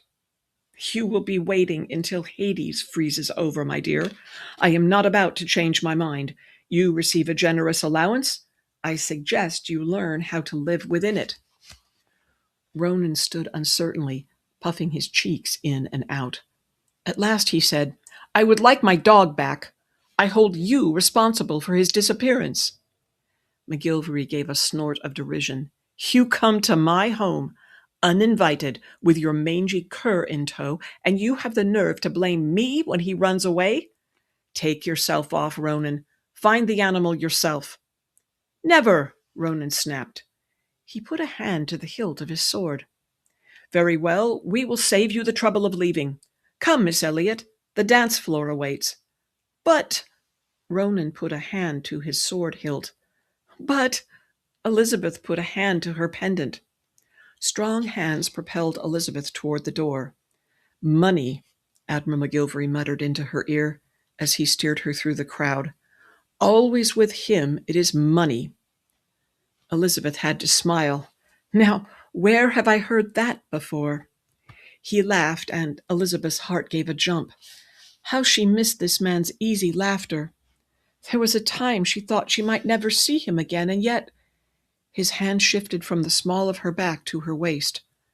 Elizabeth did not protest. Admiral McGillvary was dangerous. She knew that. But to be sought out and protected by him, even if it were for only this one night, was delicious. Amanda Russell glanced across her seatmate to the window. Although it was dark, she knew that dust from the road was everywhere. It was better somehow not to be able to see it. The mail coach's interior was illuminated by a small lamp, which flickered with every bump in the road. Lady Russell closed her eyes. It was better if she could not see her fellow passengers. The dark of night meant that the coach was at the mercy of robbers, or bridal culls, as that fellow in the seat opposite called them, and there had been much discussion on this subject. Amanda Russell was past caring. Her back hurt, her legs hurt, and the coach was so ill-sprung that even her teeth hurt. It felt like she had been rattling along dusty roads for a year. When had she left London? Yesterday morning? No, it was this morning. Bath was still a long way off, but although the coach was horrid, she had reasons to be grateful. She was on her way home, if Bath could be called such, and she was rid of her scheme to marry Sir Walter. By now he was likely in the middle of the English Channel. Someone else would have to put up with his whims and eccentricities. She had to give him credit, however, for taking her explanation in stride. He released her from their engagement without so much as a murmur. In situations such as this, breeding did show. Sir Walter might need managing, but his manners were flawless. Leaving him with the purse certainly did not do him any harm, but she was past caring about the expense. If only she could find Longwell, all would be well. The coach gave a mighty jolt, and there were shouts from the outside passengers. Lady Russell scarcely heard. She continued with her calculations, counting the hours on gloved fingers that were none too clean. The coachman said it was possible to reach Bath by tomorrow evening. She prayed that Longwell would have the sense to remain in Bath until then. The coach came round a bend, and the horses slowed abruptly. There were more shouts from above, and the sound of a brake. The coach came to a halt. Passengers stirred. "Have we reached the next coaching inn?" one of them wondered aloud. But this could not be so, for there were no lights. Apparently they were in the middle of nowhere. Lady Russell was too worn to enter into the speculation. She leaned against the back of the seat and kept her eyes closed. One of the men let down the window. "What's to do?" he shouted. There was no answer. Lady Russell opened her eyes. Now a seasoned traveler, she untied her reticule and fished out a coin. She gave this to the man. "Ask one of the coachman's boys," she suggested. "It's a wreck," she heard someone say. The boy, who came running at the sight of the coin, was more specific. "There's a coach smashed in the ditch yonder," he said, while pocketing the coin. "Mr. Sopworthy says it's no accident, and it's at a bend of the road, see?" He pointed. "Proper hiding spot, that coppice is. Happen there's hedge-birds hid there, waiting for us." Hedge-birds? Everyone began to speak. "Footpads?" someone said. "Highwaymen." "Bridle culls." The boy was sent off to gather more news. He came back at once and was rewarded with a second coin. "It's the mail," he announced in ominous tones. "The westbound one. Busted to smithereens, it is." Lady Russell's eyes came open again. "Was it heading for Bath?" she said. There was a catch in her voice. This question was passed on. "Aye," crowed the boy. "That'd be the one. Yesterday's mail." At once Lady Russell was out of her seat, pushing her way to the window. "But the passengers?" she demanded. "What of the passengers?" The boy shrugged. "Nobody knows. Driver and horses have gone missing." He looked hopefully from one face to another, and, deciding to chance another reward, darted away for fresh news. "Missing?" whispered Lady Russell. "Oh, Longwell." Soon the boy's head reappeared at the window. "Old Mr. Sopworthy, he says there'll be blood-stains," he announced, "'cause I heard him. I don't know if that's all, though. They're checking the coppice now for bodies." Chapter 13. A Silent Prayer. The dance floor was crowded. Elizabeth could see no opening in any of the sets. "Perhaps we should wait," she began, but Admiral McGillvary cut her off. "Not on your life," he said, leaning in to speak into her ear. "Once one decides to engage the enemy, one cannot hesitate. I thought you knew that." "Knew what?" she said blankly. He caught hold of her hand. "Keep your courage up, my dear. This might be a desperate enterprise, but we'll see it through." Elizabeth's cheeks were burning. He was holding her hand, heedless of the interested eyes all around. He was smiling, too, a particularly attractive smile. His eyes shone with a light that quite took her breath away. She tore her gaze from him, unsure of what to think. This was a desperate enterprise, truly. Did he think she could forget? Elizabeth lifted her head. "That's the spirit. Let's give the gossips something to talk about." The music began just then, and Elizabeth's panic increased. All around them dancers began to move, and yet the two of them were standing on the dance floor with nowhere to go. "Come," he said, and pulled her by the hand. And then she saw it. A set near the center of the room had an empty spot. Patrick was grinning. "You see?" he said, leading her into place and pivoting in time to make the required bow. "Tactics." "Tactics," she echoed. If only she were as much at ease as he. "I wish I had your confidence," she confessed shyly when they were joined in the dance. The smile disappeared from his lips, but not from his eyes. "What can possibly go wrong? We are together, and together we are unassailable." In the moonlight, the coaching inn stood white. There were lights in the windows, and a post-chaise was drawn up in front. The horn sounded for the change, and the yard came to life. "It's the mail!" someone shouted. Ostlers bearing torches came running. The innkeeper came onto the porch, wiping his hands on a towel. Lady Russell was among the first to exit. Gathering her skirt, she mounted the steps, ignoring the bow of the innkeeper. "Where are the passengers from the wreck?" she demanded. "Where have you put the wounded?" The men in the yard were staring, but Lady Russell did not care. She stamped her foot at the innkeeper. "We saw the wreck, I tell you." Dissatisfied with his evasive explanation, she pushed her way into the inn. The door to the tap room was open. It too was crowded. A serving woman came down the stairs, a pail in each hand. Strands of hair escaped the mob cap she wore. Her eyes were weary. Lady Russell scrutinized her clothing. Were there bloodstains on the woman's apron? Lady Russell addressed her directly. "I am looking for a person who was traveling on the mail, the one that met with the accident," she said. "He is tall, with graying hair.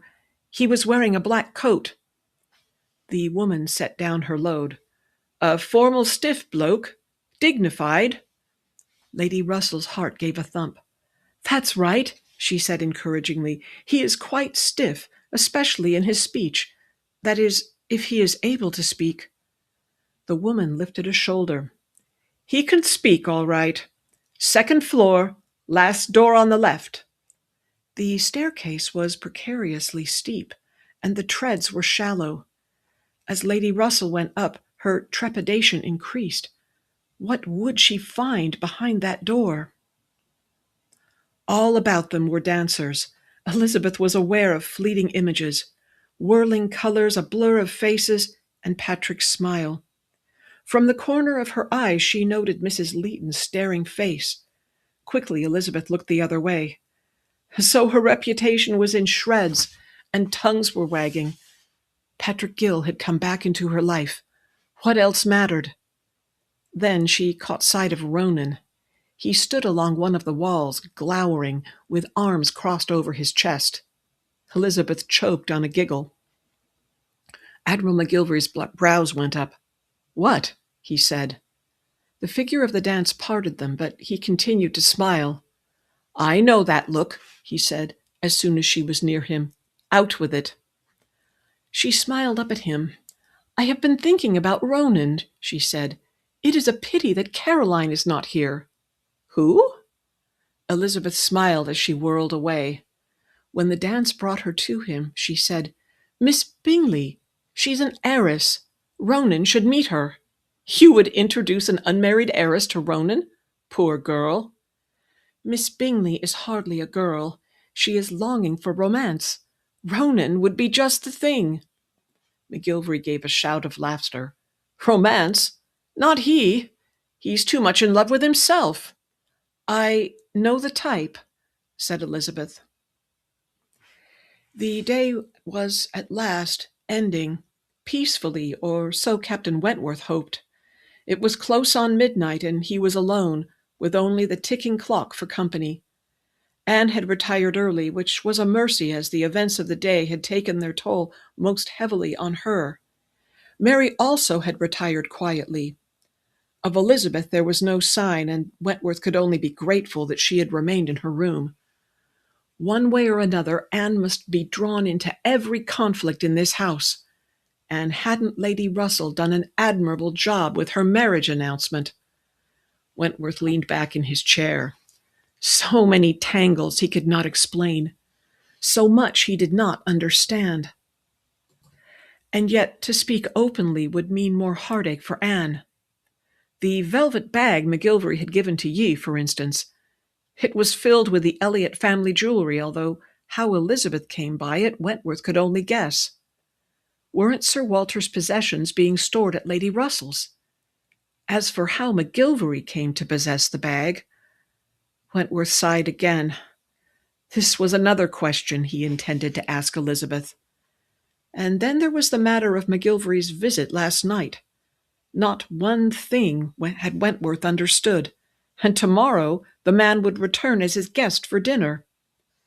The invitation had been given. He could hardly take it back.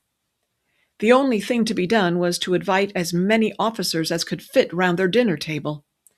Anne had done her best to ask as many women as she knew, including Miss Owen from next door. Miss Owen. Wentworth lifted weary eyes to the clock.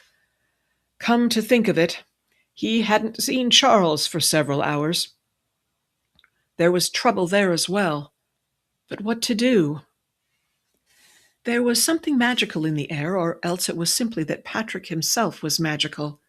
Elizabeth did not know how it was. His smiling confidence seemed to sweep every worry away.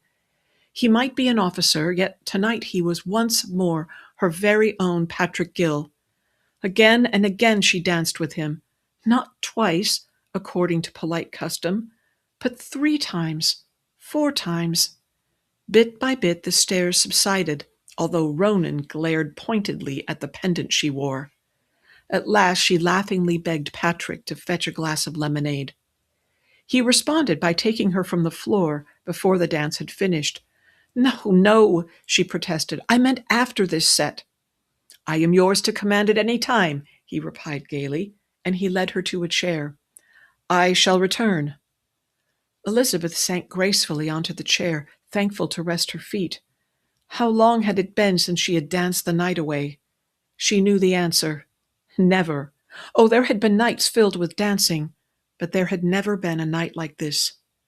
She was well placed to hear the whispers, but long years of training served her well. She did not react.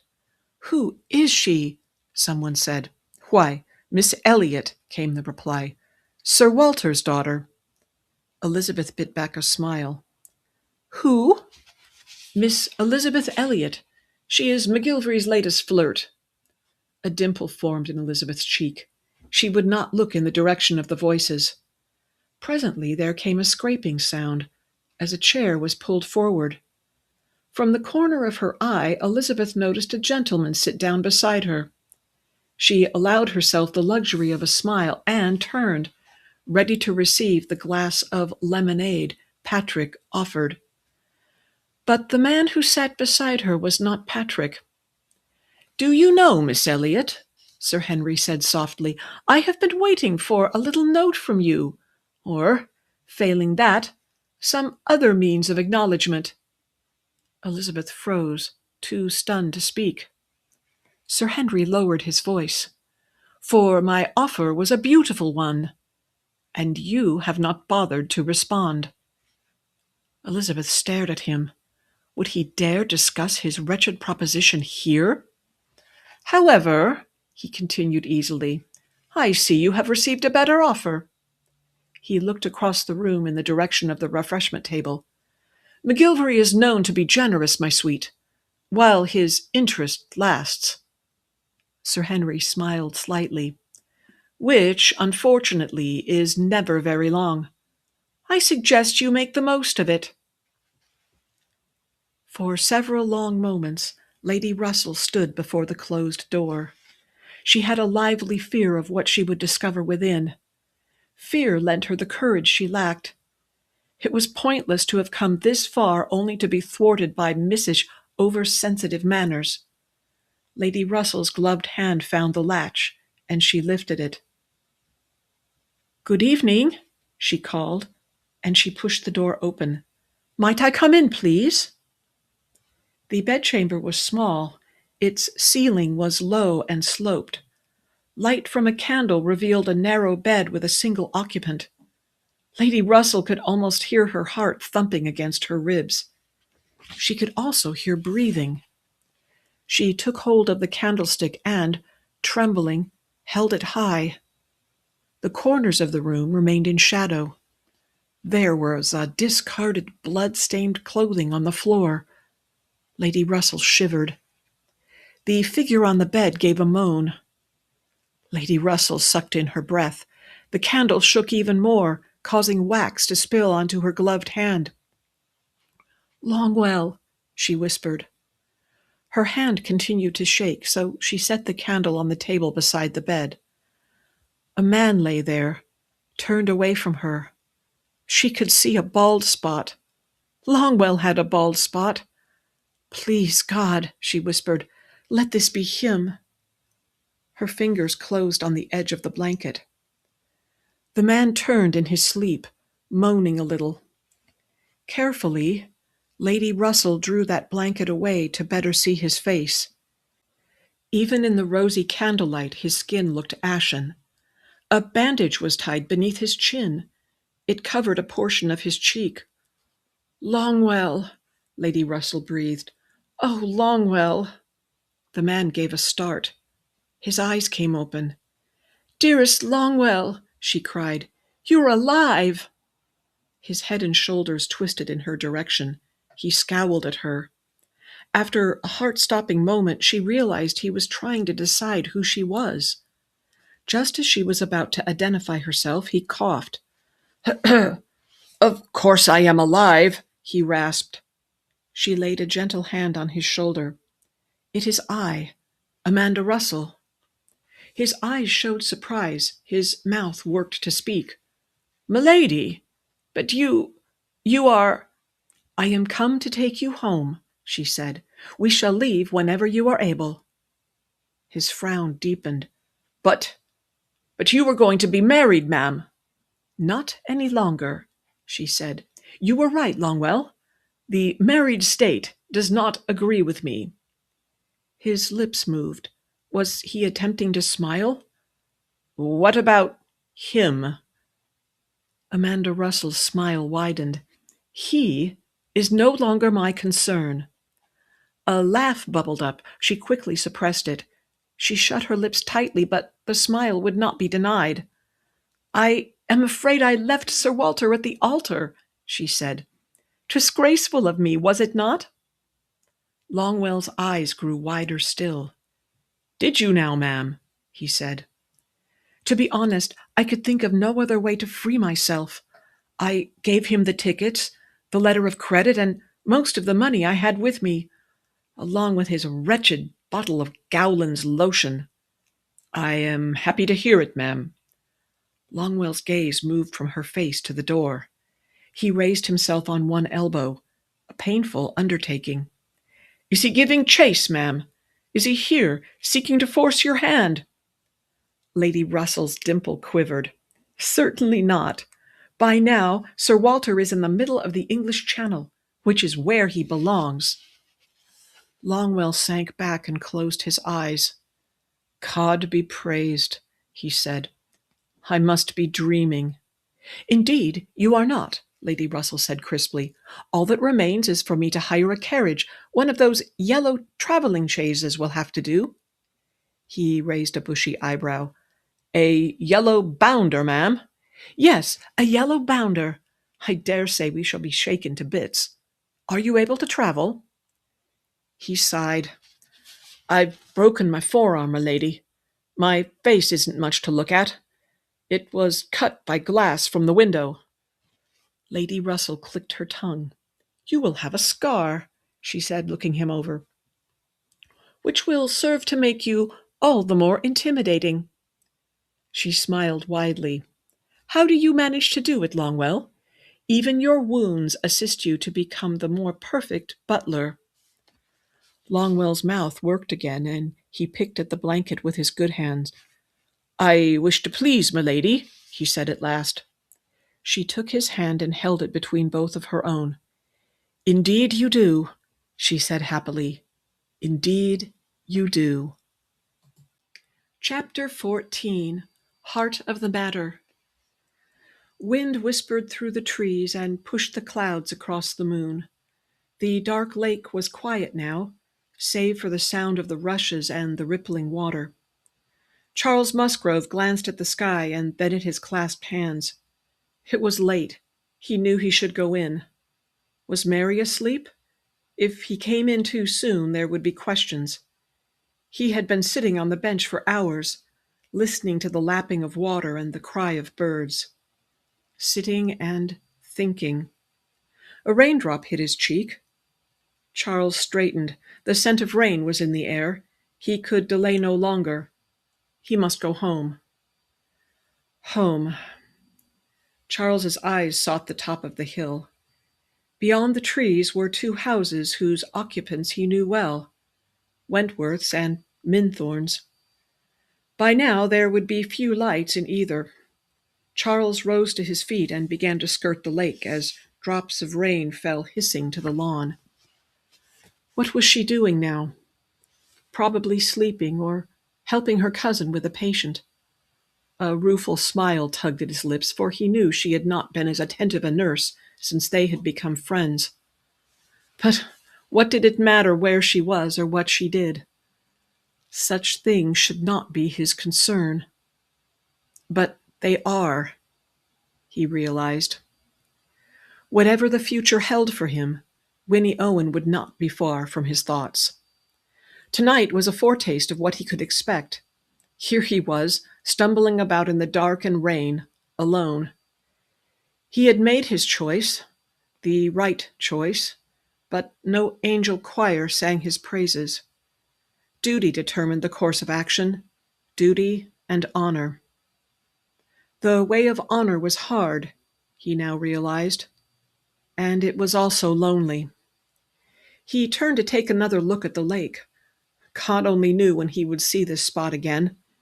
How many precious hours had they spent together here, talking and laughing, first as friends and later as what?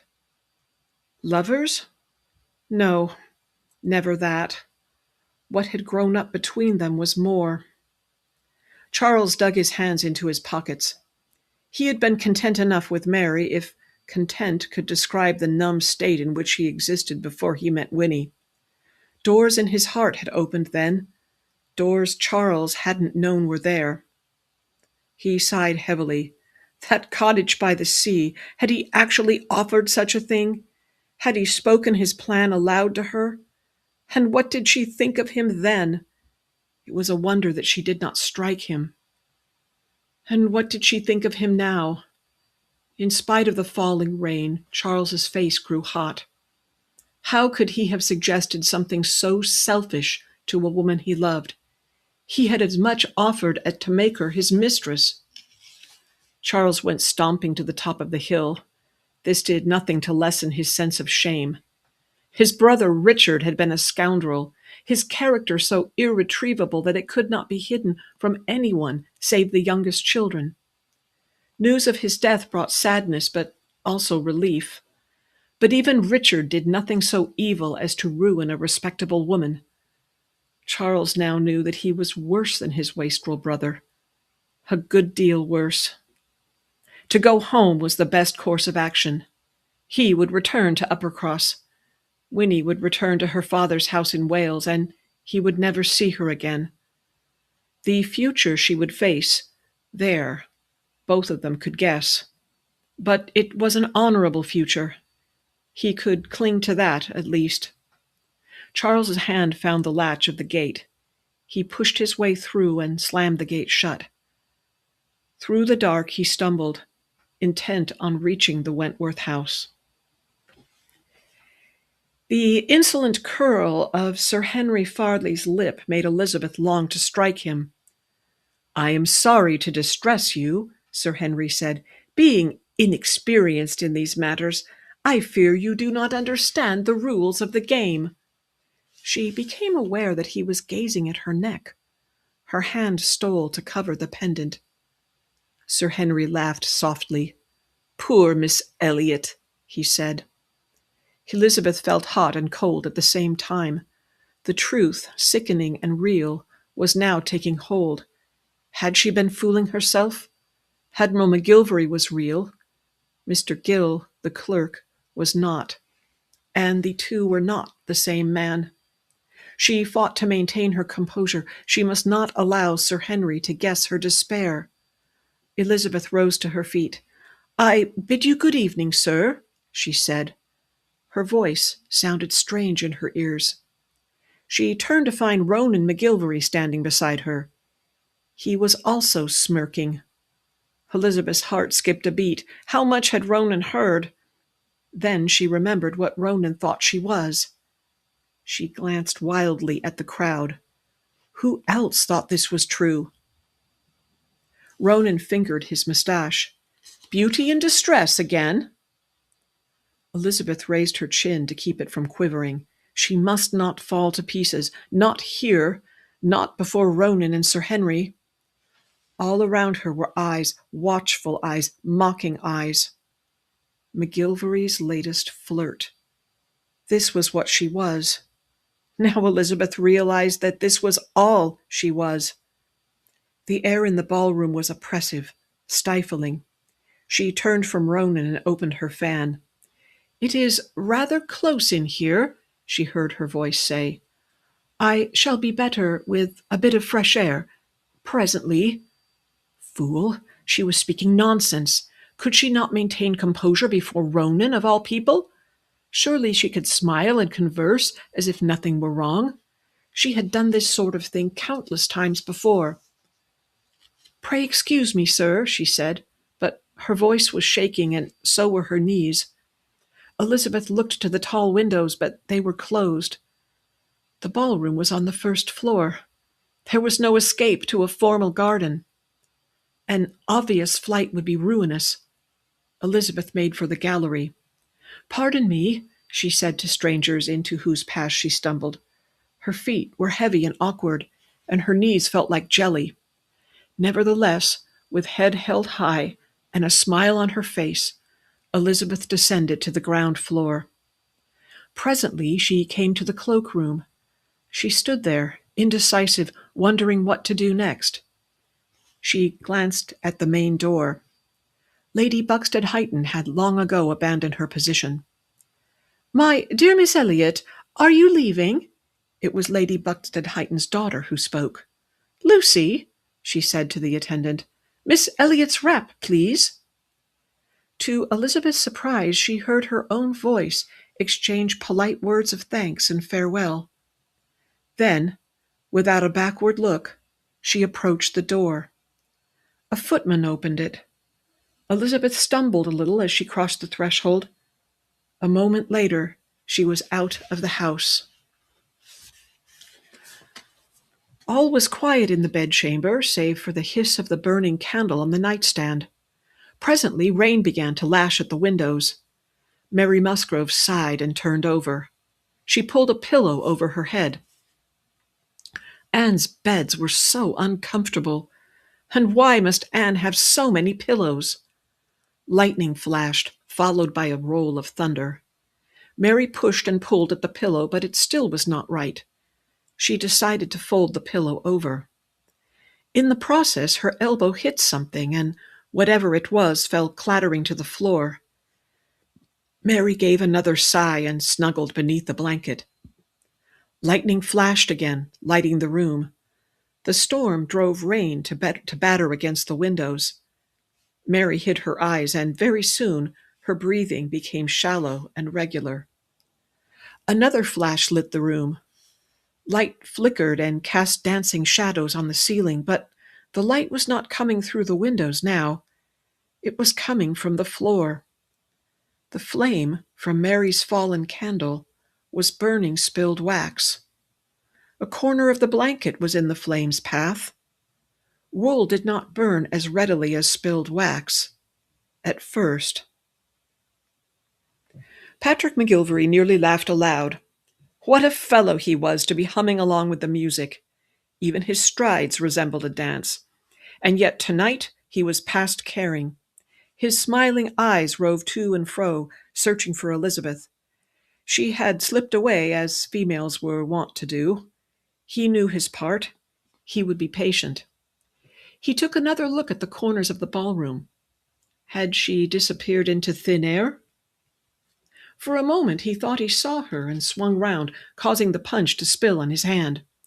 "Looking for beauty?" Ronan's insolent voice reached his ears. McGillvary's smile vanished. "Her name," he replied coolly, "is Miss Elliot." He put the glasses on a nearby table. "You have no reason to concern yourself with her whereabouts." Ronan shrugged. "You will not find her. She spoke with Sir Henry, and then—" he spread his hands. "She vanished." Vanished. McGillvary blotted his hand with his handkerchief. "She said she needed air." "You spoke with her?"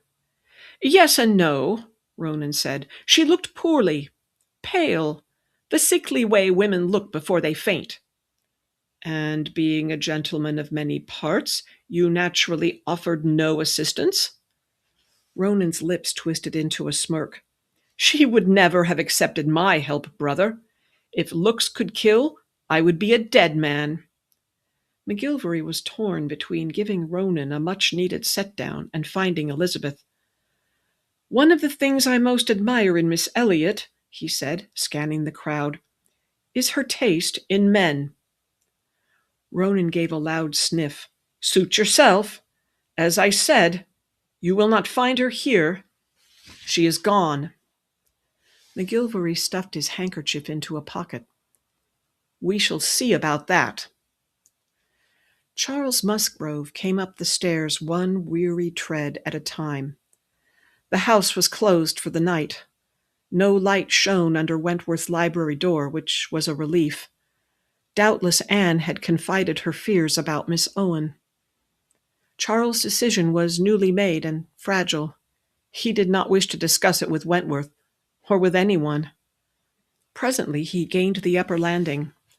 There was a light under Mary's door. Charles sighed heavily. Mary had taken to doctoring herself with that syrup of poppies. He was not happy about that, but Mary would not listen. How would she take the news that they would soon be going home? Charles' head hurt at the thought of the packing she would do, and the last-minute shopping, and the gig. He would have to drive the gig to Uppercross. Would the boys be with him? But no, Mary would not be content to ride in a hired coach without them. Or perhaps she would. He shook his head to clear it. He could sort everything out in the morning. Treading quietly, he moved past Mary's door. Something was wrong, however. Charles's step slowed, and he stood frowning at the door. Mary hadn't taken up smoking, had she? He sniffed the air. It was not the scent of tobacco he smelled. But if it was not tobacco, what was it? There was no one in sight, no one of consequence. Elizabeth saw a fair number of vehicles waiting at the end of the street. She allowed herself to lean against one of the columns of the portico as she took great breaths of air. A flash of lightning lit the sky. A gust of wind tugged at her skirts. Elizabeth pulled her evening wrap more closely around her shoulders and shivered. Why had she insisted on coming tonight? What was she to do now? Lady Buxton Hyton's daughter had all but thrown her from the house. What pleasure the woman must be feeling! Then again, she could not help leaving early. Her stomach was in knots and her mind was sick with grief and shame. She was a fool. No, worse, she was McGillvary's latest flirt. Oh, the man was certainly charming, clever, too. Her gloved hand closed over the pendant. Did he think to purchase her affection with this? For a fleeting moment she wondered if Sir Henry and Ronan could be wrong. Instantly she dismissed this thought. She was the one who was wrong. She ought to have recognized the truth when he'd given her this lavish gift. Elizabeth knew about gifts. They always had strings. A shaft of light shone out as the front door came open again. She heard footfalls across the pavement. Someone else was leaving. Elizabeth remained where she was, behind the pillar, praying that she would not be seen.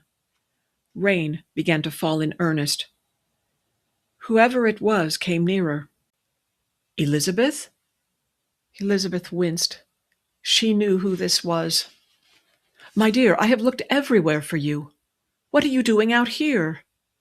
Before she could stop it, a cry escaped from her lips. She turned away from him. Are you ill? Elizabeth braced herself against the pillar. Somehow she must speak. I am, she whispered, sick at heart. She felt his hands on her shoulders, turning her to face him. Explain that. Explain? Did he need her to explain that she had no intention of becoming his mistress? Elizabeth's pent-up anxieties melted into a blaze of anger. She raised her eyes to meet Admiral McGillvary's. I thank you, sir, for your kind offer, she said, repeating the words she had once said to Sir Henry. "But I am unable to accept it." Again lightning flashed. Elizabeth could not miss the perplexed look that crossed his face. "Offer," he repeated. She took a quick look for eavesdroppers. There were none. Her hand closed over the pendant. "This offer," she hissed. She twisted her shoulders from his grasp. "Do you know what they are saying in there? Do you?" His lopsided grin appeared. "McGillvary's put his head in the noose at last?" "Your head in the noose? Your head? What about mine?" He shrugged. "Both our heads are in the noose?" "How can you laugh?" Her voice caught on a sob. She must not cry, not here. Lightning flashed, followed by rumble of thunder. Elizabeth tore away from beneath the shelter of the portico. "Here now! Where are you going?" "Away!" she cried. "Home!" He caught her easily. "Elizabeth, it's pouring." He had to shout to be heard over the downpour. "It suits me fine," she retorted. She was furious at the laugh in his voice and the strength in his arms and the rain that was soaking her gown. She was also furious that she was making a spectacle of herself. And it was all Admiral McGillvary's fault. A shrill whistle sounded. She turned to see Admiral McGillvary waving an arm. Now what was he doing? Must he call attention to the state she was in? Another stroke of lightning lit the sky, causing the gold on his uniform to glitter. "I am taking you home," he said. "No!" A clattering of hooves and grating of wheels came from behind. Through the rain she could see his shining carriage looming. At once the footman, a real liveried footman, had the steps down and the door open. The man struggled to open an umbrella. "Were you intending to walk?" Elizabeth brushed her wet hair from her eyes. "Yes," she flung at him. "Vixen!" He caught hold of her shoulders. "Come here," he said laughingly. "You'll catch your death." "What an excellent notion," she replied hotly. "Death is preferable to dishonor." "I quite agree," he said, and drew her nearer. Startled, she looked into his face. "What are you—" But Elizabeth never finished her sentence, for McGillvary caught her against his chest in a crushing embrace. His wet hair was hanging in his face. His eyes were alive. "Elizabeth, my love," he said. Elizabeth felt her heart turn over in her chest. She must not give in. He had kissed her once before, just like this. She pushed against his chest, fighting with all her strength. He did not seem to mind. Then Elizabeth felt a tapping on her shoulder. "Pardon me," said a man's voice. Patrick's eyes never left Elizabeth's. "Go away, Ronan," he said. "Not now." "I am not Ronan." At that, Elizabeth turned her head. From the shadows, her cousin's face leered. "Mr. Elliot," she cried, "what are you doing here?" "I could ask you the same thing," he said wrathfully. "I go to the trouble to escort you home, and what do I find? You being compromised." William Elliot puffed out his chest. "Unhand my cousin, sir." "I never asked you to come for me," objected Elizabeth. "I am perfectly able to take care of myself." "As I see," he said, "I suppose you enjoy being mauled by this person?" Mr. Elliot addressed McGillvary. "I should call you out for this." Admiral McGillvary laughed. "Please do. Swords or pistols?" Elizabeth extricated herself from Patrick's embrace. "Do not be ridiculous," she told Mr. Elliot. "Dueling is undignified and illegal." "It is well that I am a law-abiding man, cousin, or I certainly would." She noticed Admiral McGillvary looking over Mr. Elliot's shoulder. He said. "Where's the carriage, Elliot?" Mr. Elliot put up his chin. His eyes shifted. "You did bring a carriage, did you not?" demanded Elizabeth. She caught sight of the porters. "Upon my word, you don't mean to convey me home in a sedan chair?" "There were no other conveyances available," Mr. Elliot complained. "Under the circumstances, I did the best I could.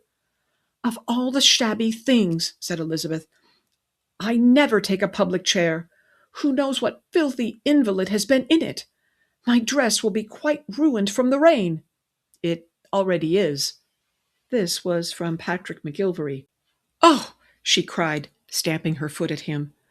"I shall not be conveyed home by either of you." Mr. Elliot's face was dark with anger. "I do not know why I put up with you." Elizabeth returned the glare. "You take too much upon yourself, cousin." "Easy," Patrick McGillvary warned. "We have an audience." He took hold of Elizabeth's hand. "Smile, Elliot," he said. "You are being closely observed." Elizabeth glanced behind. A small crowd had gathered. He waited a moment and then nodded. "I present to you your cousin, ma'am," he said, speaking crisply. He gave Elizabeth's hand to William Elliot and made a bow. "My carriage is at your disposal." He indicated the door with a sweep of his hand. "What?" said Elizabeth blankly. "It is undignified to fight like cats in the rain," Admiral McGillvary murmured, "especially before this crowd." "You wish me to go with him?" "Indeed he does. Now get inside. God only knows what you will say next." "But—" "You heard the man," said Patrick. "Inside." He lowered his voice. "No need to worry, my dear." Elizabeth looked at him uncertainly, a hand on the door sash. "Admiral," she said, "I really do not think—" "Just do as you're told," snapped Mr. Elliot, giving her a push. "I would like to get out of the rain." It took time for Elizabeth to settle herself. Admiral McGillvary paced to and fro. "Up with you," he said to the footman. "On to the box with Henry." He reached up, deftly removed the whip from its place, and sauntered back. McGillvary's own hand closed the door behind him. The driver's face peered down. "St. Peter's Square, Henry," said McGillvary, stepping back. "Very good, sir." The street was crowded with waiting vehicles. As soon as McGillvary's carriage was in the clear and away, he swung himself into the groomsman's perch. "Tally-ho!" McGillvary cried, keeping a firm grip on the whip. Chapter 15. A Sorry Procession. Sir Walter Elliot followed the ladies through the elegant beveled glass door of the hotel. Lady Sarah Jevington observed, with wonder in her voice, that even at this hour there were footmen on duty. "I should hope so," said Sir Walter, with an indulgent smile. "The evening is young." "But I am not," said Sir Aldebur around a yawn. "Such a glorious night, Sir Walter," said Miss Neville. "I thought that we would be confined to our cabin aboard the ship. Instead, an opera, a sumptuous dinner, and a stroll through Vauxhall Gardens. Truly, Sir Walter, you are the most complete hand." Sir Walter dipped his head modestly. "I only regret that I am unable to entertain you properly at my ancestral home, Kellynch Hall, although I must admit our garden there does not compare with the magic of Vauxhall." Sir Walter shook hands with Lord Aldebur, and he made a courtly bow to each of the ladies, lingering a shade longer with the widow Jevington. "A most delightful evening," he said. "The pleasure has been all mine." After that, the guests ascended to their respective rooms.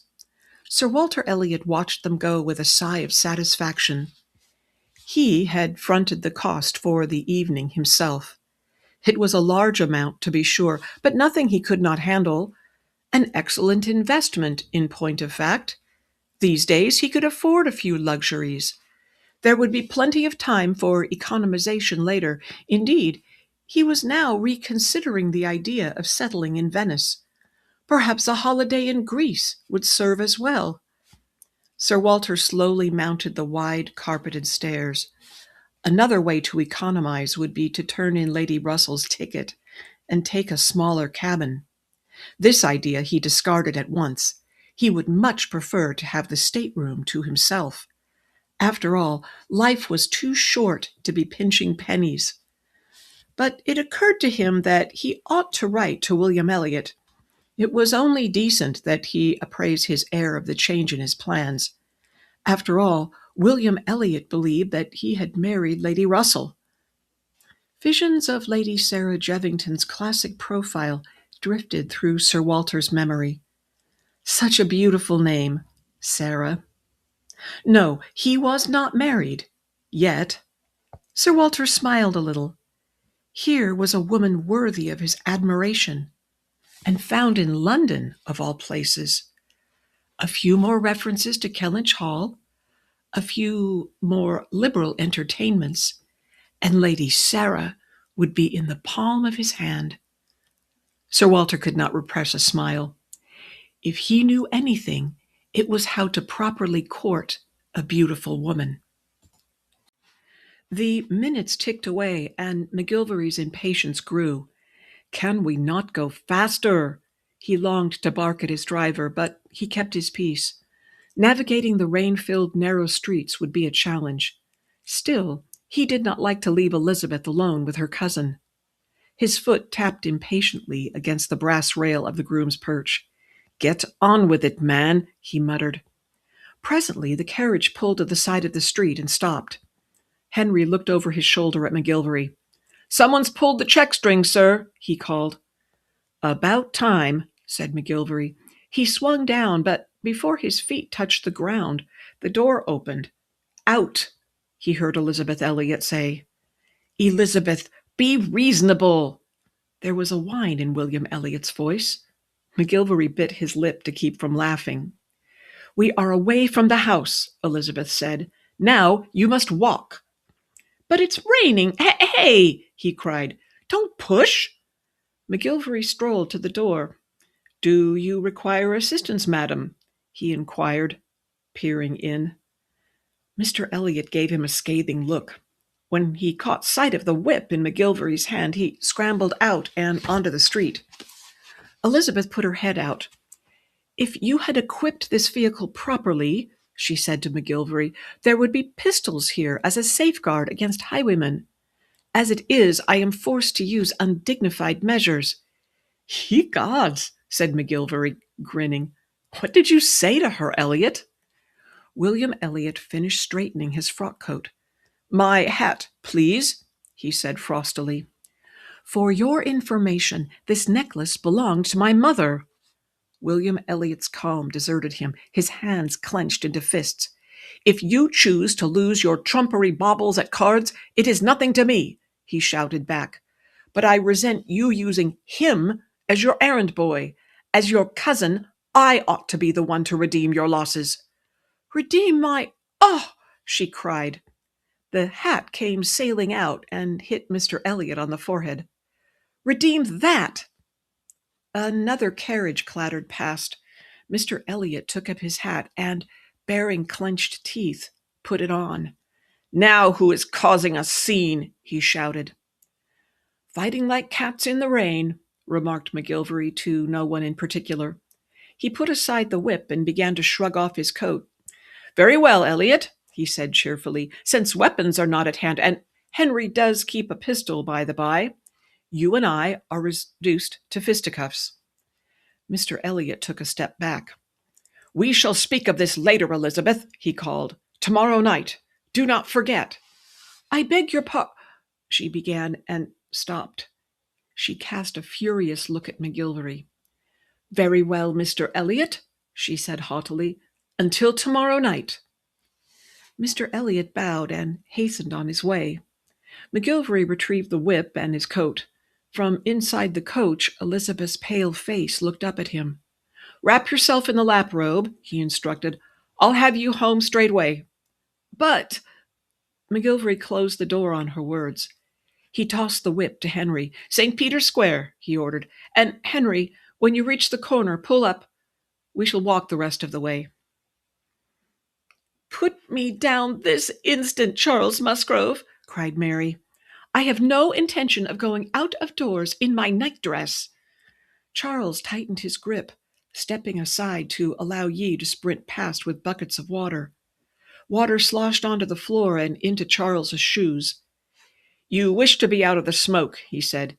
"It is past midnight. No one will notice." The main door was standing open. He carried Mary out of the house. "But it is raining," she cried, and buried her face in his shirt. "Thank God for that."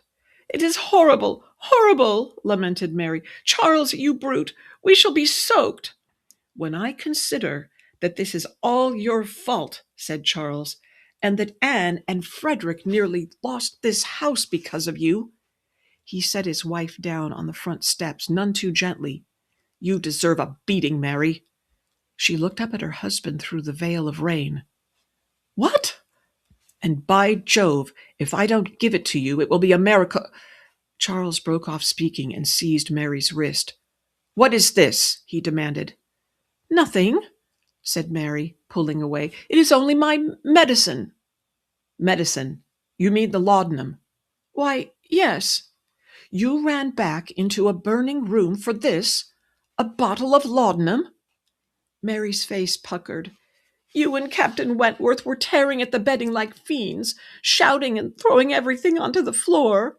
She cradled the bottle in her arms. "It is a wonder this wasn't broken." She raised her face defiantly. "I rescued it." "You set the house on fire, and all you can think of is a cursed bottle of laudanum." "Medicine," corrected Mary. "And I did not set the house on fire, Charles, only the bedding. Bless me, one would think I did it on purpose, the way you're carrying on." Charles wrested the bottle from her grasp. "Ouch, you're hurting me," cried Mary. "Here is what I think of your cursed medicine." Charles threw the bottle onto the pavement. It exploded with a crash. "The next time you're longing for a bottle," he said, "you had better be reaching for a bottle of gin."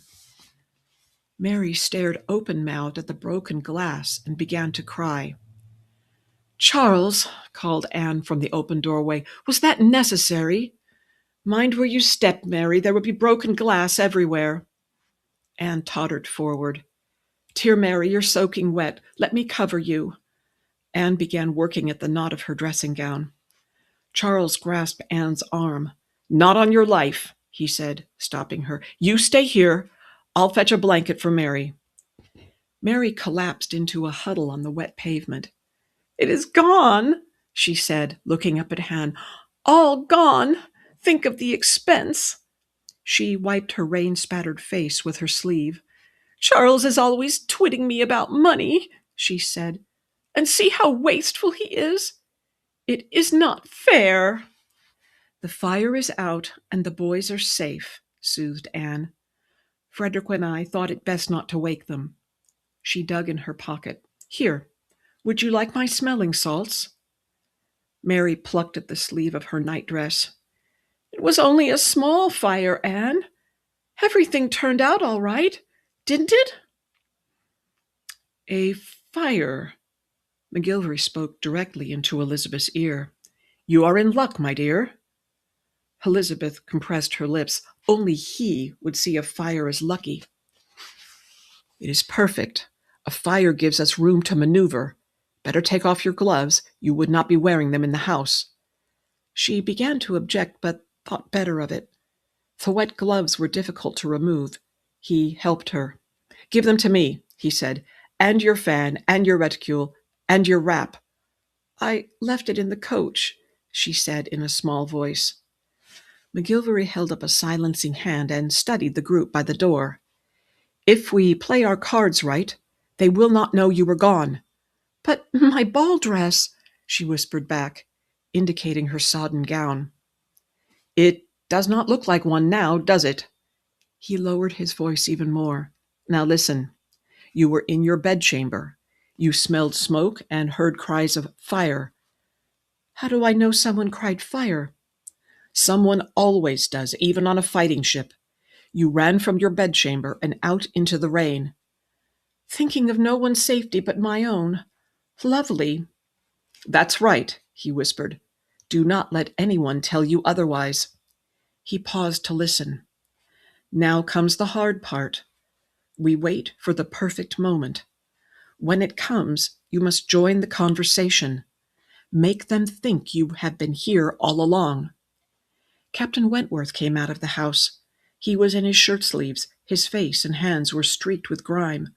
He shook out a blanket for Anne's shoulders and drew her under the shelter of the doorway. "I see no reason for everyone to be so cross." In the night air, Mary's shrill voice carried. "What could be keeping Charles? He promised to fetch me a blanket." As if on cue, Charles edged past Wentworth and Anne.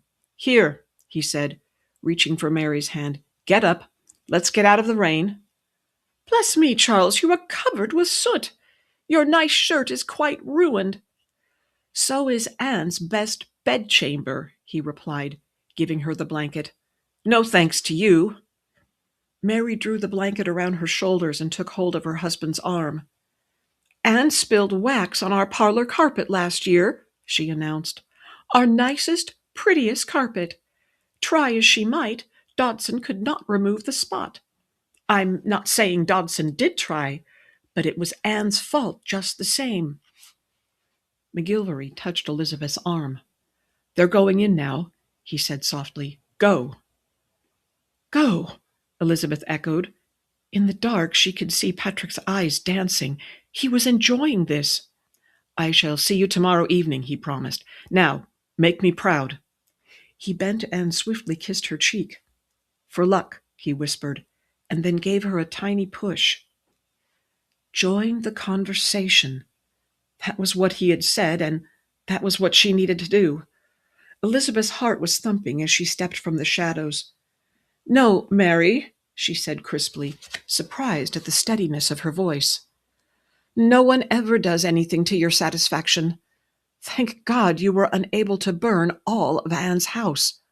What will the landlord say?" "Elizabeth," cried Mary, "where have you been?" "I have been trying to stay out of the rain." Elizabeth brushed the wet hair from her forehead. "I was over there, if you must know." She indicated her hiding place. "Gracious, you're a sorry sight." "I could say the same about you." "You were hiding in your bedchamber all evening, weren't you?" "Where else would I be? At a ball?" "How you can lie," said Mary airily. Charles lifted her and carried her across the threshold. Mary threw Elizabeth a saucy look. "You see," she said, "I enter before you. Mine is the precedence, even now." Elizabeth did not respond. She kept her head down and hurried inside. Brushing aside Anne's offer of a blanket, she fled up the stairs. "Make me proud." That was what he had said to her. But in her heart of hearts, Elizabeth knew that she had been nothing but a fool. Chapter 16. Though the darkness round me close. The following morning dawned clear and bright, and Sir Walter was out and about. In his hand was a letter to William Elliot, written on stationery provided by the hotel. Sir Walter was pleased with himself, not only for remembering to write the letter, but also for rising at such an early hour to post it.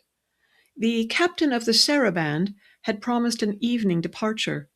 His time in England was short. He could have left the letter in the care of the hotel clerk, but this was so much better.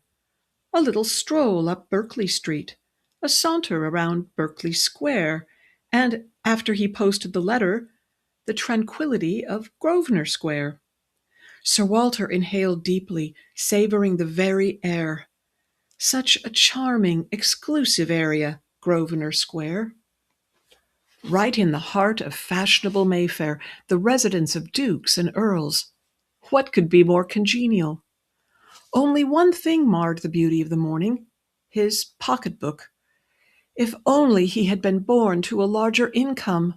Why, he might have had a house right here. Sir Walter looked about with envious eyes. This charming locale was the antithesis of Kellynch Village or Crewkerne. Soon the brick building that housed the post office came into sight. Sir Walter slowed his pace, the better to look about him. He pulled open the door, and as he did, he heard a gasp. "Why, Sir Walter!" He swung round to find a woman standing on the pavement. She was neatly dressed in pale blue with a bonnet to match. Across her cheeks marched an army of freckles. Her lips formed a perfect O. Sir Walter felt in a pocket for his quizzing glass. "Oh, Sir Walter!" she cried. The relief in her voice was palpable. Her gloved fingers grasped his sleeve and held on. "Imagine finding you here, of all places!" Her bright eyes searched his. "Surely you remember me? I am Penelope Clay." The smile brought everything back, for Penelope Clay had the most hideous teeth. Sir Walter smiled slightly, wishing she did not hold his arm so tightly. Surely his sleeve would be creased. "Why, Mrs. Clay," he said, attempting to pull away. "How delightful, I am sure. I had no idea you were in London." He looked at her more closely. She had gained weight, though he could hardly say so. "Oh, you look to be in fine, blooming health," he added. "But did not father tell you?" A frown creased her brow. "Father said he called on you. He said he sought your help to find William Elliot." "Why, Her fingers dug into his arm. "Why did you not answer my letters, sir? I have written to you and to Miss Elizabeth and even to Miss Anne. Not one of you has replied." "Perhaps that is because we have changed our residence, dear girl. Anne has married." "Married?" she cried. "Good gracious!" Sir Walter winced. Why did Mrs. Clay have to shriek? He continued, "And I too have changed my residence. In fact, I have left Bath altogether." "Have you returned to Kellynch? But that is impossible." He puffed out his chest. "Of course it is not impossible. As a matter of fact, Sir Walter broke off speaking, for someone else was calling his name. He turned to see Lady Sarah, Lord Aldebur, and Miss Neville making their way along Grosvenor Street. The ladies waved. Sir Walter cringed. He made another attempt to free himself from Mrs. Clay's grasp. "Good morning!" cried Miss Neville. "Imagine meeting here of all places!" She held up several letters. "We sail today, by all accounts. This is our last chance to write for who knows how long." Her gaze traveled to Mrs. Clay. "Good morning," she said, with decided friendliness. "Is this a friend of yours, Sir Walter?" "No, no," he said quickly. "Just a chance acquaintance. Good day to you, Mrs. Clay," he said, tipping his hat. "A chance acquaintance? Ma'am, I was a member of Sir Walter's own household, a companion to his daughter." "Well, well," Sir Walter interposed, "and very sorry Elizabeth was when you left us, Mrs. Clay." The expression in Mrs. Clay's eyes changed, or so it seemed to Sir Walter. "This is what I receive for my pains?" she said. "You refuse to acknowledge that you know me?" Sir Walter became alarmed, conscious of his companion's interest. "My dear girl, you are in my employ. That hardly constitutes friendship." "How can you say so, sir?" Mrs. Clay let go of his arm and pulled out a handkerchief. "Has my devotion meant so little to you?" She dabbed at her eyes. Sir Walter ground his teeth. "Now, see here," he began. Then he noticed Lady Sarah's raised brows. Sir Walter began to panic. "Now, see here," he repeated. "Am I to understand that you left Sir Walter's employ of your own accord?" Lady Sarah inquired. Mrs. Clay blushed. "I could hardly stay, ma'am, given my condition." She cast a look at Sir Walter from beneath wet lashes. "Condition?" said Sir Walter. "What condition?" "Oh, sir," cried Mrs. Clay, "you are cruel indeed to say you do not recall." "Recall what?" Mrs. Clay's cheeks, neck, and forehead were now crimson. "The moonlit garden, sir," she cried, giving a significant look. "The kiss, and what came after." "What?" exclaimed Sir Walter, looking wildly from Mrs. Clay to Lady Sarah. "What came after?" "Why, my condition!" cried Penelope Clay. "What condition?" Sir Walter broke off, aghast at her accusation. So that was why she looked plumper. But there had been nothing between them, and at her instigation. "My dear girl," he said, between clenched teeth, "you've got the wrong man. I suggest you apply to William Elliot." Again Sir Walter stopped. He couldn't very well implicate his heir. "The wrong man? How is that possible, sir?" This was from Lady Sarah. Sir Walter felt a flush rise to his cheeks. What a business! The door swung open and hit the wall with a bang. Amanda Russell, who had all she could do with the tray, gave a cry of consternation. Longwell's eyes came open. He turned over in the bed. "Milady," he rasped. "Stay where you are," commanded Lady Russell, plunking the tray on a table. "I am fully capable of bringing in a breakfast tray, which is more than I can say for the staff of this establishment."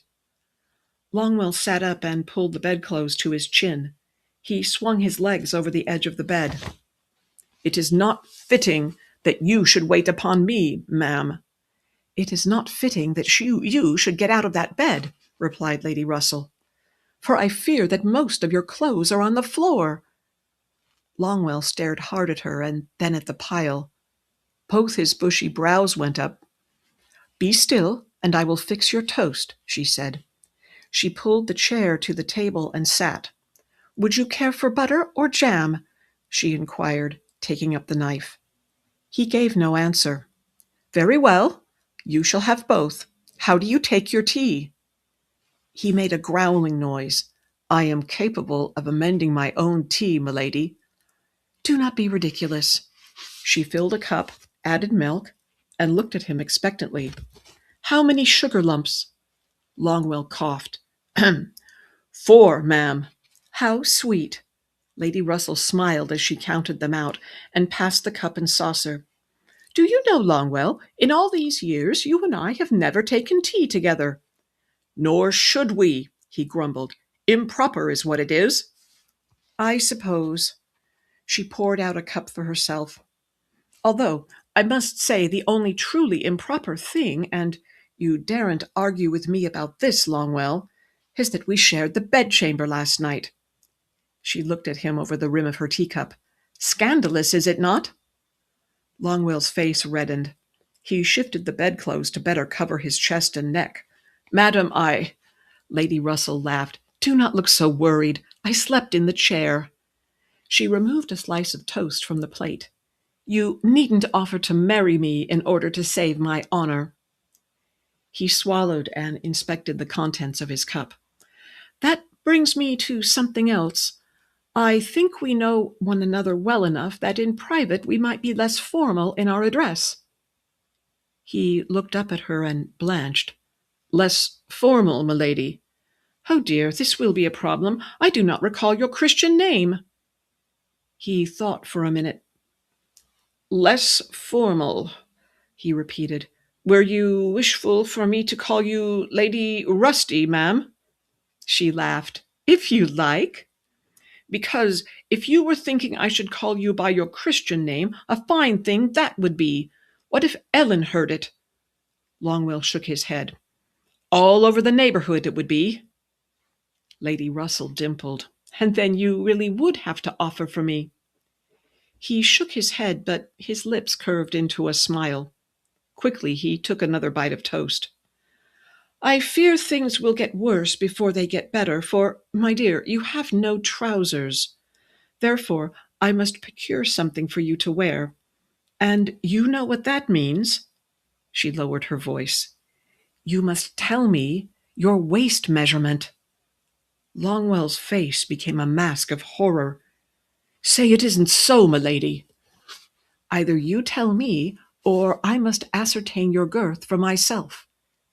She eyed him speculatively. "I'd say 44 inches." He put down his knife with dignity. "Less, madam." 40? "Lower. Much lower." "Very well, then, 32 inches." She smiled broadly, putting her head to one side. "I wonder what sort of clothing I shall find to purchase. There must be a village nearby, although I do not recall seeing it." Longwell hitched himself higher.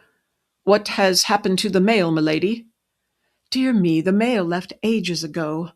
I had no need of it, since you were here." "And so we are stranded," he said slowly. "Alone."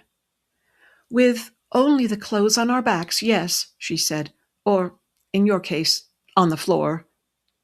"Lord have mercy," muttered Longwell. Elizabeth knew it was late, for Elise had come in to stir up the fire ages ago.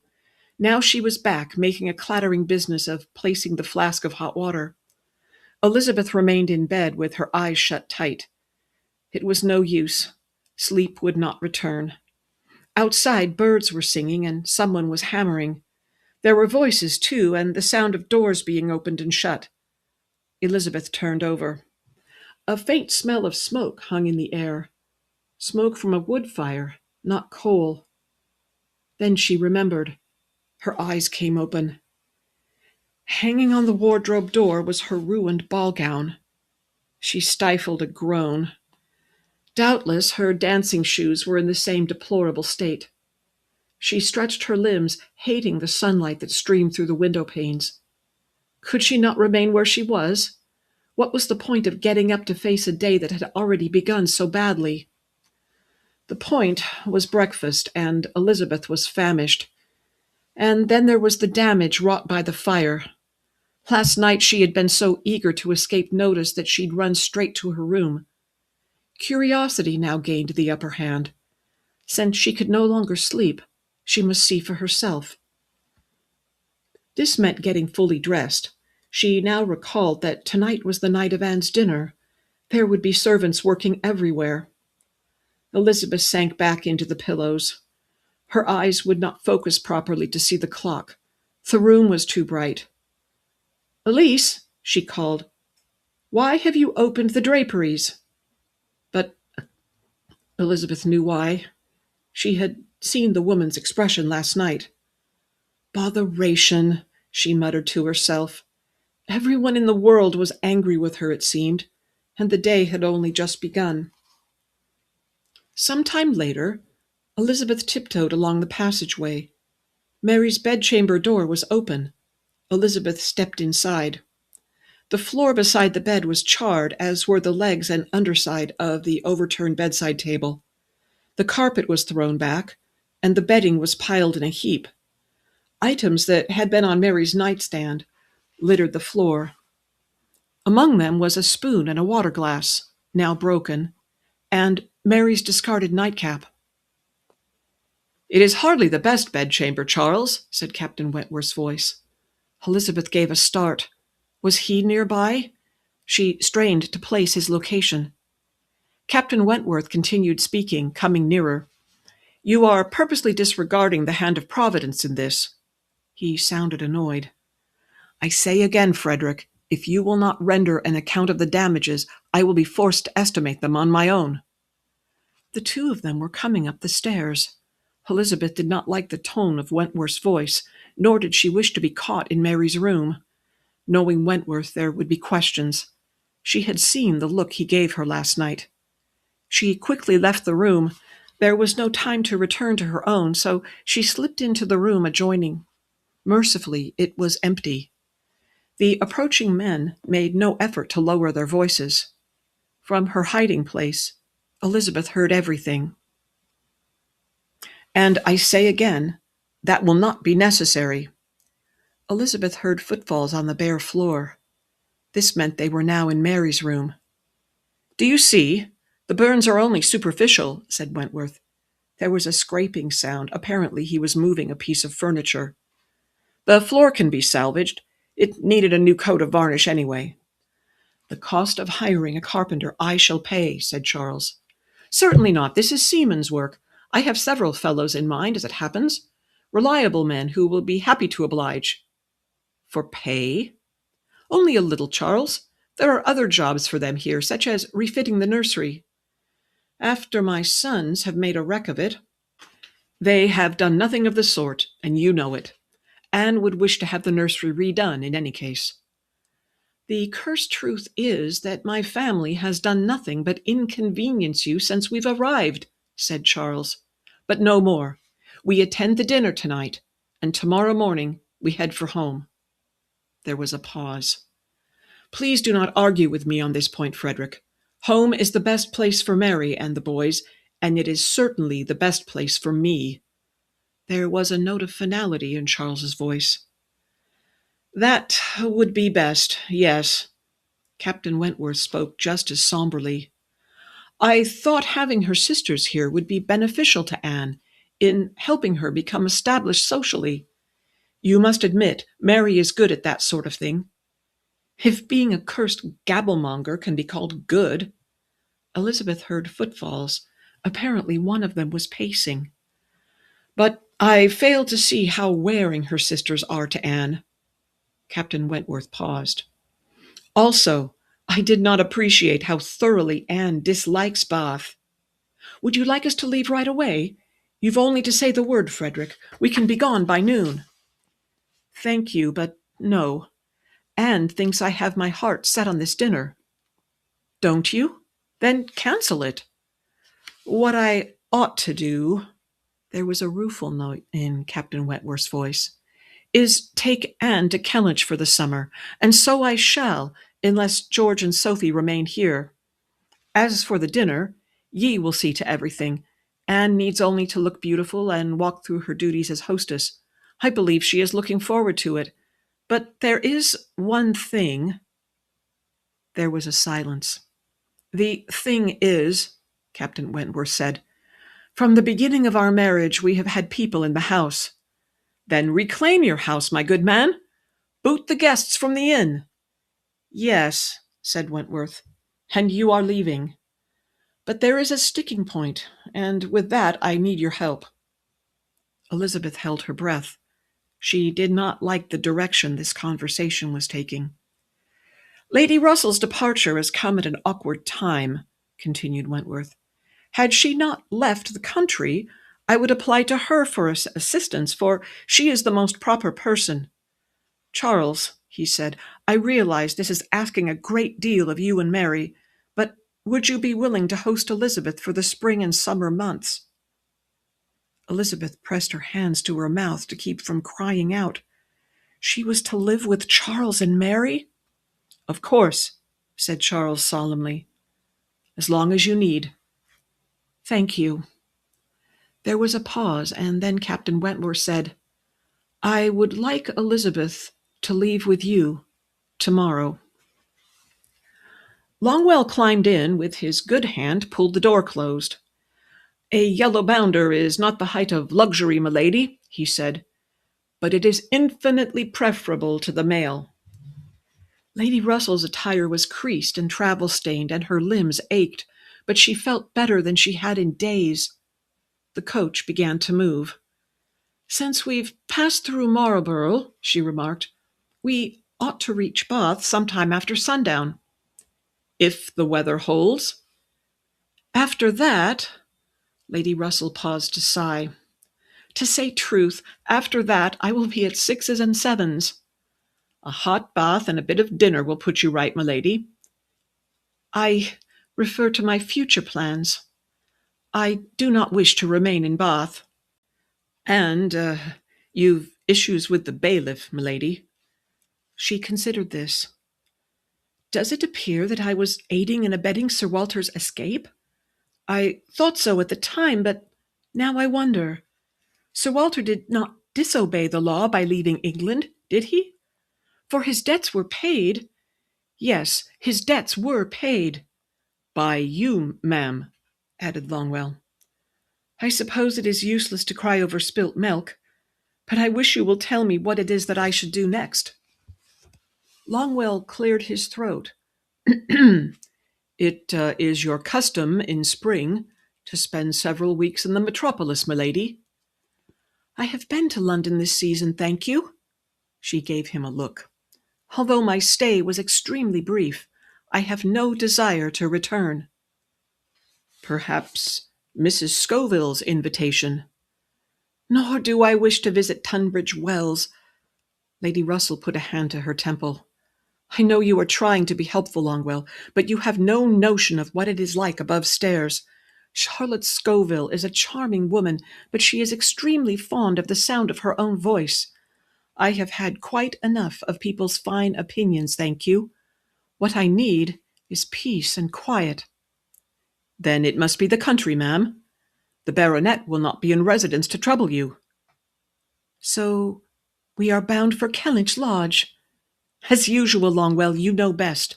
We spend the night in Bath, and then we will go home." This time her sigh was a happy one. What a wonderful word that is. We are going home. Chapter 17. Beyond Salvage and Sinking. That same afternoon, Charles made his way along the upstairs passageway. Elizabeth's bedchamber door was open. He could hear voices. "I hope you are not planning to take all of those," he heard Mary say. "Our spare bedchamber cannot hold even one of your trunks, let alone 3. Elizabeth said something Charles did not catch. He was mindful to keep his feet on the carpet. Mary was not in the best of moods, and he did not wish to be caught by her. "For you will not need more than a handful of frocks," Mary went on. "At Uppercross there is nowhere to go and no one to see, so your finery will be wasted. Unless one considers Papa Musgrove's public day. He holds one every autumn. They are vastly amusing." Mary did not bother to disguise the scorn in her voice. Charles sighed. "I will be with you only until summer's end," Elizabeth said. Charles thought she sounded depressed. He could hardly blame her. "I suppose Captain Wentworth cannot help himself," said Mary. "He must be tactless. The lowborn are hopelessly tactless. This is what happens when a man is elevated above his station. Imagine telling Charles it was time for us to leave." Elizabeth did not reply. A sound caught Charles' attention, and he turned. Yi came along the passageway carrying a floral nosegay with trailing silver ribbons. Under his arm was a box wrapped in pink paper. He entered Elizabeth's room, and Charles heard Mary's gasp of surprise. "Bless me! Who were those for?" There was a long pause, and Yi came out of the room. "Did you order that from Mullins?" Mary said. "For that is where the box is from, I know. Their largest assortment of chocolates." "Do not be ridiculous," said Elizabeth. "Not only has father left the country, but he made no arrangements for my allowance. Why in the world would I order chocolates when I haven't a penny to my name?" "Well, you needn't snap my nose off. I thought it was a hostess gift for Anne." "Which she would then share with you? Do not be tactless, please. If you did not order it, that means someone else did. Is it a gift for you? But I thought Mr. Rushworth—" "Oh!" cried Mary. "Have you another admirer? Imagine that!" There was a pause. "Is there a card?" said Mary. Elizabeth did not answer. Charles headed for the landing, grateful for Elizabeth's patience. She was not the patient sort, but there was no reasoning with Mary. Charles well understood Elizabeth's response. These days, he often sought refuge in silence. On the ground floor, all was quiet. The dining room was open, and having nothing better to do, Charles wandered in. The chairs had been pushed against the walls to give Yi room to work. The polished mahogany table was magnificent. Yi had aligned the glasses and silver flatware with military precision. On each plate stood a napkin, intricately folded. Charles stood in silent admiration. There were 14 guests, he noted. Down the center of the long table marched 3 very fine, branched candelabrum. Charles smiled to himself. What would Mary say to that? Here was order and method and serenity. This house suited Anne. Dinners at the Great House, under his mother's management, were anything but serene. The afternoon would be filled with good-natured squabbles and shooing of servants and children, and general bustling about. His mother was fond of large gatherings and invited as many as her dining room and her household staff could handle. Anne was different. Her dinner parties would be pleasingly elegant. The white menu cards and place cards were already in position. Charles circled the table, studying these. He and Miss Owen were seated at opposite ends of the table, he noted. This he knew to be Anne's doing. And he reminded himself to let it go. After all, what did it matter? After tonight, he would never see Winnie again. The pain of this twisted his heart, but it was not a new pain. At least he would see her. Tomorrow there would be time enough to feel the loss fully, and every day thereafter. Mary and Elizabeth were placed at different sides of the table, which was an excellent decision. By dinner time, the two of them would likely be at dagger drawing. Charles considered the men placed on either side of his wife, Captain Benjamin Yates and Admiral Patrick McGillvary. Charles paused, gazing at the name card. He had met McGillvary. Wentworth thought the man was courting Elizabeth, but nothing had come of it. Anne obviously shared her husband's opinion and was doing nothing to further the match. Charles raised an eyebrow. If it wasn't a match, could it become a match? He circled the table, thinking. Elizabeth's dinner partners were Admiral George Croft and Mr. Minthorn. Mary was acquainted with both of these men and considered herself their superior. Charles glanced over his shoulder. No one was near. This was his chance. He took hold of Elizabeth's card. An easy exchange, Elizabeth for Mary. So simple. By the time the change would be discovered, it would be too late. Charles left the dining room, humming a tune, and almost collided with Yi, who carried a tray of the floral arrangements. Charles apologized and then realized he was hungry. He took a turn and headed for the kitchen. Presently, Anne came in. "How beautiful," she said, watching Yi place the flowers. "You have outdone yourself, Yi." Like Charles, she circled the table. "The menu cards came out very well," she said. "And Mrs. Barrymore has plenty of room at the corner of the table. Thank you." "Very good, ma'am," said Yi. Anne came to a halt by Elizabeth's place. "Oh dear," she said, and plucked Elizabeth's card. She walked round the table, frowning. "How odd. Elizabeth's card is switched with Mary's, unless—" She hesitated and cast a glance at Yi. "Has Captain Wentworth been here?" "I do not know, ma'am." "I see. Thank you." Yi placed the final floral arrangement and stood back to survey his handiwork. Satisfied, he then brought the chairs one by one and placed them evenly along each side of the table. When he reached Elizabeth's place, he stopped and took up the card. Yi glanced over his shoulder and then at the card in his hand. For a long moment he stood there.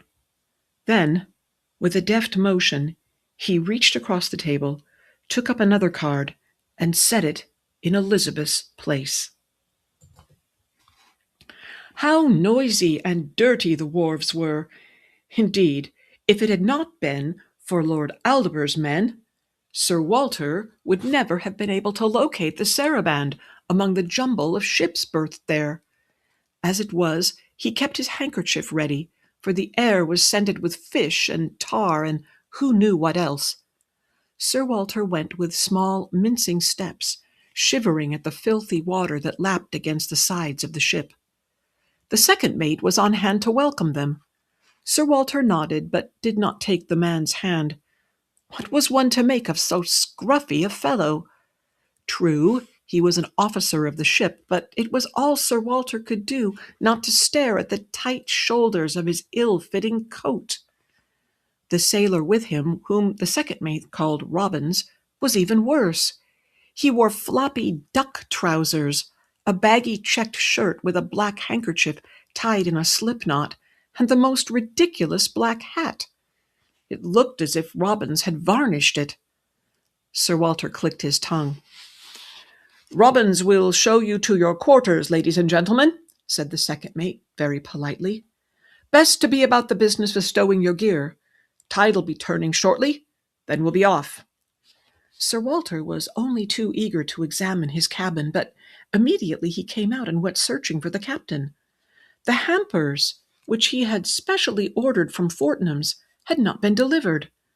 On this occasion Sir Walter exerted himself, but the captain was nowhere to be found. He asked every sailor he saw about the hampers, but no one knew anything. What could one do with such shiftless fellows? At last Sir Walter retreated to the forward bridge rail.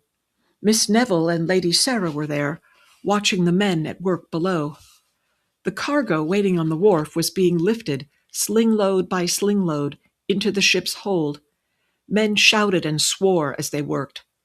"Isn't this exciting?" exclaimed Miss Neville. "Look, there, the Blue Peter." She pointed to a blue and white flag flying on the foremast.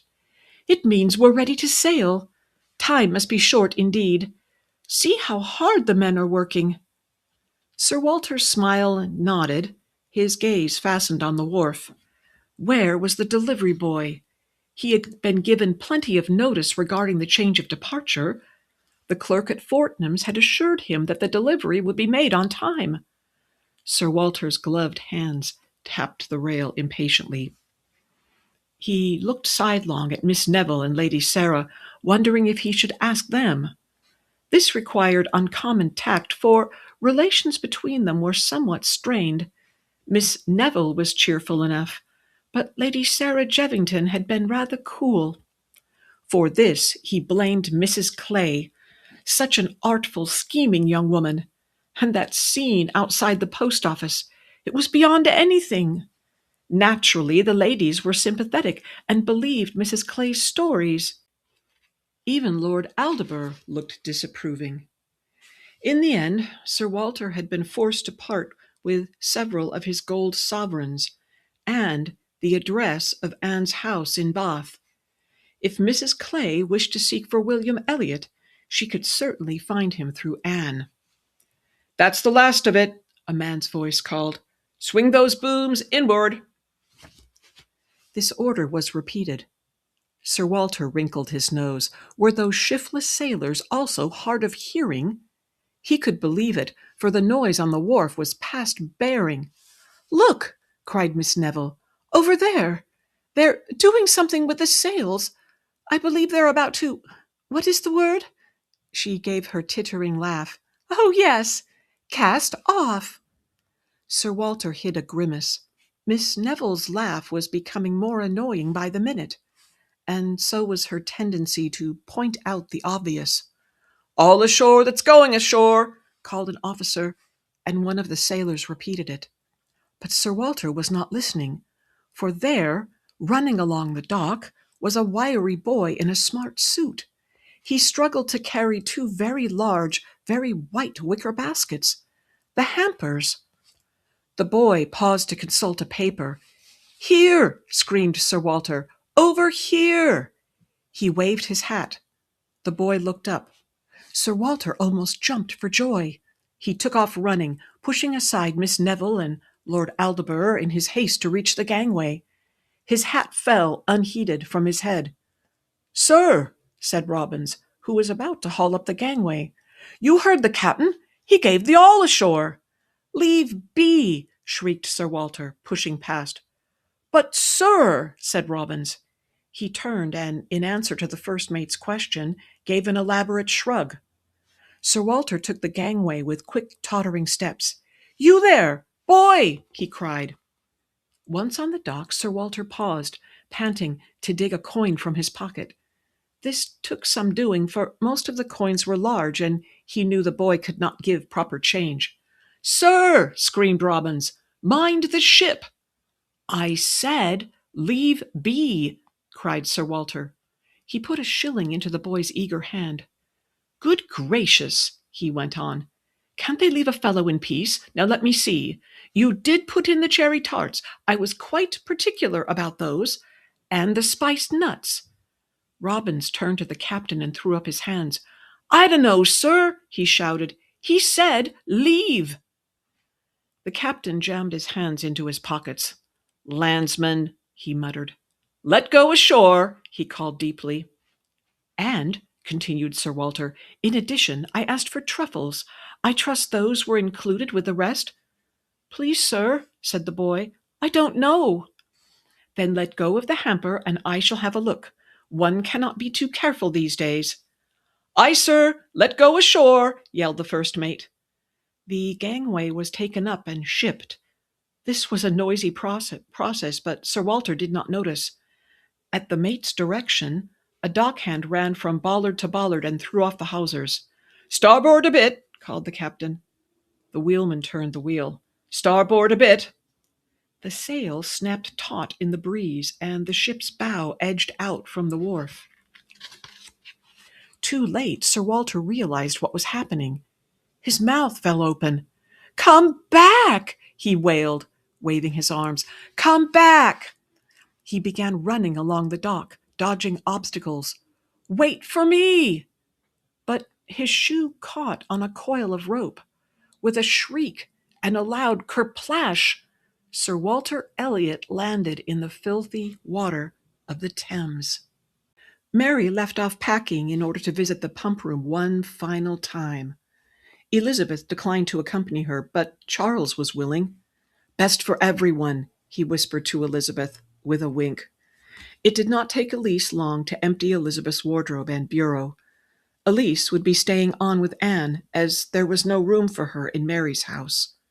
What need would Elizabeth have for a lady's maid? The empty bedchamber made Elizabeth nervous. She decided to take a turn in the garden. How quickly life could change. Just yesterday she was lamenting having to live with Anne, and today she was packing to leave. Would Anne invite her to return in the autumn? Not if Captain Wentworth had his say. Then again, there was always Mr. Elliot's offer. Yesterday this had been laughable, unthinkable. Elizabeth gave herself a shake. It was just as unthinkable today. One did not marry a man one hated. A polite bark called to her. Sweetie, Ronan's greyhound, strained at his tether. She came over to him. "I've nothing for you today," she said to him. Nevertheless, Sweetie pushed his nose into her hand. "I ought to return you to Ronan McGillvary," she said, stroking him, "for he was asking about you." This would mean parting Sweetie from Mr. Yee, who had taken a liking to him. The dog's coat was now sleek, and he looked fatter. "Here," said Elizabeth, untying the knot that tethered Sweetie to the house. "Let's go for a walk." Together they strolled along the path behind the mews.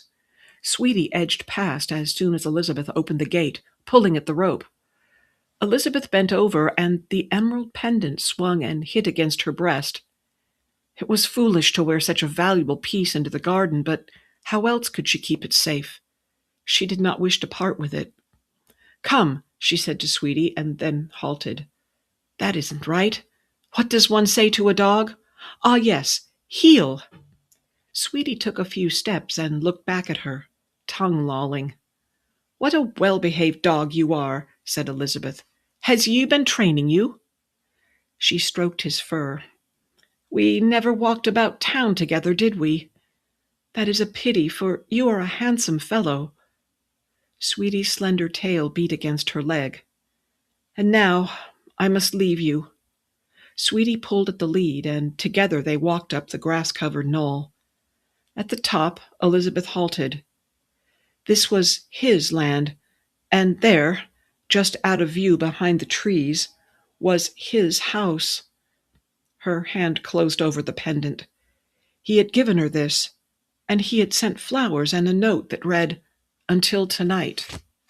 There was no signature, but that did not matter. The stationery and the writing were Patrick's. And the chocolates? Mr. Elliot had enclosed his card and a letter. His message filled an entire sheet. The memory of it made her wince. She had paid little attention to what he wrote, but she could not forget what he said about needing a wife. She needed a husband, but not this much. Instead, she would live with Mary, as a spinster aunt, forced to care for Mary's children and endure the society of the Musgroves. Eventually, she would be thrown into company with her father, for Lady Russell's money would enable them to return to Kellynch Hall. Would they invite her to live with them? She stroked the pendant. Would Patrick understand her departure? Would he follow her to Uppercross? Probably not. Sweetie strained at the lead. Elizabeth bent and untied the rope from his collar. Go, she said, giving him a pat. The dog streaked down the grassy slope, lost in the joy of running. Around and around the lake he went, his slender legs consuming the ground. At last, Sweetie slowed his pace and began to explore his surroundings. Such a graceful, gentle creature, and yet she could not offer him a home. Indeed, she had all but stolen him from Ronan McGillvary. Go home, she called, her voice suddenly husky. He raised his head and looked at her. Go home, Elizabeth repeated. She turned and retraced her steps to the gate. Sweetie came loping up and, panting, pushed his nose into her hand. Go back, whispered Elizabeth. Please. He pressed more closely against her. Elizabeth knelt and threw her arms around him. I cannot keep you. You must go. I say, if all you are going to do is sigh and mope, we might as well leave today, said Charles. Mary's lips formed into a pout. I am not well, Charles. How can you be so glib? This might be my last time to visit Bath for many years. She gave him a sidelong look. Being purse-pinched as we are, we must live buried alive at Uppercross. Here there is music and gaiety and company. There is company in Bath, all right, said Charles. Look there. Isn't that your rummy cousin? Mary looked in the direction he pointed. Why, yes, and Elizabeth's friends, Miss Bingley and Mrs. Hurst. Yoo-hoo, called Mary. Mr. Elliot. She turned to her husband. Come, Charles, she said, pulling his arm. We must speak with them. Mary's illness dissolved into a series of smiles. Is it not lovely to have friends in Bath? One feels so at home when friends are near. Too much at home sometimes, said Charles. Do not forget to tell them we are leaving. As if I could forget. Dear Miss Bingley will be so disappointed to learn that Elizabeth is going away. I rather doubt that, said Charles. Miss Bingley seems to enjoy your cousin's company far more. Gracious, as if you knew anything about matchmaking, said Mary. At one time you had him paired with Elizabeth, and you can see what came of that. The day wore away, and at last the clock struck 6:30. Elizabeth leaned on the sill of her bedchamber window and gazed out at the park beyond. It was no use. She could not see enough of the park to tell where Sweetie might be. She had left him to find his way back to the mansion. Weren't dogs able to find their way home? She hoped so. It seemed heartless to leave Sweetie like that. Now she wished she had listened to Charles Musgrove's rambling conversations. The man was a bore, but he did know quite a lot about dogs. Elizabeth sat down on her bed and studied the wardrobe. This prospect was no better. 3 gowns hung there, her red evening gown, a night-dress, and her dark blue traveling gown. Her time at St. Peter's Square had come to this: a dinner, a few hours of sleep, and hasty farewells in the morning. She did not like to wear the red gown tonight, but this could not be helped. What did matter were the shoes, and Elise had remembered to leave them out of the trunk. They were in the hall waiting to be polished, although whether that would happen was anyone's guess. Elise was ages late, having to dance attendance on Mary first. There was no point in arguing. Mary would respond spitefully, and her sour mood would carry throughout the night. Besides, what was the use? The evening was ruined already. The clock struck 6:45. The door opened. Mary put her head in. Are you planning to lounge about in your underdress all evening? Why hasn't Elise done your hair? Elizabeth raised herself on an elbow. Because she was occupied with yours. Mine was finished ages ago. Well, Gloria must have needed her to help with Anne's. You know how difficult Anne's hair can be. Mary gave a sniff. I am going down. Someone ought to be on hand to greet the guests. No one can say I have not done my duty for Anne. Elizabeth said nothing. 10 to 1, that Owen woman will come early, Mary went on. How I am to converse with her, I do not know. Elizabeth sat up. You will keep a civil tongue in your head, my dear, and remember that Miss Owen spent days minding your children. The viper. Elizabeth got to her feet. Do not be a goose, Mary. If Charles has fallen to Miss Owen's charms, which I doubt, you might recall that after tonight he will never see her again. Elizabeth went to the wardrobe and took down the red evening gown. There are benefits to living a secluded life in the country, my dear. There are fewer temptations. There are always serving maids. Such as your housekeeper, please. Charles has some taste, surely. Elizabeth shook out the gown and stepped into it. Since you're here, be a dear and do up the buttons, will you? Mary complied. I hope you do not expect me to do anything about your hair. Elizabeth shifted the braid out of Mary's way. Of course not.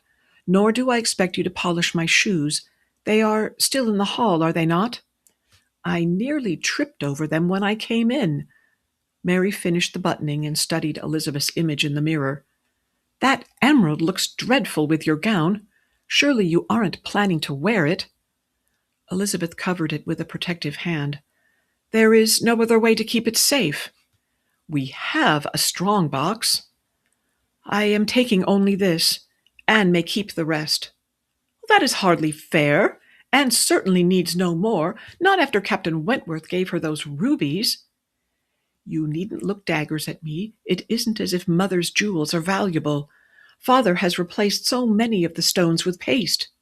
That is a lie. Elizabeth shrugged. Ask Anne. She knows. Mary made an adjustment to her feathered turban. Well, if you choose to look like a circus performer tonight, it is nothing to me. A red gown with an emerald. And I used to think you had such good taste. Mary was out the door before Elizabeth had time to reply. Sir Walter Elliot sat primly as the mail coach swayed side to side. On the floor between his feet was one of his precious hampers from Fortnum's. The other he cradled on his lap. Beside him sat a hefty, cross-looking woman with a black lapdog and a man who Sir Walter decided must be a tradesman. The bench opposite held a thin, pale clergyman who coughed, and a young mother with a baby and her little boy. Sir Walter shrank as far from the large woman as possible, for her dog kept baring his teeth and growling. He could see the whites of the animal's eyes. Nice poochie, he said. The dog snapped and gave a sharp yelp. The boy began to whimper. The clergyman glanced up from his book with a look of reproof. Do you mind? Said the large woman. Sir Walter looked at her with distaste. She smelled strongly of spirits and lavender water. Whenever the coach leaned to one side, her plump thigh pressed against his. Sir Walter's fine coat and breeches were stained with oil and filth from the harbor water, and he reeked of fish. As his trunks were on their way to Gibraltar, what could he do?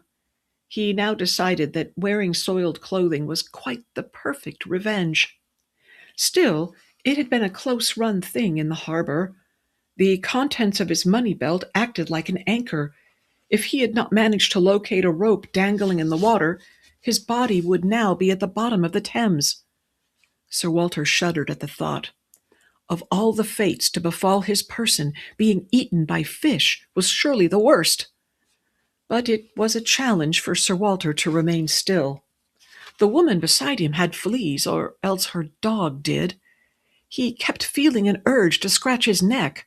He fought this urge, for a gentleman did not scratch in public. Instead of going away, the feeling intensified. Something was crawling on him. Sir Walter dug his fingers under his collar. There was something there, something alive. He jerked his hand away. A tiny brown creature fell to the floor. It had half-curled legs like a spider and a pair of claw-like pincers. Sir Walter shrieked and brought the hamper down on top of it. The dog began to snarl, which frightened the sleeping baby. It began to cry. With many a weary sigh, the young mother hugged both children to her breast. The wheezy clergyman gave Sir Walter a black look. The large woman sniffed loudly. "Do you mind?" she said. Sir Walter did mind. He could not get to Bath soon enough. The guests assembled in Wentworth's drawing-room were convivial, and most were familiar to McGillvary. Admiral and Mrs. Croft, Captain Yates and his wife, and Captain Spurlock. The rest were Wentworth's neighbors and family members. Of particular interest were Mr. Minthorne and his vivacious fiancée, who was confined to a wheeled chair.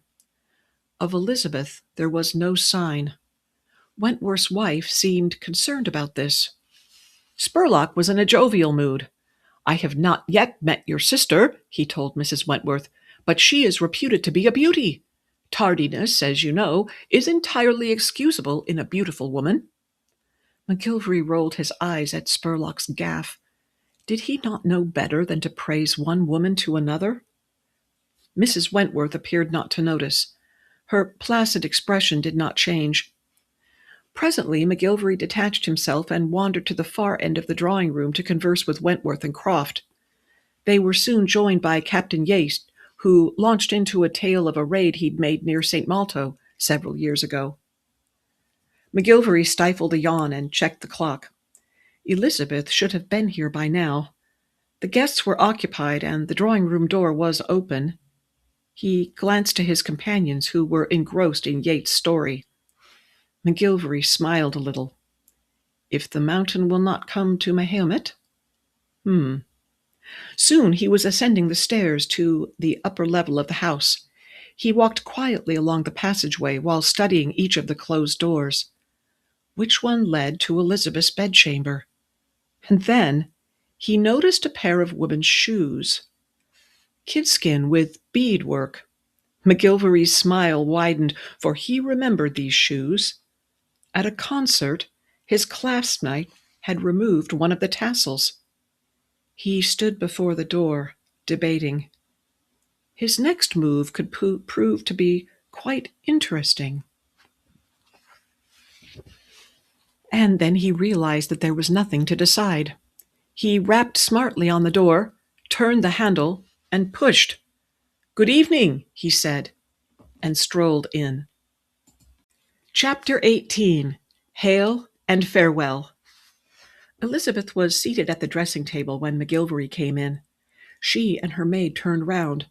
Elizabeth gasped. "What are you doing here?" she cried. He bowed and held out the shoes. "Are you waiting for these, Miss Elliot? I used to be a dab hand with the polish." "You must leave at once." "Mrs. Wentworth is ready to go in to dinner. I thought I would see if you needed a hand."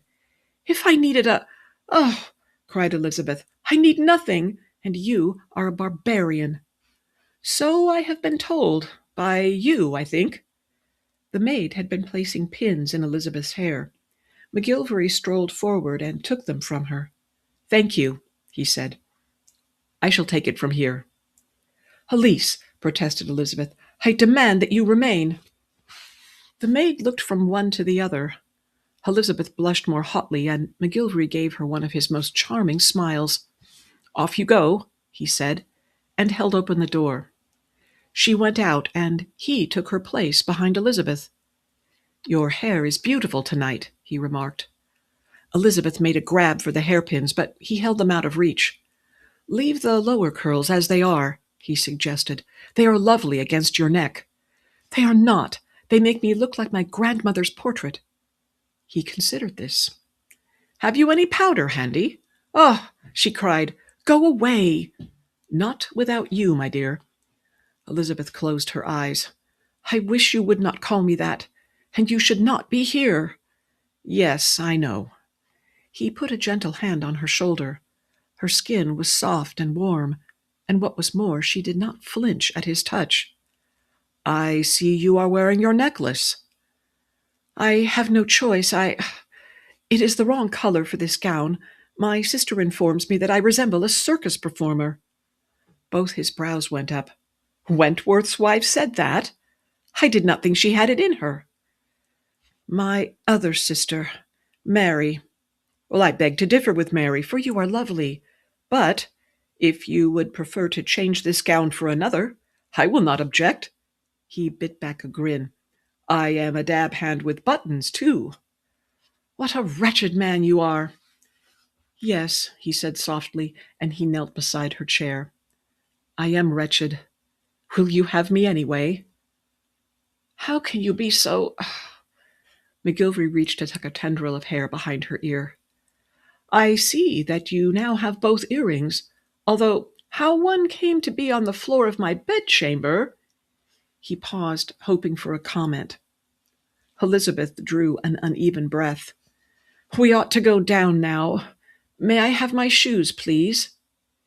She wore no gloves, and as he helped her to rise, his bare hand closed over hers. There was a branch of candles burning on the dressing table. We had best blow these out, he suggested, caressing her hand with his fingers. She raised her eyes to his. He drew nearer. The candles? She repeated. As McGillvary bent to extinguish them, he caught sight of something in the looking-glass. Frowning, he turned round. There is a trunk in the corner, and your wardrobe has been emptied. He faced her, his eyes hard on hers. Why? She looked away, but not before he saw her troubled expression. Elizabeth, what is wrong? She became occupied with the beadwork on her gown. Nothing. That trunk is corded. Why? Everything is fine. I am going on a journey, that is all. Are you? I had no idea. Neither had I, until recently. McGillvary's jaw tightened. With whom will you be traveling? Elizabeth did not answer right away. Isn't it obvious? Not to me. Her breathing became more labored. Truly, we must go down, or someone will come. If we are discovered here together... The wicked admiral, eh? McGillvary's tone was harsh. Caught in the act of seduction? How can you jest about such a thing? Is not that what you think?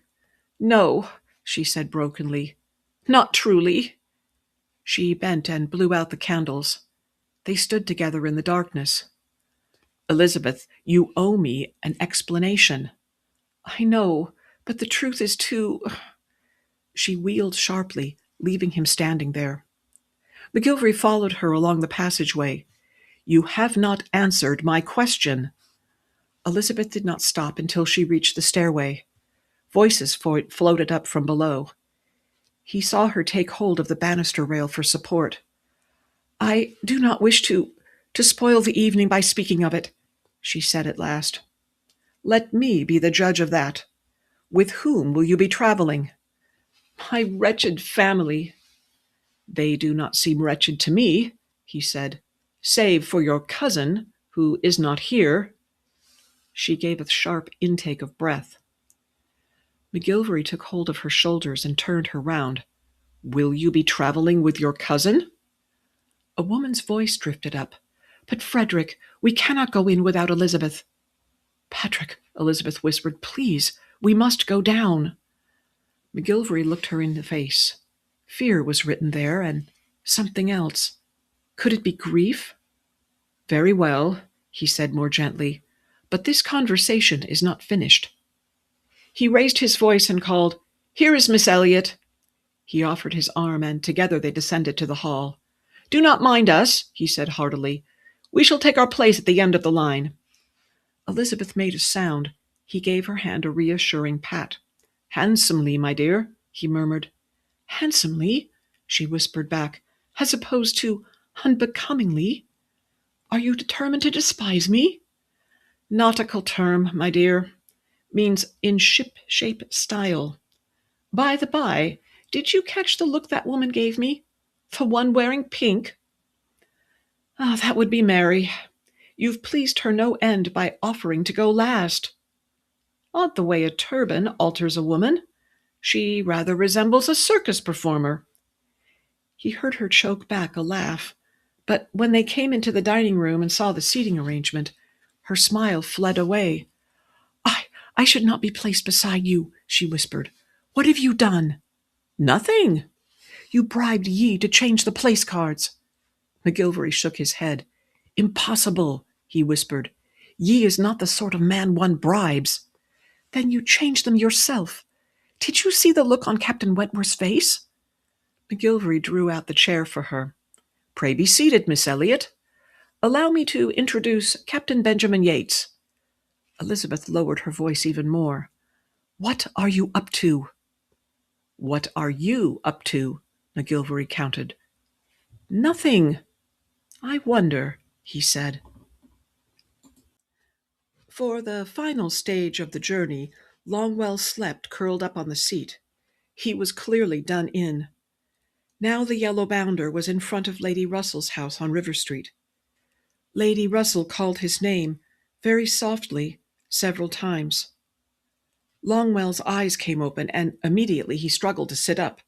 He rubbed his forehead. "What is that scent?" "It is rosewater." Lady Russell held out her damp handkerchief. "I used it to bathe your forehead, as it was so hot. There was nothing else." Longwell groaned. "The entire bottle, milady?" He wrinkled his nose. "My coat reeks of it." "Do not worry. No one will notice." "The devil they won't. It will be all over Bath by morning, if I know our Ellen." Lady Russell brushed this comment aside. "Longwell, I have been thinking." "The saints preserve us," he muttered, aside. "Of what were you thinking, ma'am?" "It is not so very late. I ought to change my gown and call on Anne. By now she has had the letter announcing my marriage to Sir Walter." "Relieve her mind, you mean," said Longwell. Lady Russell drew herself up. "Anne was most certainly pleased to learn of our marriage. She would have welcomed me as stepmother with open arms." "If you say so, milady." "Well, I do. My offer to Sir Walter was made from motives of purest chivalry. Justice demands that I set the record straight." Longwell shook his head. "Do not say I didn't warn you, ma'am. That plan is only fit for Bedlam." "Do you think so?" "Some topics are best broached in a letter. Think, ma'am, of all you have not told Miss Anne and her sisters, about the warrant and the bailiff and all." Lady Russell sat silent, studying his face. At last she gave a sharp sigh. "There is sense in what you say. Very well, I am persuaded. I shall write." Her expression softened. "Are you certain that you shall be well enough to travel to Uppercross tomorrow?" "I am well enough tonight, ma'am." "But I am not. I have been comforting myself with the thought of a warm bath for at least the last 5 miles." With his good hand, Longwell reached to open the door. It swung open, and he caught sight of the coachman's boy. "Don't just stand there like a looby," he said. "Hop to it." The boy hurried to let down the steps. "You'd best go in first, milady," he said as she gathered her things. "It is bad enough that you're arriving in this contraption. After you are settled and the hubbub has quieted, I'll come in through the service door." Lady Russell smiled fondly. "Very well, Longwell," she said. "You know best, as always." William Elliot removed the document from his pocket and unfolded it. The rector or curate or whoever he was took it. "Everything looks to be in order," he said. "Everything is in order," insisted Mr. Elliot. The rector looked over the top of his spectacles. "We live in uncertain times, Sir William. One cannot be too careful." He returned to studying the license. "Would you look at that? A clerical error!" He clucked disapprovingly. "I shall write it in." "No," Elliot cried. "Do not bother, please." Above all, this document must be legal. He thought quickly. "Should we not, instead, choose the way of humility?" He brought a pious hand to his breast. I have no desire to shame the Archbishop's staff, for a correction is bound to be remarked. He smiled slightly. I have no objection to being married as a private gentleman. The rector unbent a little. And your intended? I see you have not filled in her name. I shall do so later. Is she present? I would like to meet her. Was there no end to the man's officiousness? Elliot concealed his annoyance. She will be, he said smoothly. We have arranged to meet at 9:30. The rector shook his head. An unconventional hour. It is, Elliot said, and yet a man's gift makes a way for him. The ability to quote biblical passages was helpful when dealing with the clergy. And was there not a text of Solomon's about money being the answer to everything? The rector had taken the £5 he'd offered without a blink. The man folded the license. You young persons must carry all before you. Youth, as they say, is wasted on the young, and now, if you will excuse me, Sir William, I have several things that require my attention. Bring your fiancée round to the office when she arrives. Mr. Elliot had the door open when the rector called him back. Yes, he said, turning. This time he did not bother to disguise his irritation. This woman, your fiancée, you do have her father's consent. She is 29, my good man, Elliot burst out. If she were a horse, she would be put out to pasture. The rector clicked his tongue, and William Elliot flung out of the room. Never mind, Sir Walter. It was Elizabeth who was the unpredictable factor. Would she come tonight? Or would he be forced to evade Penelope's father by other means? He had little desire for foreign travel. His fingers clenched into fists. She will come, he said, aloud, and the sound of his voice went whispering down the passageway. Elizabeth had no choice. It was marriage or spinsterhood, and she was wise enough to know which side of the bread was buttered. Besides, Mary Musgrove had described Uppercross Cottage in such terms that he knew Elizabeth must relent.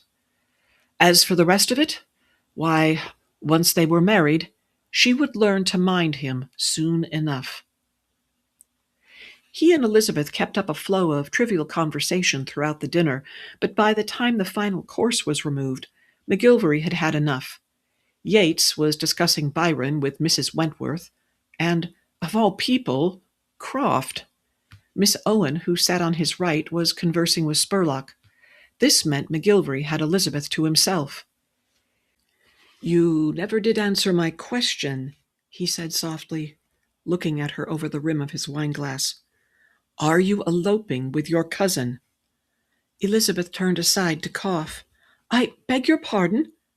McGillvary put down the empty glass. I heard what he said to you last night, Elizabeth.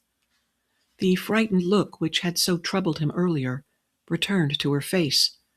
My cousin is fond of making fine speeches. That was some offer, McGillvary agreed, still whispering. Your wardrobe is empty, and your trunk is corded, and you have not given me a straight answer. So I am left to wonder where you are planning to be at 5:30. He brought out his timepiece and opened it. 10 minutes to go, he said, showing it. Have you a chair waiting? Elizabeth glanced up and down the table before answering. How can you think I would elope with William Elliot? And you should not be using my Christian name. You used to call me Patrick. That was before, when I thought you were... When you thought I was what? When you thought I was that clerk? No, when I thought... Again she hesitated. When I thought you loved me. But I do. She shook her head. You were only in it for the chase. The chase, eh? Who taught you that term? Wentworth? You did. McGillvary flushed. She had him there. A footman placed the dessert. Elizabeth took up her fork. She kept her eyes focused on the plate. Let us return to the crux of the issue, said McGillvary. Are you going to accept your cousin's so gracious offer, or not?" Elizabeth laid down her fork. "How can you think I would?" "Then why do you not deny it?" Elizabeth made a sideways movement. "This is not a fit subject for the dinner table." "I make you an honorable offer of marriage, and you have the temerity to—" "I beg your pardon," she interrupted. "You have done no such thing." "Oh, yes, I have. If you recall, McGillvary broke off, frowning in an effort to remember. What exactly had he said? Elizabeth put up her chin. There was a challenge in her eyes, and a question. McGillvary threw down his napkin. "Very well, Miss Elliot. I will put the question to you now." At the dinner table?" "Yes, at the dinner table." McGillvary was no longer whispering. He pushed back his chair and rose. White-faced, Elizabeth gazed up at him. "Where are you going?" "This chair is in my way." From the corner of his eye he noticed his hostess staring, her fork poised in midair. "Pray excuse us for a moment, Mrs. Wentworth," McGillvary said politely. "I have a question to put to your sister." He held out his hand to Elizabeth, a smile hovering about his mouth. "Will you come with me, please?" Elizabeth's eyes went wide. "No!" "Very well. If you wish to remain, so be it." McGillvary dropped to one knee beside her chair. Elizabeth's eyes grew wider still. What are you doing?" "Proposing marriage. Or I will when you stop talking." He found her hand and gently took it between both of his own. "Elizabeth, dearest Elizabeth, will—" Speaking became difficult. McGillvary swallowed and began again. This time he would not make a mull of it. "Will you do me the honor of becoming my— Mary Musgrove's fork went clattering to her plate. Captain Wentworth set down his glass. "Patty, have you lost your senses? Do you realize what you are saying?" "Frederick," whispered Anne, "really—" "Say yes," said Mary. "Oh, please, please, say yes." "Mary!" "It's a miracle, Anne, that's what it is," Mary called down the table. "If she marries him, we will not have to have her at Uppercross." McGillvary looked down the table. "If you will kindly allow me to finish." "But is he a man of means? What is his family?" Mary said to Admiral Croft. "Now, don't fret, Mrs. Charles," said Admiral Croft. "We sailors don't waste time when we go a-wooing. McGillvary's a capital fellow.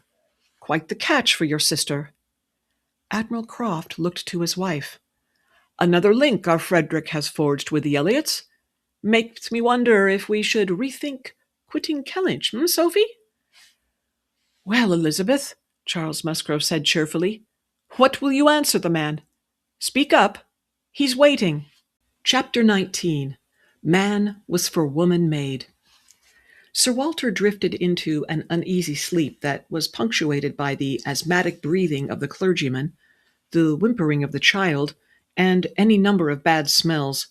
He awoke with a cramp in his leg. Beside him the large woman snored on. Her dog was on the floor, chewing at something. Sir Walter peered into the swaying darkness. It took him some time to realize what was happening. "My hamper!" he cried. Sure enough, the dog had chewed through the rattan basket. "My salmon!" He elbowed the woman in the ribs. "Madam, curb your dog!" The young mother sighed heavily. "Pray do not upset him. He might lose his dinner, and it smells bad enough as it is." "No thanks to your child soiling his breeches," said Sir Walter. The clergyman coughed and opened an eye. "That is nothing to the reek of fish, sir, for which I believe you are responsible." Sir Walter's mouth fell open. "This dog, my good man, is eating fish, top-quality salmon to be precise, which accounts for the fishy smell." He pushed at the dog with his foot. "Drop it, I say, drop it." "For mercy's sake, let him have it," said the young mother. "Anything to keep him quiet." Instead, Sir Walter gave the dog a kick. "Take that, you fiend!" The dog snarled and lunged. Sir Walter gave a shriek of pain. "He bit me! That foul cur actually bit me!" The baby awoke, and the little boy began to cry. The clergyman raised his voice. "You might find it more comfortable, sir, to ride outside on the roof." "Hear, hear," said the weary mother. Sir Walter stared at them in disbelief. His ankle was bleeding all over the stocking, but did anyone care? The fat woman continued to snore, and her dog resumed its chewing. Elizabeth was miserably aware that she was trembling, for here was Admiral McGillvary kneeling beside her chair, right in front of everyone. His eyes were sparkling, as if he were sure of her answer. He had caught her before with that adorable boyish smile of his, and like a fool she had trusted him. And to what end? Admiral McCroft said that he was quite a catch, but what did he know? For she was the one who was caught, not Admiral McGillvary. If she had plotted and connived to land him, this would have been a moment of triumph. As it was, she felt rather ill. How was she to answer him? Apparently he noticed her discomfort, for his smile slipped. "But how is this, love?" he said softly. "Won't you have me after all?" Elizabeth choked back a sob. Facing his irritation was so much easier than facing his gentleness. "Not here," she whispered. He leaned in. "Would you prefer to speak privately?" She nodded, and he gave her hand a reassuring squeeze. With as much dignity as she could muster, Elizabeth rose to her feet and was led from the dining room. She had no idea what she would say to him, for she could scarcely think. But she was not given the opportunity, for once outside in the hall, she was folded into his arms. This was not what Elizabeth wished to have happen, but what else could she do?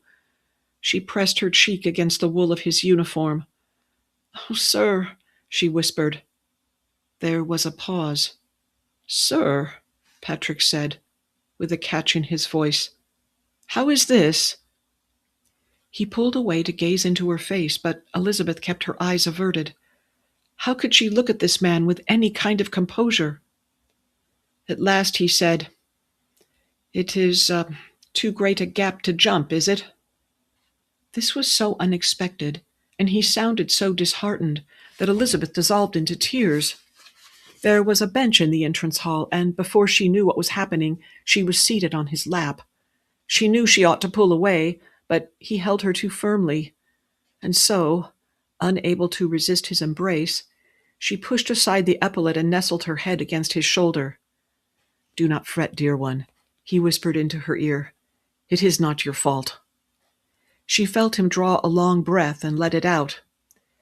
"It is quite simple, is it not? I am not the man you fell in love with." Elizabeth's response was to cry harder. He brought out a clean handkerchief and passed it. "I thought that an exchange, though awkward at first, would be possible. Apparently, it is not." Elizabeth did not know how to answer. Mary-like, she sought refuge in her handkerchief. The silence stretched between them. "And so," he said, "I suppose all that is left of us is to say goodbye." She winced at this painful word. "Goodbye?" she whispered. He pulled her closer. "Know that it will break my heart to do it, but if you cannot care for me, there is nothing to be said. I love you so dearly that I thought you might." He broke off speaking. Elizabeth raised her head. "But I have nothing to give. Not to you." His response was surprisingly gentle. "Do you think so?" "Mr. Gill," Elizabeth said haltingly, "was different. He was poor and lonely. And I am not lonely. But to him I could be a help." Elizabeth paused to dry her eyes. "Well, not exactly a help, for I know nothing about keeping house or cooking. I dare say if I had to live for years as purse-pinched as I have been lately, I don't know what I would do. And also," she went on, "I was Mr. Gill's one and only love, whereas you can have any woman you wish, simply by snapping your fingers." He made a wry face. as you are so aptly demonstrating." "How can you jest?" Elizabeth cried. "I struggle to explain why I cannot trust you, and you—" He took a long breath. "Why should you trust me indeed?" he said. Elizabeth sat very still, so still that it seemed she could feel the beating of his heart. Patrick said nothing at all. He did not even argue. Then a dreadful idea presented itself. When it came to trusting, what reason did he have to trust her? This was a ridiculous notion, and she was determined to quash it. "You," she told him warmly, "are a man of the world, whereas my own Mr. Gill was not. But he was only an illusion." "Yet you felt you could trust him. Why?" "For one," she flashed, "he did not have your experience with women." Patrick McGillvary gave a sharp sigh. "Elizabeth, must you dredge up every sin I have committed?" She choked on a sob. "Of course you must," he amended hastily. "It is only right that you should. We shall have no more secrets." His hold on her tightened. "Honestly, Anne," said Mary, "we ought to go into the drawing-room. These gentlemen will be wanting their port, and I am longing for a cup of coffee." Anne exchanged an anguished glance with her husband. So much for a quiet dinner with a few friends. This disastrous dinner would shortly be the talk of the town. "Right," Wentworth said to Mary, and he signed to Yi. "We'll have both served, at once." As Yi came round with both cups and glasses, Mary gave a scandalized huff. "Well, I never—" "Sounds all right by me," chirped Charles. "For all we know, it's a tradition of the Navy. What do you say, Croft?" "Hear, hear," Captain Spurlock chimed in. "For months at a time we are without the ladies. Might as well enjoy 'em while we have 'em, eh, Admiral?" Anne, who was not impressed with Captain Spurlock or his manners, sighed. "Are they still in the entrance hall, Yi?" she whispered as he filled her cup. "They are, madam." Yi balanced the coffee pot in one hand and the wine bottle in the other. "They do not appear any nearer to rapprochement." Wentworth sat back. "Thank God for that." Spurlock lifted his glass in salute. "Fine-looking woman, Miss Elliot. Plenty of fish in the sea is what I say. No harm done if she tosses him back." "My sister," Mary informed him, "does not like sailors." "Nonsense! All pretty women like sailors." "If you ask me," said Captain Wentworth, "that word is too freely misused. Pretty is as pretty does." "I quite agree," Mary told him. "And what we ought to do is to go into the drawing-room." McGillvary stroked Elizabeth's hair with gentle fingers. "What a sorry pair of fools we are," he said. "I must suppose," Elizabeth said brokenly, "that it is better this way. Everyone would say that I'd only married you for your fortune, and in your heart of hearts you might wonder if you had." "If you could have brought yourself to marry me." "Of course I could have. I am no coward." "Even if I turned out to be the devil of a husband?" She fingered the gold braid on the lapel of his coat.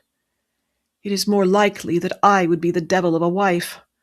But what I feared most was that—" "Go on," he said gently. "We might as well have this out."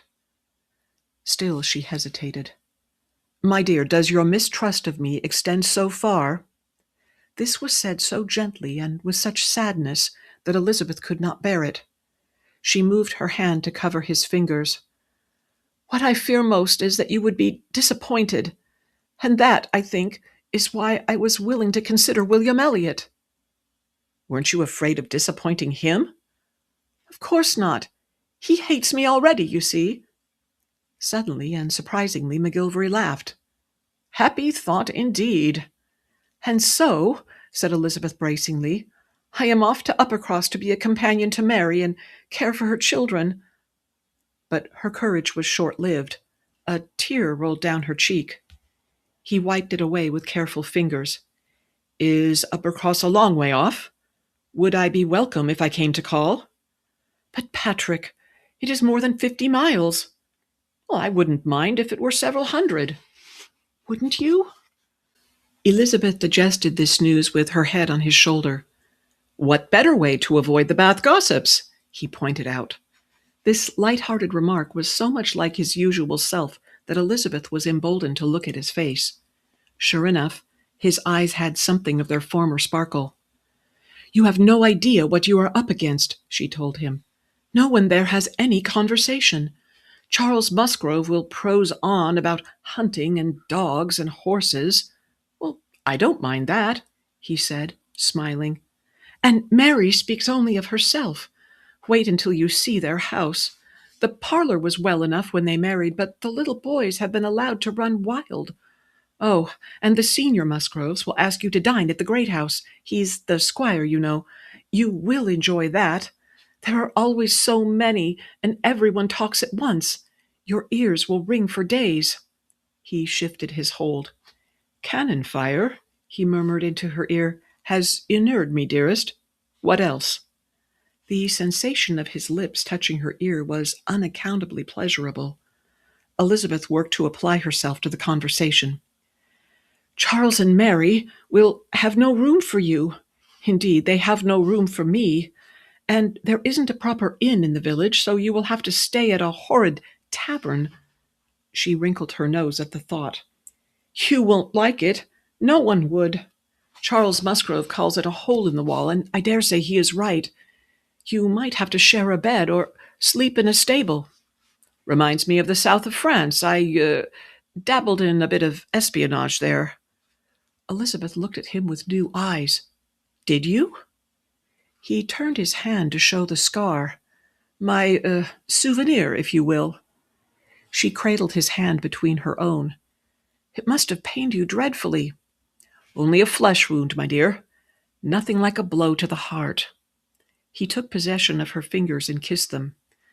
And so, have we agreed on a battle plan? A battle plan? But, Patrick, I do not wish to fight you. Not any more. We'll call it a course of action, then. You will retreat to your sister's cottage. Traveling all the way in Charles Musgrove's horrid gig, she added, I shall be covered with dust and rattled to bits. I'll loan you the traveling coach. His lips brushed her cheek. Then, once you are settled in, I shall come to call. Not if I have your coach, you won't. Well, I own more than one, love. I'll drive the phaeton. Or, better yet, his arms drew her close. As I cannot bear to be parted from you, I believe I shall stow away in the boot. His lips touched the lobe of her ear. She giggled. You wouldn't. It would be too horrible. Later, having exhausted all topics of conversation, you and I shall talk over... A strident rapping on the main door cut him short. Elizabeth looked round for Yi. Who would be calling now? Patrick McGillvary was frowning. I wonder, he said slowly. Yes, I wonder. Something about his tone made Elizabeth look at him closely. His eyes had narrowed to slits. What time is it? He said abruptly. Elizabeth glanced at the clock. Just after 10. Ah! He brought a finger to his lips, then put her gently aside and rose to his feet. Before Elizabeth knew what he was about, he was unbolting the door, taking care to make no noise. What are you doing? She whispered. You missed an appointment, Miss Elliot. Methinks a certain gentleman is calling to learn why. Elizabeth felt the blood drain from her face. He wouldn't. You think not? We'll see soon enough. The knocker sounded again, this time more insistently. Abruptly, McGillvary pulled the door open, but not before William Elliot had let go of the knocker. He came staggering across the threshold. His hat went rolling on the floor. Good evening, said McGillvary, assuming Yi's role. He retrieved the hat and presented it.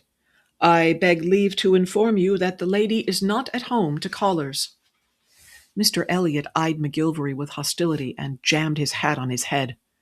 Good evening, cousin, he said to Elizabeth, speaking through clenched teeth. I have come to fetch you, as well you know.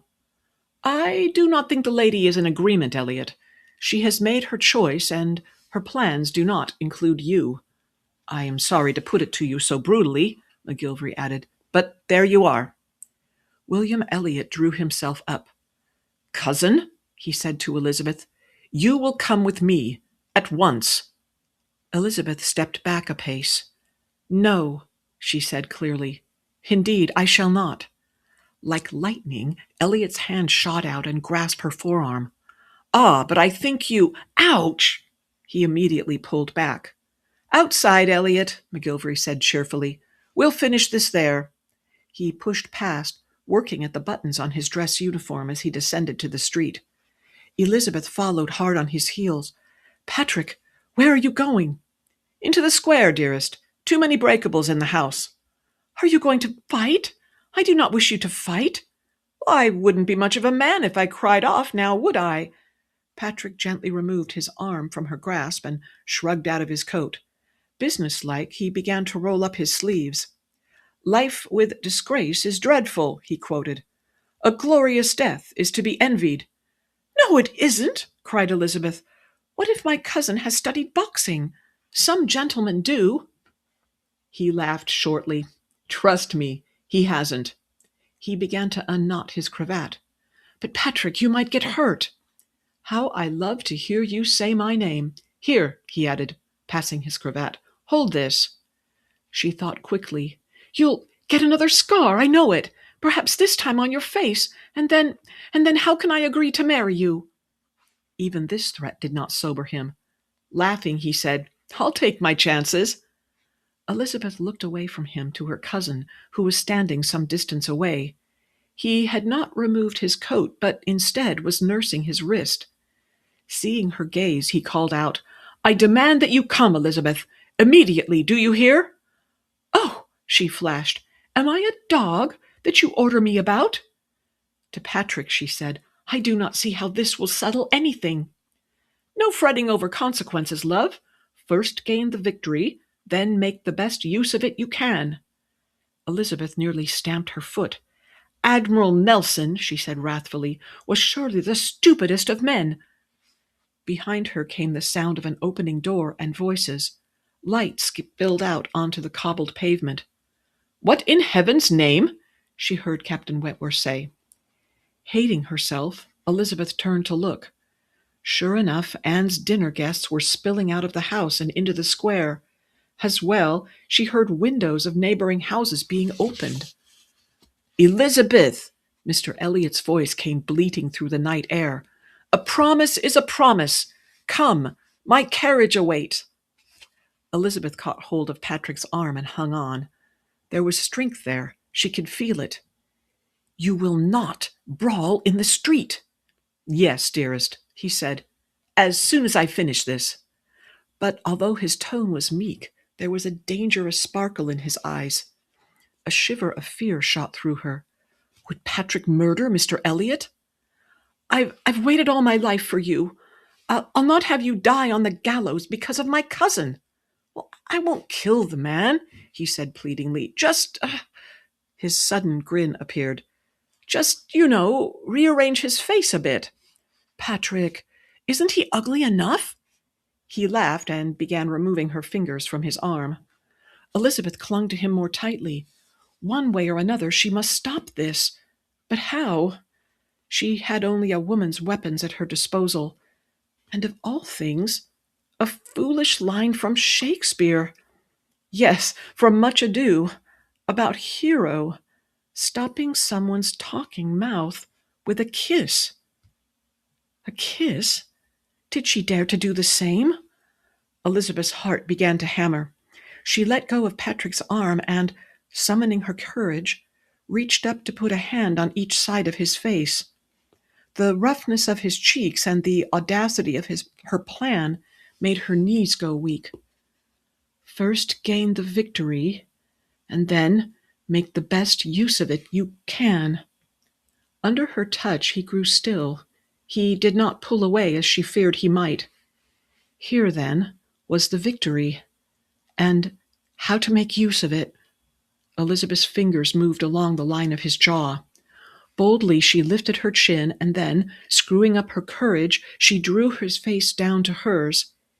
He had called her a hellion once. Perhaps he was right. "Elizabeth!" Mr. Elliot called again. "I am waiting!" Standing on tiptoe, Elizabeth boldly pressed her lips to Patrick's. Instantly she found herself pulled roughly against his chest in a crushing embrace. As she'd hoped, his kiss was surprisingly tender, and this time he was in no hurry to end it. A coach came clattering into the square and pulled up.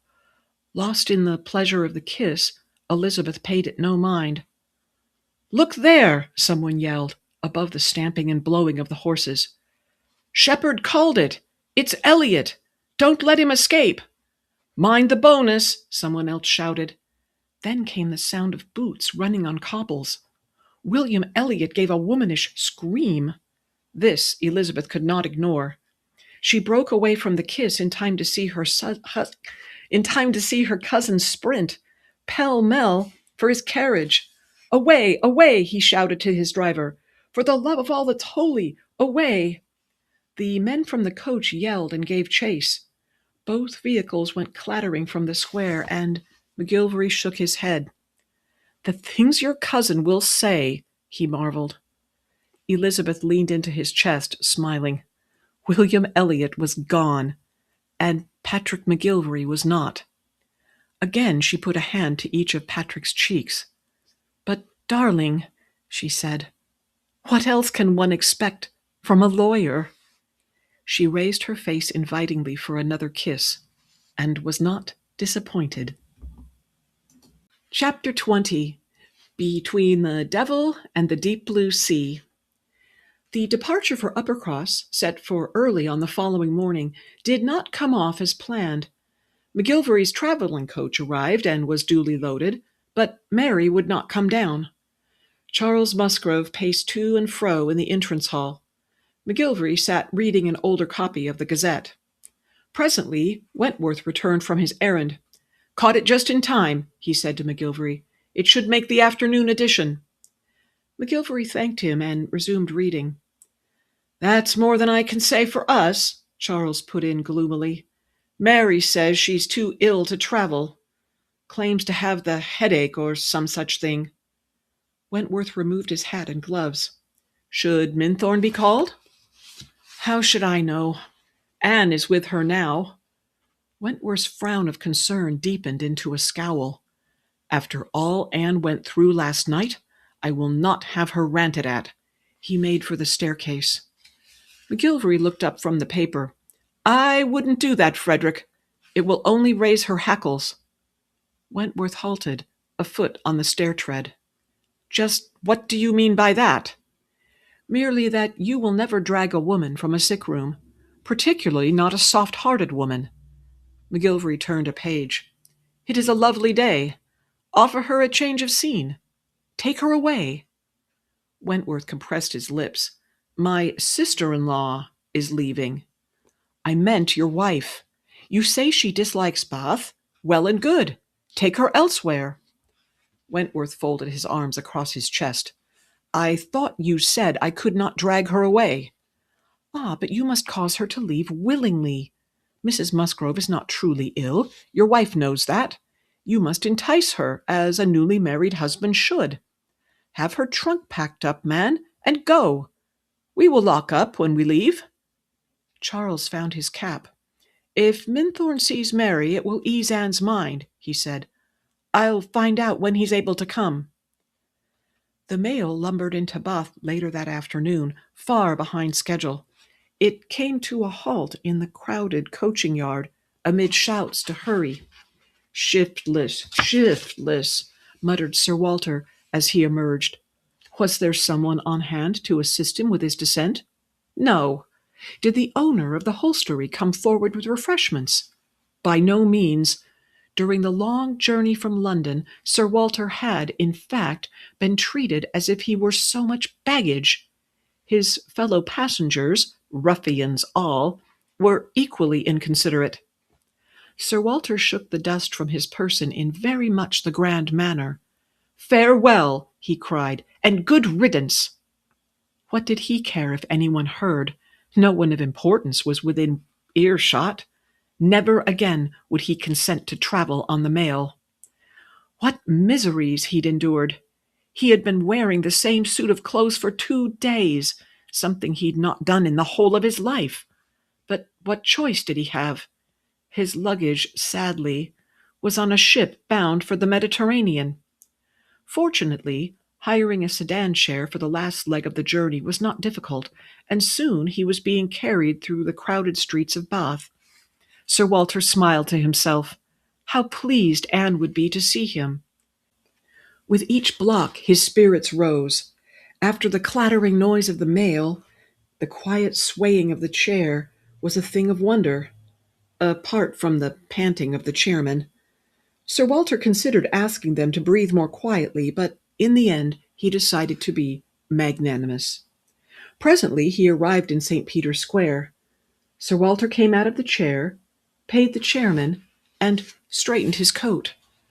More than ever did he regret his appearance. His hat had gone flying into the water when he fell, and he gladly gave it away. Once his clothing had dried, there was no time to shop. He had to board the mail or wait for another day.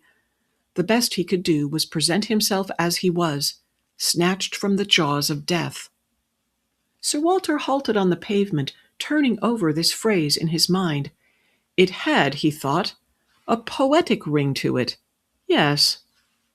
A black-painted country gig waited before Anne's house, and an elegant travelling coach, loaded with trunks, was circling the square.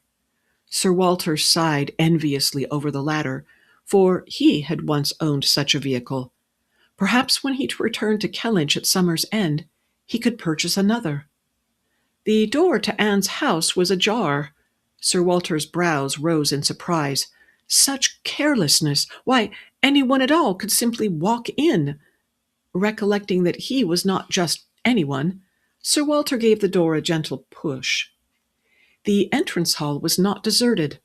"Your wife's symptoms are not imaginary," a man's voice was saying. "I had no idea she was taking the laudanum in such quantity. It would not be wise to travel today, given the discomfort she is experiencing.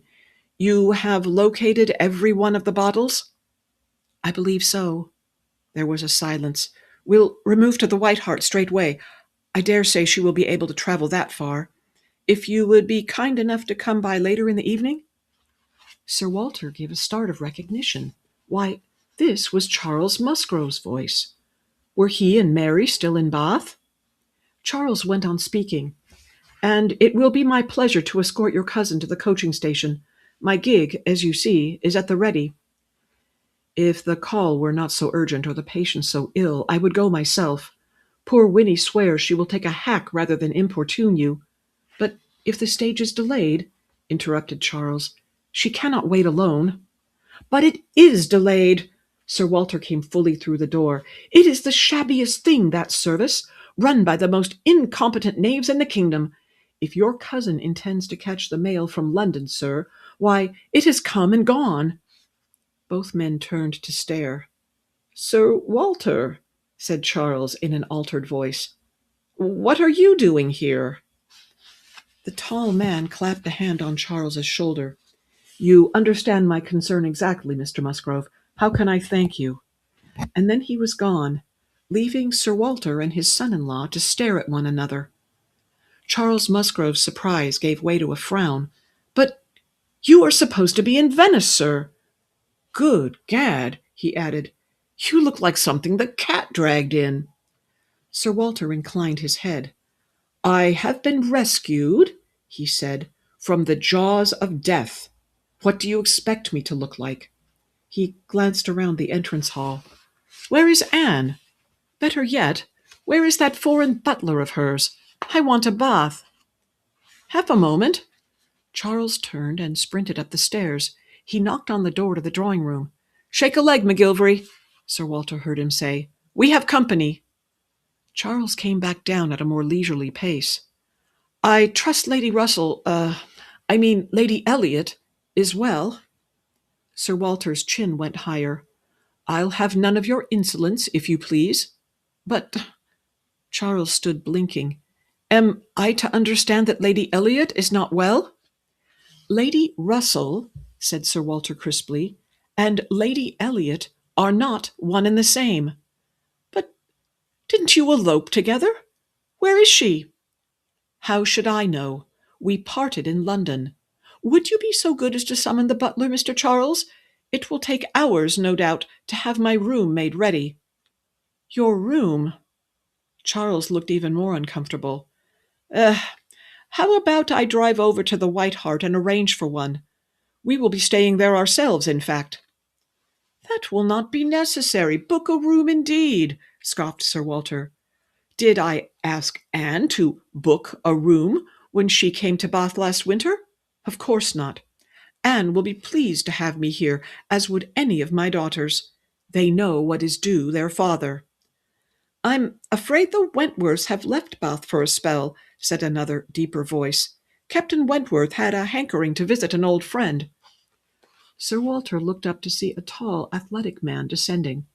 His dark frock coat was very well cut, he noted. If a fault could be found, it would be with his unruly hair. Hello, sir, and welcome, the man said. He came forward with his hand extended. Sir Walter flinched a little. What pertness, to presume an acquaintance. And yet this bright-eyed fellow did look familiar. Admiral Patrick McGillvary, Charles supplied. Friend of Wentworth's. McGillvary. Immediately Sir Walter was taken back to Anne's engagement dinner. Ah, yes, he said, shaking McGillvary's hand. Forgive me, I've only seen you in uniform. It gives a certain dignity. McGillvary seemed puzzled about something. I beg your pardon, sir, he said, but have you been anywhere near a harbor? So that's what the smell is, said Charles. I was wondering. Dead fish, ain't it? And tar, said McGillvary.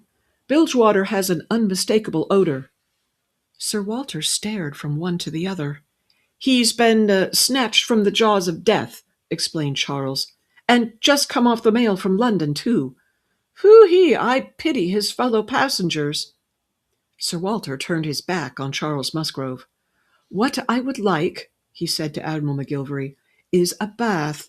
I would be most appreciative if you would summon the butler and arrange for it.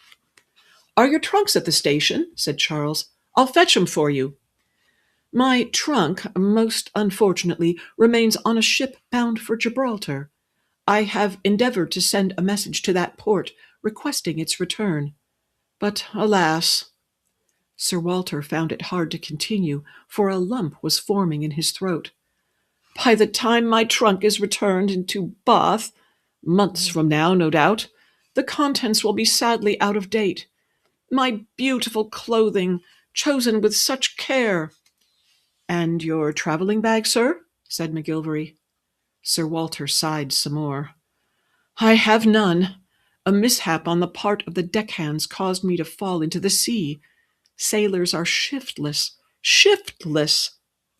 McGillvary folded his arms across his chest. Are they indeed, sir? Forgive me, but how did you escape from the sea? The deckhands pulled me out. Shiftless deckhands, added Charles.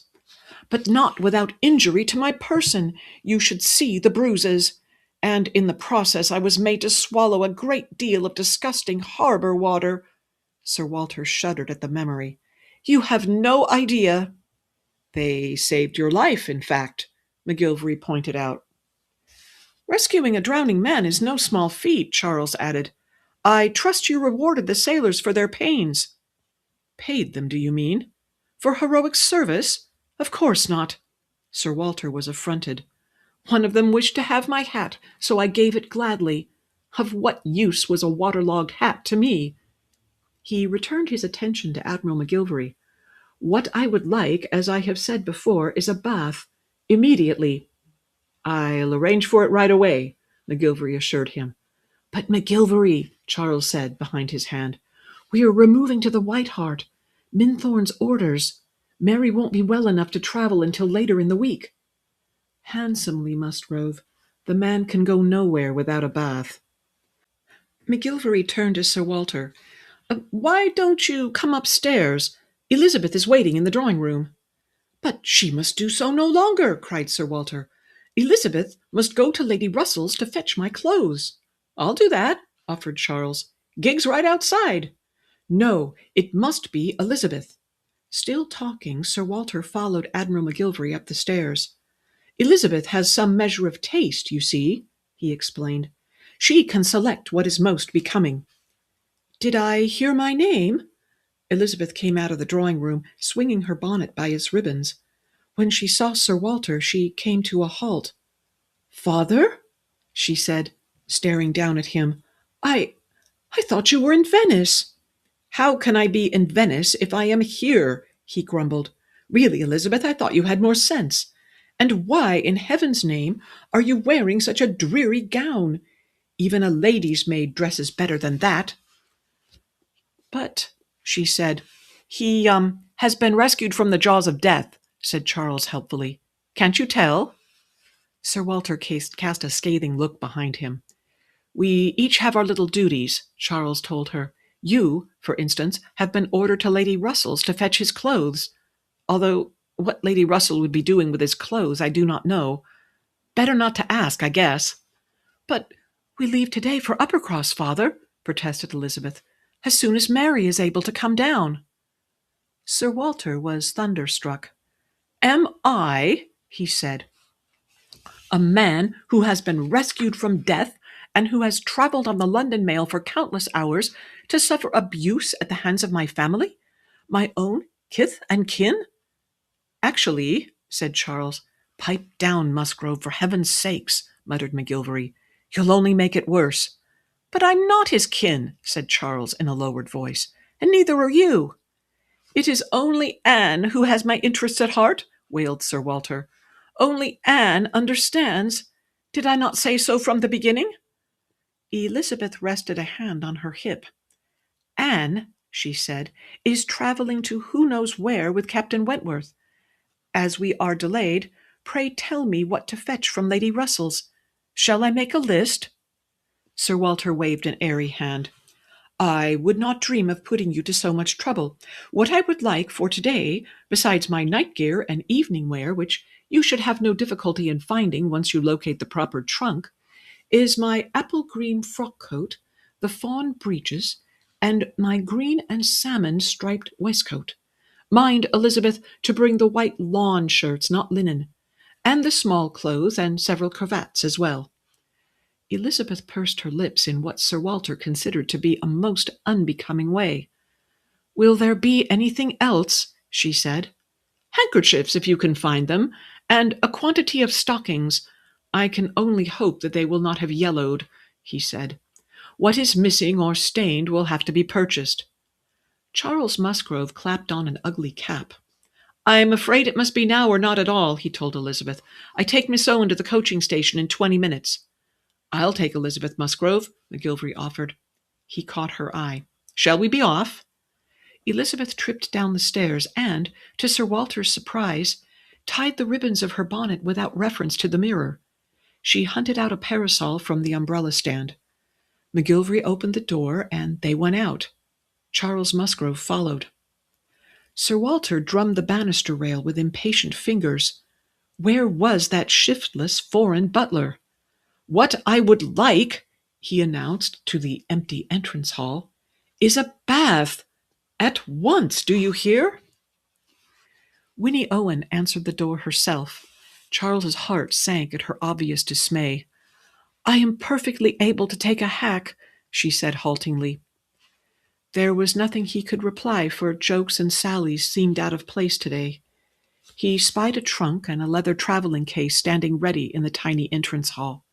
"Please," he said, stepping past her, "do not make this more difficult than it already is. I do not wish to argue with you on our last day together."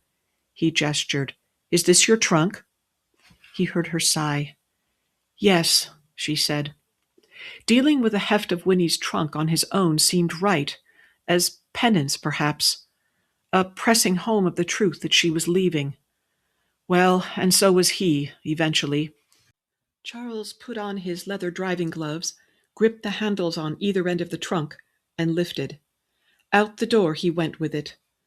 Winnie followed, lugging her leather case and a wicker hamper. "It is frightfully heavy, I fear," she said. "I am sorry." With a grunt, Charles heaved the trunk into the boot of the gig. With his free hand he felt for the length of rope he had placed there. She watched with some anxiety, but Charles soon had the trunk knotted into position. She returned to the house to say her goodbyes. Charles leaned against the wheel to wait. Soon enough she emerged, squeezed between the old cook and Ruth. All were crying, even the cook, who was as shrewish as they came. "It is for the best," he heard Winnie say as she kissed them on each cheek. "My father needs me, and you will have a new mistress who is good and kind." This brought little comfort. The women cried all the more. Above their bowed heads, Winnie's eyes met his. "Mind the time," he heard her say at last. "I must be off, or I'll miss the stage." He helped her up, then mounted and stepped across to his seat. A cluck to bell and a shake of the reins, and they were off. Her bonnet askew, Winnie slewed round in her seat to wave. "This is goodbye, then. This is the end," Charles thought. All too soon they reached the coaching yard. Charles removed Winnie's belongings from the gig and went with her to purchase the ticket. They sat together on one of the empty benches. "You needn't wait," she said. "I will be fine."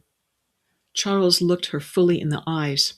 "I know, but I will wait just the same." She hesitated and then said, "Thank you." There seemed to be nothing more to say. The usual pleasantries about the fine weather and the length of the journey, he hadn't the heart for them. He hadn't the heart to laugh and joke either. Instead, he traced the pattern of the stitching on his driving gloves and studied the cobbles. He and this dear young woman, who once had had so much to say to one another, were now reduced to silence. While she was looking the other way, Charles dug in his pocket. He pulled out a 5-pound note and folded it into a tight square. She would not like this, he knew that full well, but he no longer cared. His peace of mind was more important than what she thought. They were not alone in the yard. Bit by bit, a group of passengers collected. Charles strained his ears for the inevitable sounds. Any minute now he would hear the thunder of horses and the grind of wheels, and she would be gone forever. Somehow he found his voice. "I would like you to have this," he said, taking hold of Winnie's gloved wrist. He pressed the note into her palm and closed her fingers over it. "For your journey." She said nothing for a long while. Out of the corner of his eye he saw her unfold the note. He heard her sigh. "You know I cannot accept this," she said softly. "Winnie," he said, turning fully toward her, "you've not traveled as much as I. Anything might happen on a journey. Money comes in handy. Say the coach breaks an axle and you find yourself stranded. What then? How will you pay for your meals and your lodging?" "Where is your faith, Charles Musgrove?" she countered. "God will protect me." "And what if he has sent me ahead of time to give you provision? Have you thought of that?" It appeared she hadn't. "But this is so much," she protested. Her anxious expression softened into concern. "What of your farm? The sowing has not yet been done, and how can it be with you in Bath for so many weeks?" Was that the sound of horses? There, he heard it, the horn blowing for the change. The other passengers stirred to activity. From the stables, the hostlers came running. Charles looked Winnie Owen fully in the eyes. It was obvious that she still did not understand the extent of his resources. "My income does not depend upon the farm," he said bluntly. "This is only a part, a very small part, of the interest earned by investments my family has made. It is a paltry amount, Winnie. £5, what is that? And yet, for me, today, it is a treasure. It can purchase peace of mind." He saw her lips part. She said slowly, "It is a false peace, is it not?" "It is all the peace allowed me. Take it," he urged, as from one friend to another.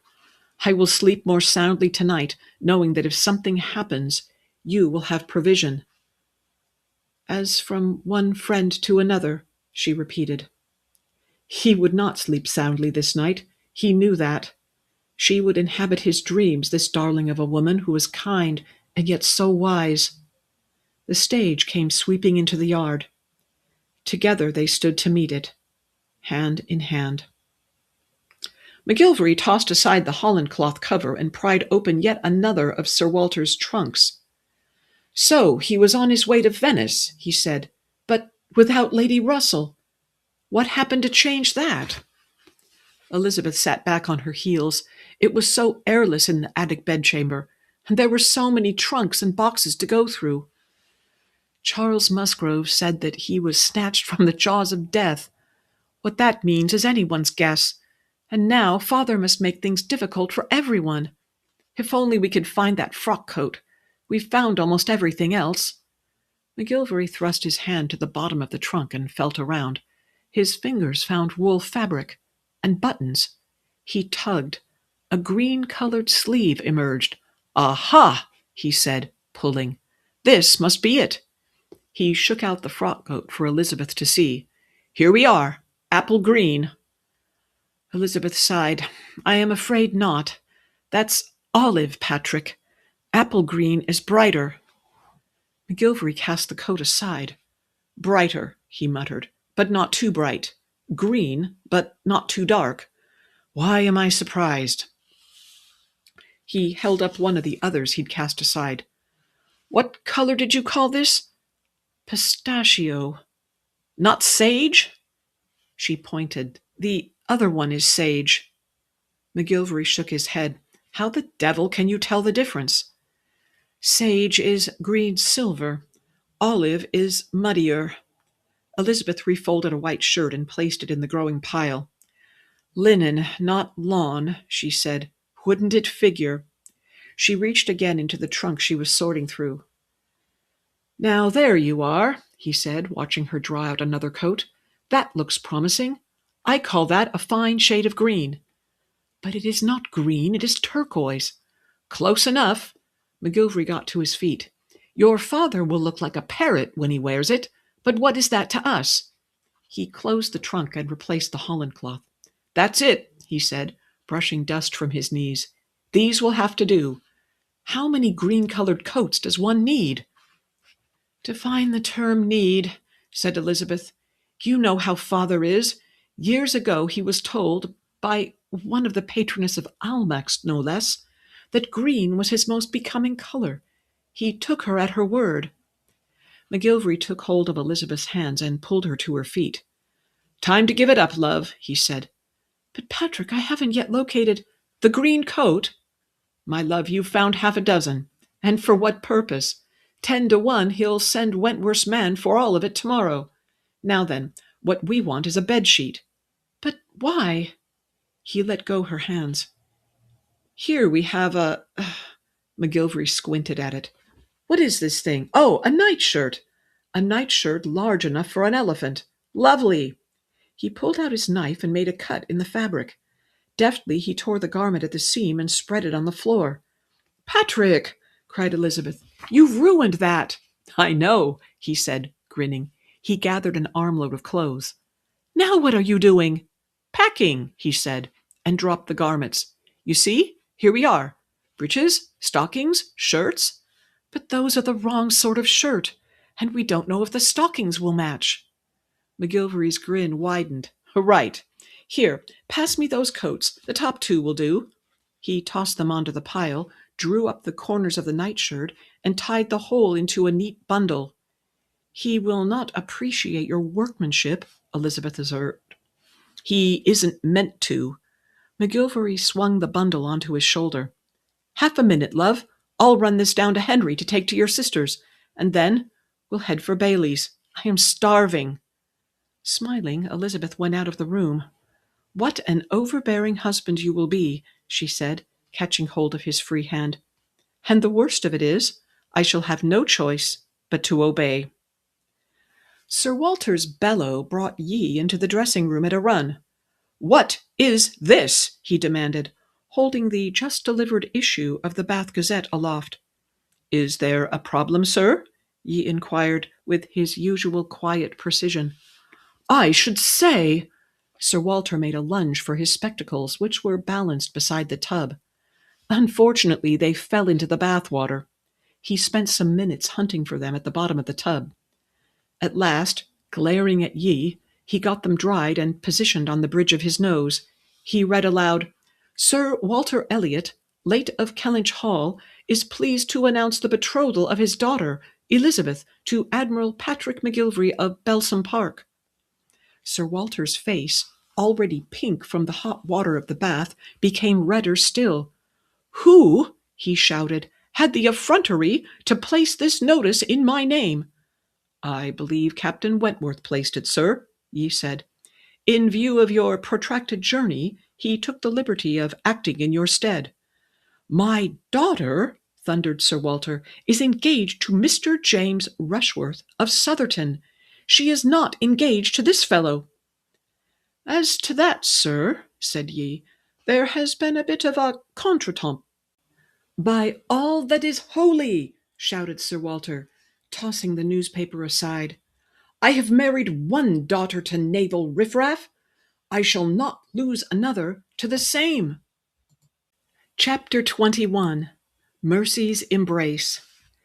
When in residence at Kellynch Lodge, Lady Russell took afternoon tea in the front parlour, for the view of the grove was pleasant. The Crofts had not returned to Kellynch Hall, and now Lady Russell wondered if they ever would. Truth to tell, after days of solitude, Lady Russell was finding Kellynch sadly flat. When Longwell brought in the tea-tray, she said as much to him. "Very good, milady," was his reply. "Is it?" she said. "How so?" With his good hand, Longwell poured milk into her empty cup. "Miss Anne is very well in Bath," he said, "and her father is very well where he is." He added 2 lumps of sugar and filled the cup with steaming tea, just as she liked. Lady Russell took a tentative sip. "Sir Walter must be past Gibraltar by now. I wonder how he is coping with the exigencies of sea travel." Longwell made no comment. He placed the week-old Bath Gazette before her. She glanced at the date and laid it aside. "Has it been over a week since we left Bath for London?" Longwell's lips twitched. "A madcap adventure from start to finish, ma'am." "And yet, as I was saying, it is quiet. Too quiet." Lady Russell hesitated, studying his face. "What do you think about inviting Anne and her husband for the summer months?" "It is not for me to say, milady." "I mean as far as the staff is concerned. To have only 2 extra bedchambers here is most inconvenient." She unfolded the newspaper and pretended to read while she waited for Longwell's answer. Over the top of the page she watched him. He stood at rigid attention. "My lady's house in Bath is more accommodating for guests," he said at last, "but the lodge is more private." "So," she said, smiling, "we remain as we are and invite Anne and her husband to come here." "But is Captain Wentworth a sporting gentleman?" Lady Russell gave Longwell a look. "Properly speaking, he is no gentleman at all." Longwell cleared his throat. "Does he ride or fish?" "Meaning, will he always be under foot?" she said. "An excellent point to consider. However, Anne's presence will more than make up for any trouble Captain Wentworth will cause. I dare say he will ride to Uppercross often enough." She paused to sigh. "How I miss Anne! And yet I cannot bear to make another journey so soon. She must come to us." "As you wish, milady." Longwell left the parlour, but soon came back with a letter. "The post, ma'am," he said, presenting the silver salver, "with something you will like." Lady Russell took up the letter and read the direction. "Anne!" she cried. "At last! I was beginning to wonder if she would ever reply." She broke the seal and began to read. "She took the news well, ma'am?" Longwell said, watching her expression. "I must suppose so," she said slowly. Anne does not refer to our flight to London at all." Longwell gave a sigh of satisfaction. "All's well that ends well," he quoted. But Lady Russell was absorbed in reading. "Why, I never," she said. "Anne and Captain Wentworth are in Lyme, Longwell. Apparently he wished to visit the Harvilles. I like that. Never mind what Anne might wish to do. He must carry all before him." She resumed reading. "Charles and Mary and the children are staying on at the White Hart owing to an illness of Mary's." Lady Russell looked up. "Illness, my eye. Mary wishes to remain in Bath, that is all." Longwell raised an eyebrow. "Perhaps she finds Uppercross sadly flat, ma'am?" "Anne will feel the same way about Lyme soon enough. For what is there to do in Lyme?" Lady Russell went back to reading. "It seems that Elizabeth has written to Anne. Can you imagine? Elizabeth never writes to anyone if she can avoid it. Anne says that something seems to agree with her." Lady Russell bit her lip, perplexed. "Longwell, do you have your spectacles? I cannot make it out. This word, B-E-T-R something. It ends with an L, or perhaps not." From a pocket, Longwell produced them and bent over the letter. "The word," he announced, "is betrothal, m'lady." Lady Russell wrinkled her nose. "Are you certain?" She squinted at the page. "Betrothal seems to agree with Elizabeth." Longwell cleared his throat. "It is an odd word, ma'am." He collected her empty plate and silver service. "No, no, Longwell, do not go. Stay and help me think this out. To whom is Elizabeth betrothed? Surely not Mr. Rushworth." "To a deaf man, m'lady," he said promptly. "A very rich, very deaf man." "Do be serious." "Perhaps the Gazette will shed some light." "Oh, excellent!" Lady Russell snatched it up. "Notices, notices," she murmured, running her finger down the society page. "Ah, here we are. Announcements." She spread the paper so that Longwell could see. "You're in luck. There you are, ma'am," he said, pointing. "Sir Walter Elliot, late of Kellynch Hall, is pleased to announce the betrothal of his daughter Elizabeth to Admiral Patrick McGillvary of Belsome Park." Has Elizabeth taken leave of her senses? What in heaven's name possessed her to marry him? Desperation, ma'am, might well be the cause of it. To be married to McGillvary of all men! Lady Russell shook her head. Off on adventures at sea he was, living the life of a sailor, which defied reason, for he had plenty of money. There was no need to pursue a career.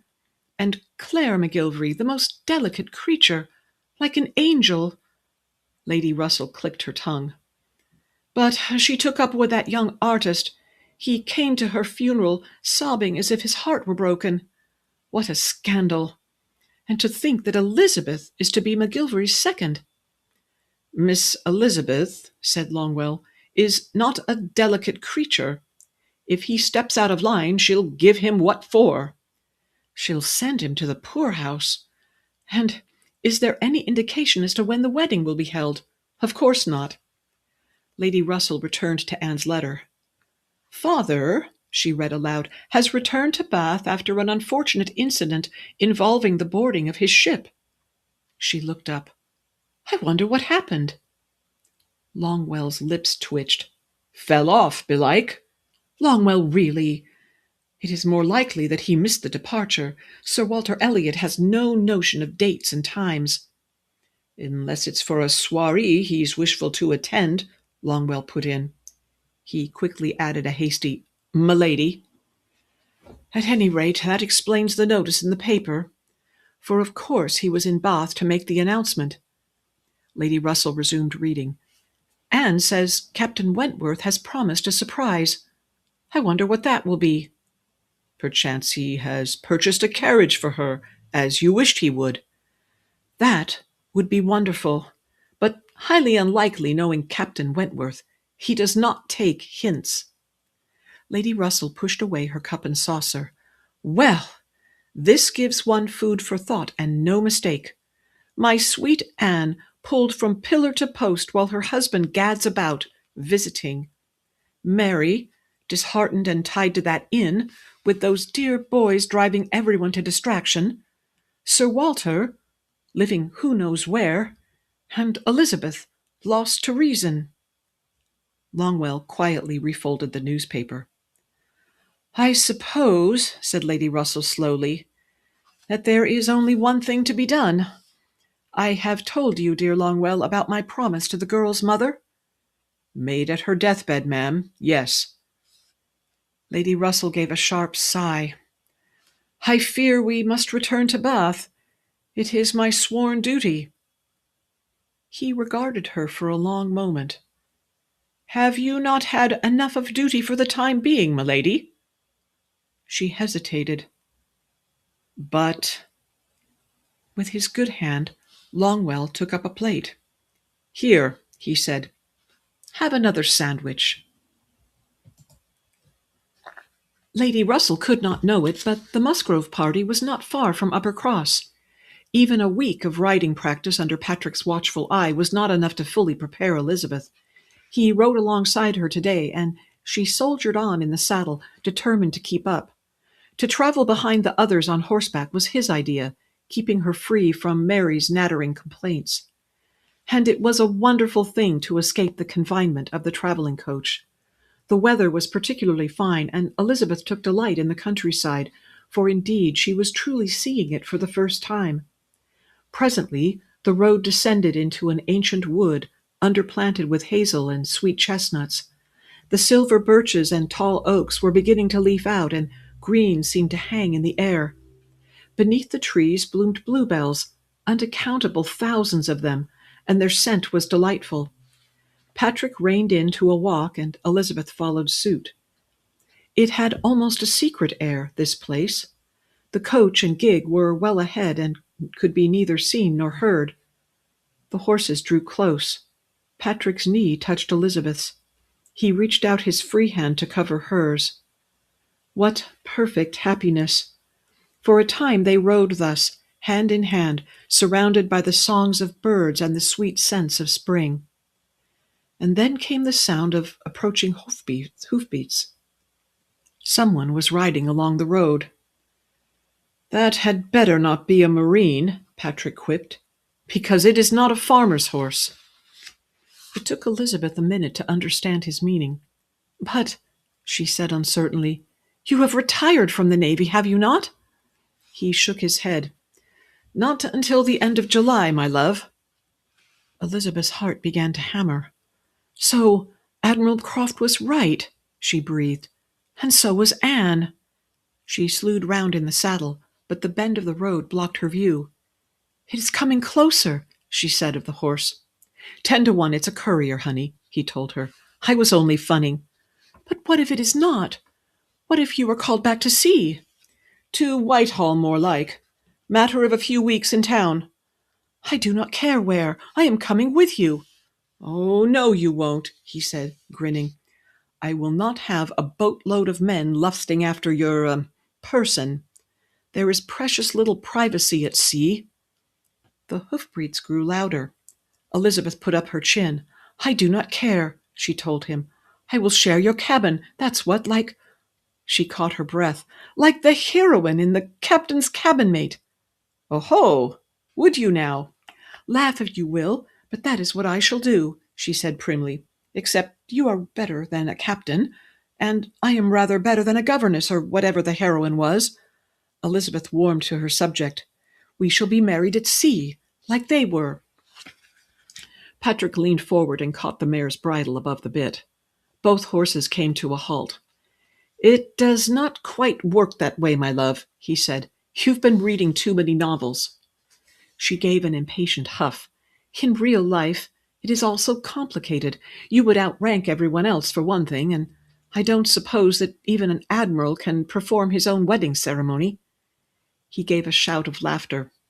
"That caps it," he said, swinging out of the saddle. "I must kiss you or perish in the attempt." As he reached to lift her down, Elizabeth looked into his eyes. They were alight with laughter and something more. "But the marine," she said, suddenly shy. "He's the squire, out for a ride," he corrected, and put his arms around her. "We won't mind him." "But it cannot be the squire. Mr. Musgrove is far too fat to ride like that." He laughed and pulled her closer. Smiling, Elizabeth laid a finger to his lips. "I will not be parted from you, Patrick. Not now or ever. You must promise." "Elizabeth," he complained, but softly. "Wherever you go, I shall go," she quoted. "That's from the Bible. Ruth said it." "Well, yes, my heart, but to her mother-in-law." Elizabeth gave a gurgle of laughter. "No, did she? Patrick, you are not to make a similar promise to father." "You can rest assured that I shan't. And you must promise to take me with you always." "You drive a hard bargain, love," he admitted, smiling. "Very well. And you must also promise—" But the remainder of Elizabeth's promise was lost to his kiss. Patrick McGillvary, it appeared, also remembered his Shakespeare. The horsemen went thundering past, but neither of them noticed. Chapter 22. A fair wind and a following sea. Sir Walter continued to grumble as he climbed into the hired chaise. "Disgraceful, I call it. A ramshackle affair from start to finish. Today, most especially." A smile tugged at Elizabeth's lips. Her father was perfectly right. This was a ramshackle day. A glorious, wonderful, joy-filled ramshackle day. Never mind that fog shrouded the streets, or that gulls screamed overhead, or that the air was foul with the scent of brine and tar. Everything about this day was thrilling, save for her father's displeasure. It was best to pay him no mind. He was always sour this early in the morning. The door was closed with military precision, and the chaise moved forward. Sir Walter's mood did not improve. "Crowley's Royal Crown Hotel," he scoffed. "What a misnomer!" Another smile threatened. If only Mr. Crowley had held his tongue. For her father now knew that the preferential treatment he had received was due not to his title or to the Elliot name. It was because Admiral McGillvary would soon become his son-in-law. "The Royal Crown is the best Plymouth Dock has to offer," said Elizabeth mildly. "Under the circumstances, I think we have done very well." Her gaze lingered on her bridal bouquet, sent over this morning by Patrick. How did he know that she adored pink roses? Unlike so many hothouse flowers, these were deliciously fragrant. She fingered the soft petals tenderly. "But why bother with a hotel for the wedding breakfast?" her father complained. "Why not hold it in the mess room of the barracks, or on the deck of one of those boats, as was done for that party last night?" That enchanting party, held aboard an enormous ship. Was it a man-of-war? With lanterns suspended gaily against the star-filled summer sky. And the music! Again and again Elizabeth danced with her admiral, so handsome in his glorious dress uniform. It was like something out of a fairy story, a happily ever after dream come true. "Seasick," her father was now saying. "Not that I suffer from the malady, but it shows thoughtless unconcern for guests who do. But then, what can one expect from ill-bred people? This hasty wedding of yours is in the same style." Elizabeth turned to face him. "We have been over this before. Because of Patrick's orders, there was not time to—" He cut short her explanation. "Am I a military brute, to be ordered about? I am a gentleman, Elizabeth, a man of leisure. 3 days I was given, 3. There was scarcely time to travel, let alone see to a wedding." Actually, it had been 10 days.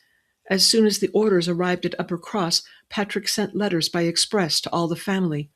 It was not his fault that Sir Walter refused to set aside his social engagements in Bath. "And yet," said Elizabeth, more gently, "here we are, father, on our way to the parish church." "Yes, here we are," he lamented, "in a garrison town, with soldiers on every hand. It is very much worse than Bath." Elizabeth's smile reappeared. She found the military atmosphere invigorating. "All this fog," he went on, "cannot be a good omen." Since when did her father care about omens? Fog is to be expected with the sea so near. Even if we had chosen to marry in Mayfair, London has its share of— "As well you should," he interrupted. "You ought to wait until after Michaelmas and be properly married from Kellynch. In fact," he added eagerly, "it is not too late to change your mind." "I have no desire to wait. I am permitted to travel with my husband, as befits his rank, and so I shall." "Rank, what rank?" he grumbled. "Why leave England at all? Your beauty and charm will be wasted in Gibraltar. Whom shall you see? No one of importance. Only officers and their upstart wives." "The assignment is only until the new year." 6 months could turn into 6 years. What, may I ask, has become of McGillvary's so-called retirement?" Her father had a point. This sudden change in his plans was precisely why she was going. Patrick's quip about being awarded a baronetcy for heroic service she kept to herself. Such a thing was highly unlikely. Then again, with Patrick, one never knew. "And Gibraltar," Sir Walter went on, "of all the God-forsaken, uncivilized places! It is past bearing." Patrick had spoken of Gibraltar in similar terms, but Elizabeth was not deterred. "The Mediterranean climate," she said firmly, "will be delightful." "With all that wind and humidity, I think not." Elizabeth had to smile. "What do you know of Gibraltar, father?" "I know that your complexion will be quite ruined. Do not come crying to me when you are a wrinkled fright like Mrs. Croft." Presently the chaise came to a halt. Elizabeth's heart nearly did the same. They were here. This was happening, the day she dreamed of, a day she feared might never come. She heard the clatter of the steps being let down. The door came open to reveal St. Thomas of Canterbury, the parish church of Plymouth Dock. As Elizabeth emerged from the chaise, a light breeze ruffled her curls. She looked up to see patches of blue sky overhead. Just as Patrick had predicted, the fog was thinning. "A glorious day to put to sea," he'd promised. There would be all that and more. This afternoon the tide would turn, and they would leave England behind, together. Sir Walter came out and gave surreptitious tugs to his frock-coat. "Is my hat straight?" he muttered. Elizabeth adjusted the brim. "There," she said gently, "you will take the shine out of them all." "Of course I shall. A lone sentinel of taste, adrift in a sea of blue and red regimentals." How could she answer without risking laughter? Elizabeth meekly laid her hand on her father's arm. The doors to the church stood open. Just before they went in, Sir Walter stopped. "Why can you not delay?" he whispered urgently. "You, the most beautiful of my daughters, have waited years to find a husband. What is another 6 months? Then you would at least have a proper gown." Elizabeth was stung to silence. Could he not wish her joy? Even if it were only mere politeness? "Always you have been a credit to me," he went on. "You were attired so tastefully last night. But today you wear this, a white muslin dress." "Yes, I know. I chose it," Elizabeth longed to say. The fur-trimmed spencer she wore was beautifully tailored. But there was no point in saying so. Her father's opinion was abundantly clear. He was ashamed of her. Ashamed of a bride on her wedding day. Tears filled Elizabeth's eyes. She blinked them back. As she had no reply, in silence Sir Walter brought her into the narthex. Mary was on hand to meet them, eager to fulfill her role as Elizabeth's sole attendant. Elizabeth noticed that she wore their mother's pearls and the cameo brooch. "Now then, have you a handkerchief?" said Mary cheerfully, "for there are always tears during a wedding, so it is best to be prepared." She tucked one into Elizabeth's sleeve, then stepped back to study her appearance. "Your gown? Looks very well, Elizabeth finished for her. And my hat? Quite nice, although— Mary paused to make a slight adjustment to the position of the bow. Why you should wear that green spencer is beyond me. It will look poorly against the blue of his uniform. Patrick likes green. Mary hesitated, then gave a quick nod and went on with her inventory. You have something old? The dress, muttered Sir Walter. Just so. And something new? She ought to be wearing new gloves. Father, a bride does not wear gloves, said Mary. How else will her bridegroom put on the ring? My bouquet is new, offered Elizabeth. So it is. Not as impressive as mine was, but no matter. Have you something borrowed? Something blue? Mary held out a coin. Here is a penny for your shoe. Elizabeth's gaze traveled to the front of the church. Cleora and the Huntingtons are here. They are, in spite of a very late evening. It was a bit irregular. Celebrations are usually held after a wedding, not before, are they not? All the same, it was a splendid party. Mary dimpled. No one hosts a ball quite like the Navy, so they say. Miss Cleora and her cousins had a marvelous time. And so did I, she added. Charles, too, of course. Mary dearly loved to dance. It was heartening to see her in better spirits. Your new daughter does not travel with you? She prefers to remain with the Huntingtons until after Christmas. Mary gave a sigh. Never shall I understand the choices people make, she said. I would so enjoy a visit to Gibraltar. No one takes me anywhere. The vicar came in from a side door with someone in uniform following behind. Good morning, Sir Walter, good morning, Elizabeth heard him say, as he came to shake her father's hand. We are almost ready to begin. Before I do, shall I run through the order of service? Indeed, yes, said Mary, stepping forward. I am first down the aisle, am I not? Elizabeth turned away and knelt to slip Mary's penny into her shoe. Another tassel gone missing, said a familiar voice. Her breath caught in her throat. She looked up to see a pair of twinkling eyes, and her heart began to hammer. What was it about this man that made her feel weak in the knees? This is our good luck penny, she managed to say. Patrick McGillvary's hand, gentle and calming, closed over hers, and he helped her to rise. I've been hoping for a little luck this morning, he said. Now that you have come, all is well. Did you think I would not? I never doubted you, my love, and yet— His smile became adorably bashful. I used to wait, as if on tenterhooks, at our table in that tea-room, he confessed. I was like a schoolboy waiting for his sweetheart, and every time I wondered whether you would come, for there was a risk. Always I was surprised. She gave his hand a gentle squeeze. I could not stay away. Not then, and not now, and not ever. Her voice took on a teasing note. May I say, Mr. Gill, that you are very smart today in your regimentals? That's army, my dear, he murmured, leaning down so that only she could hear.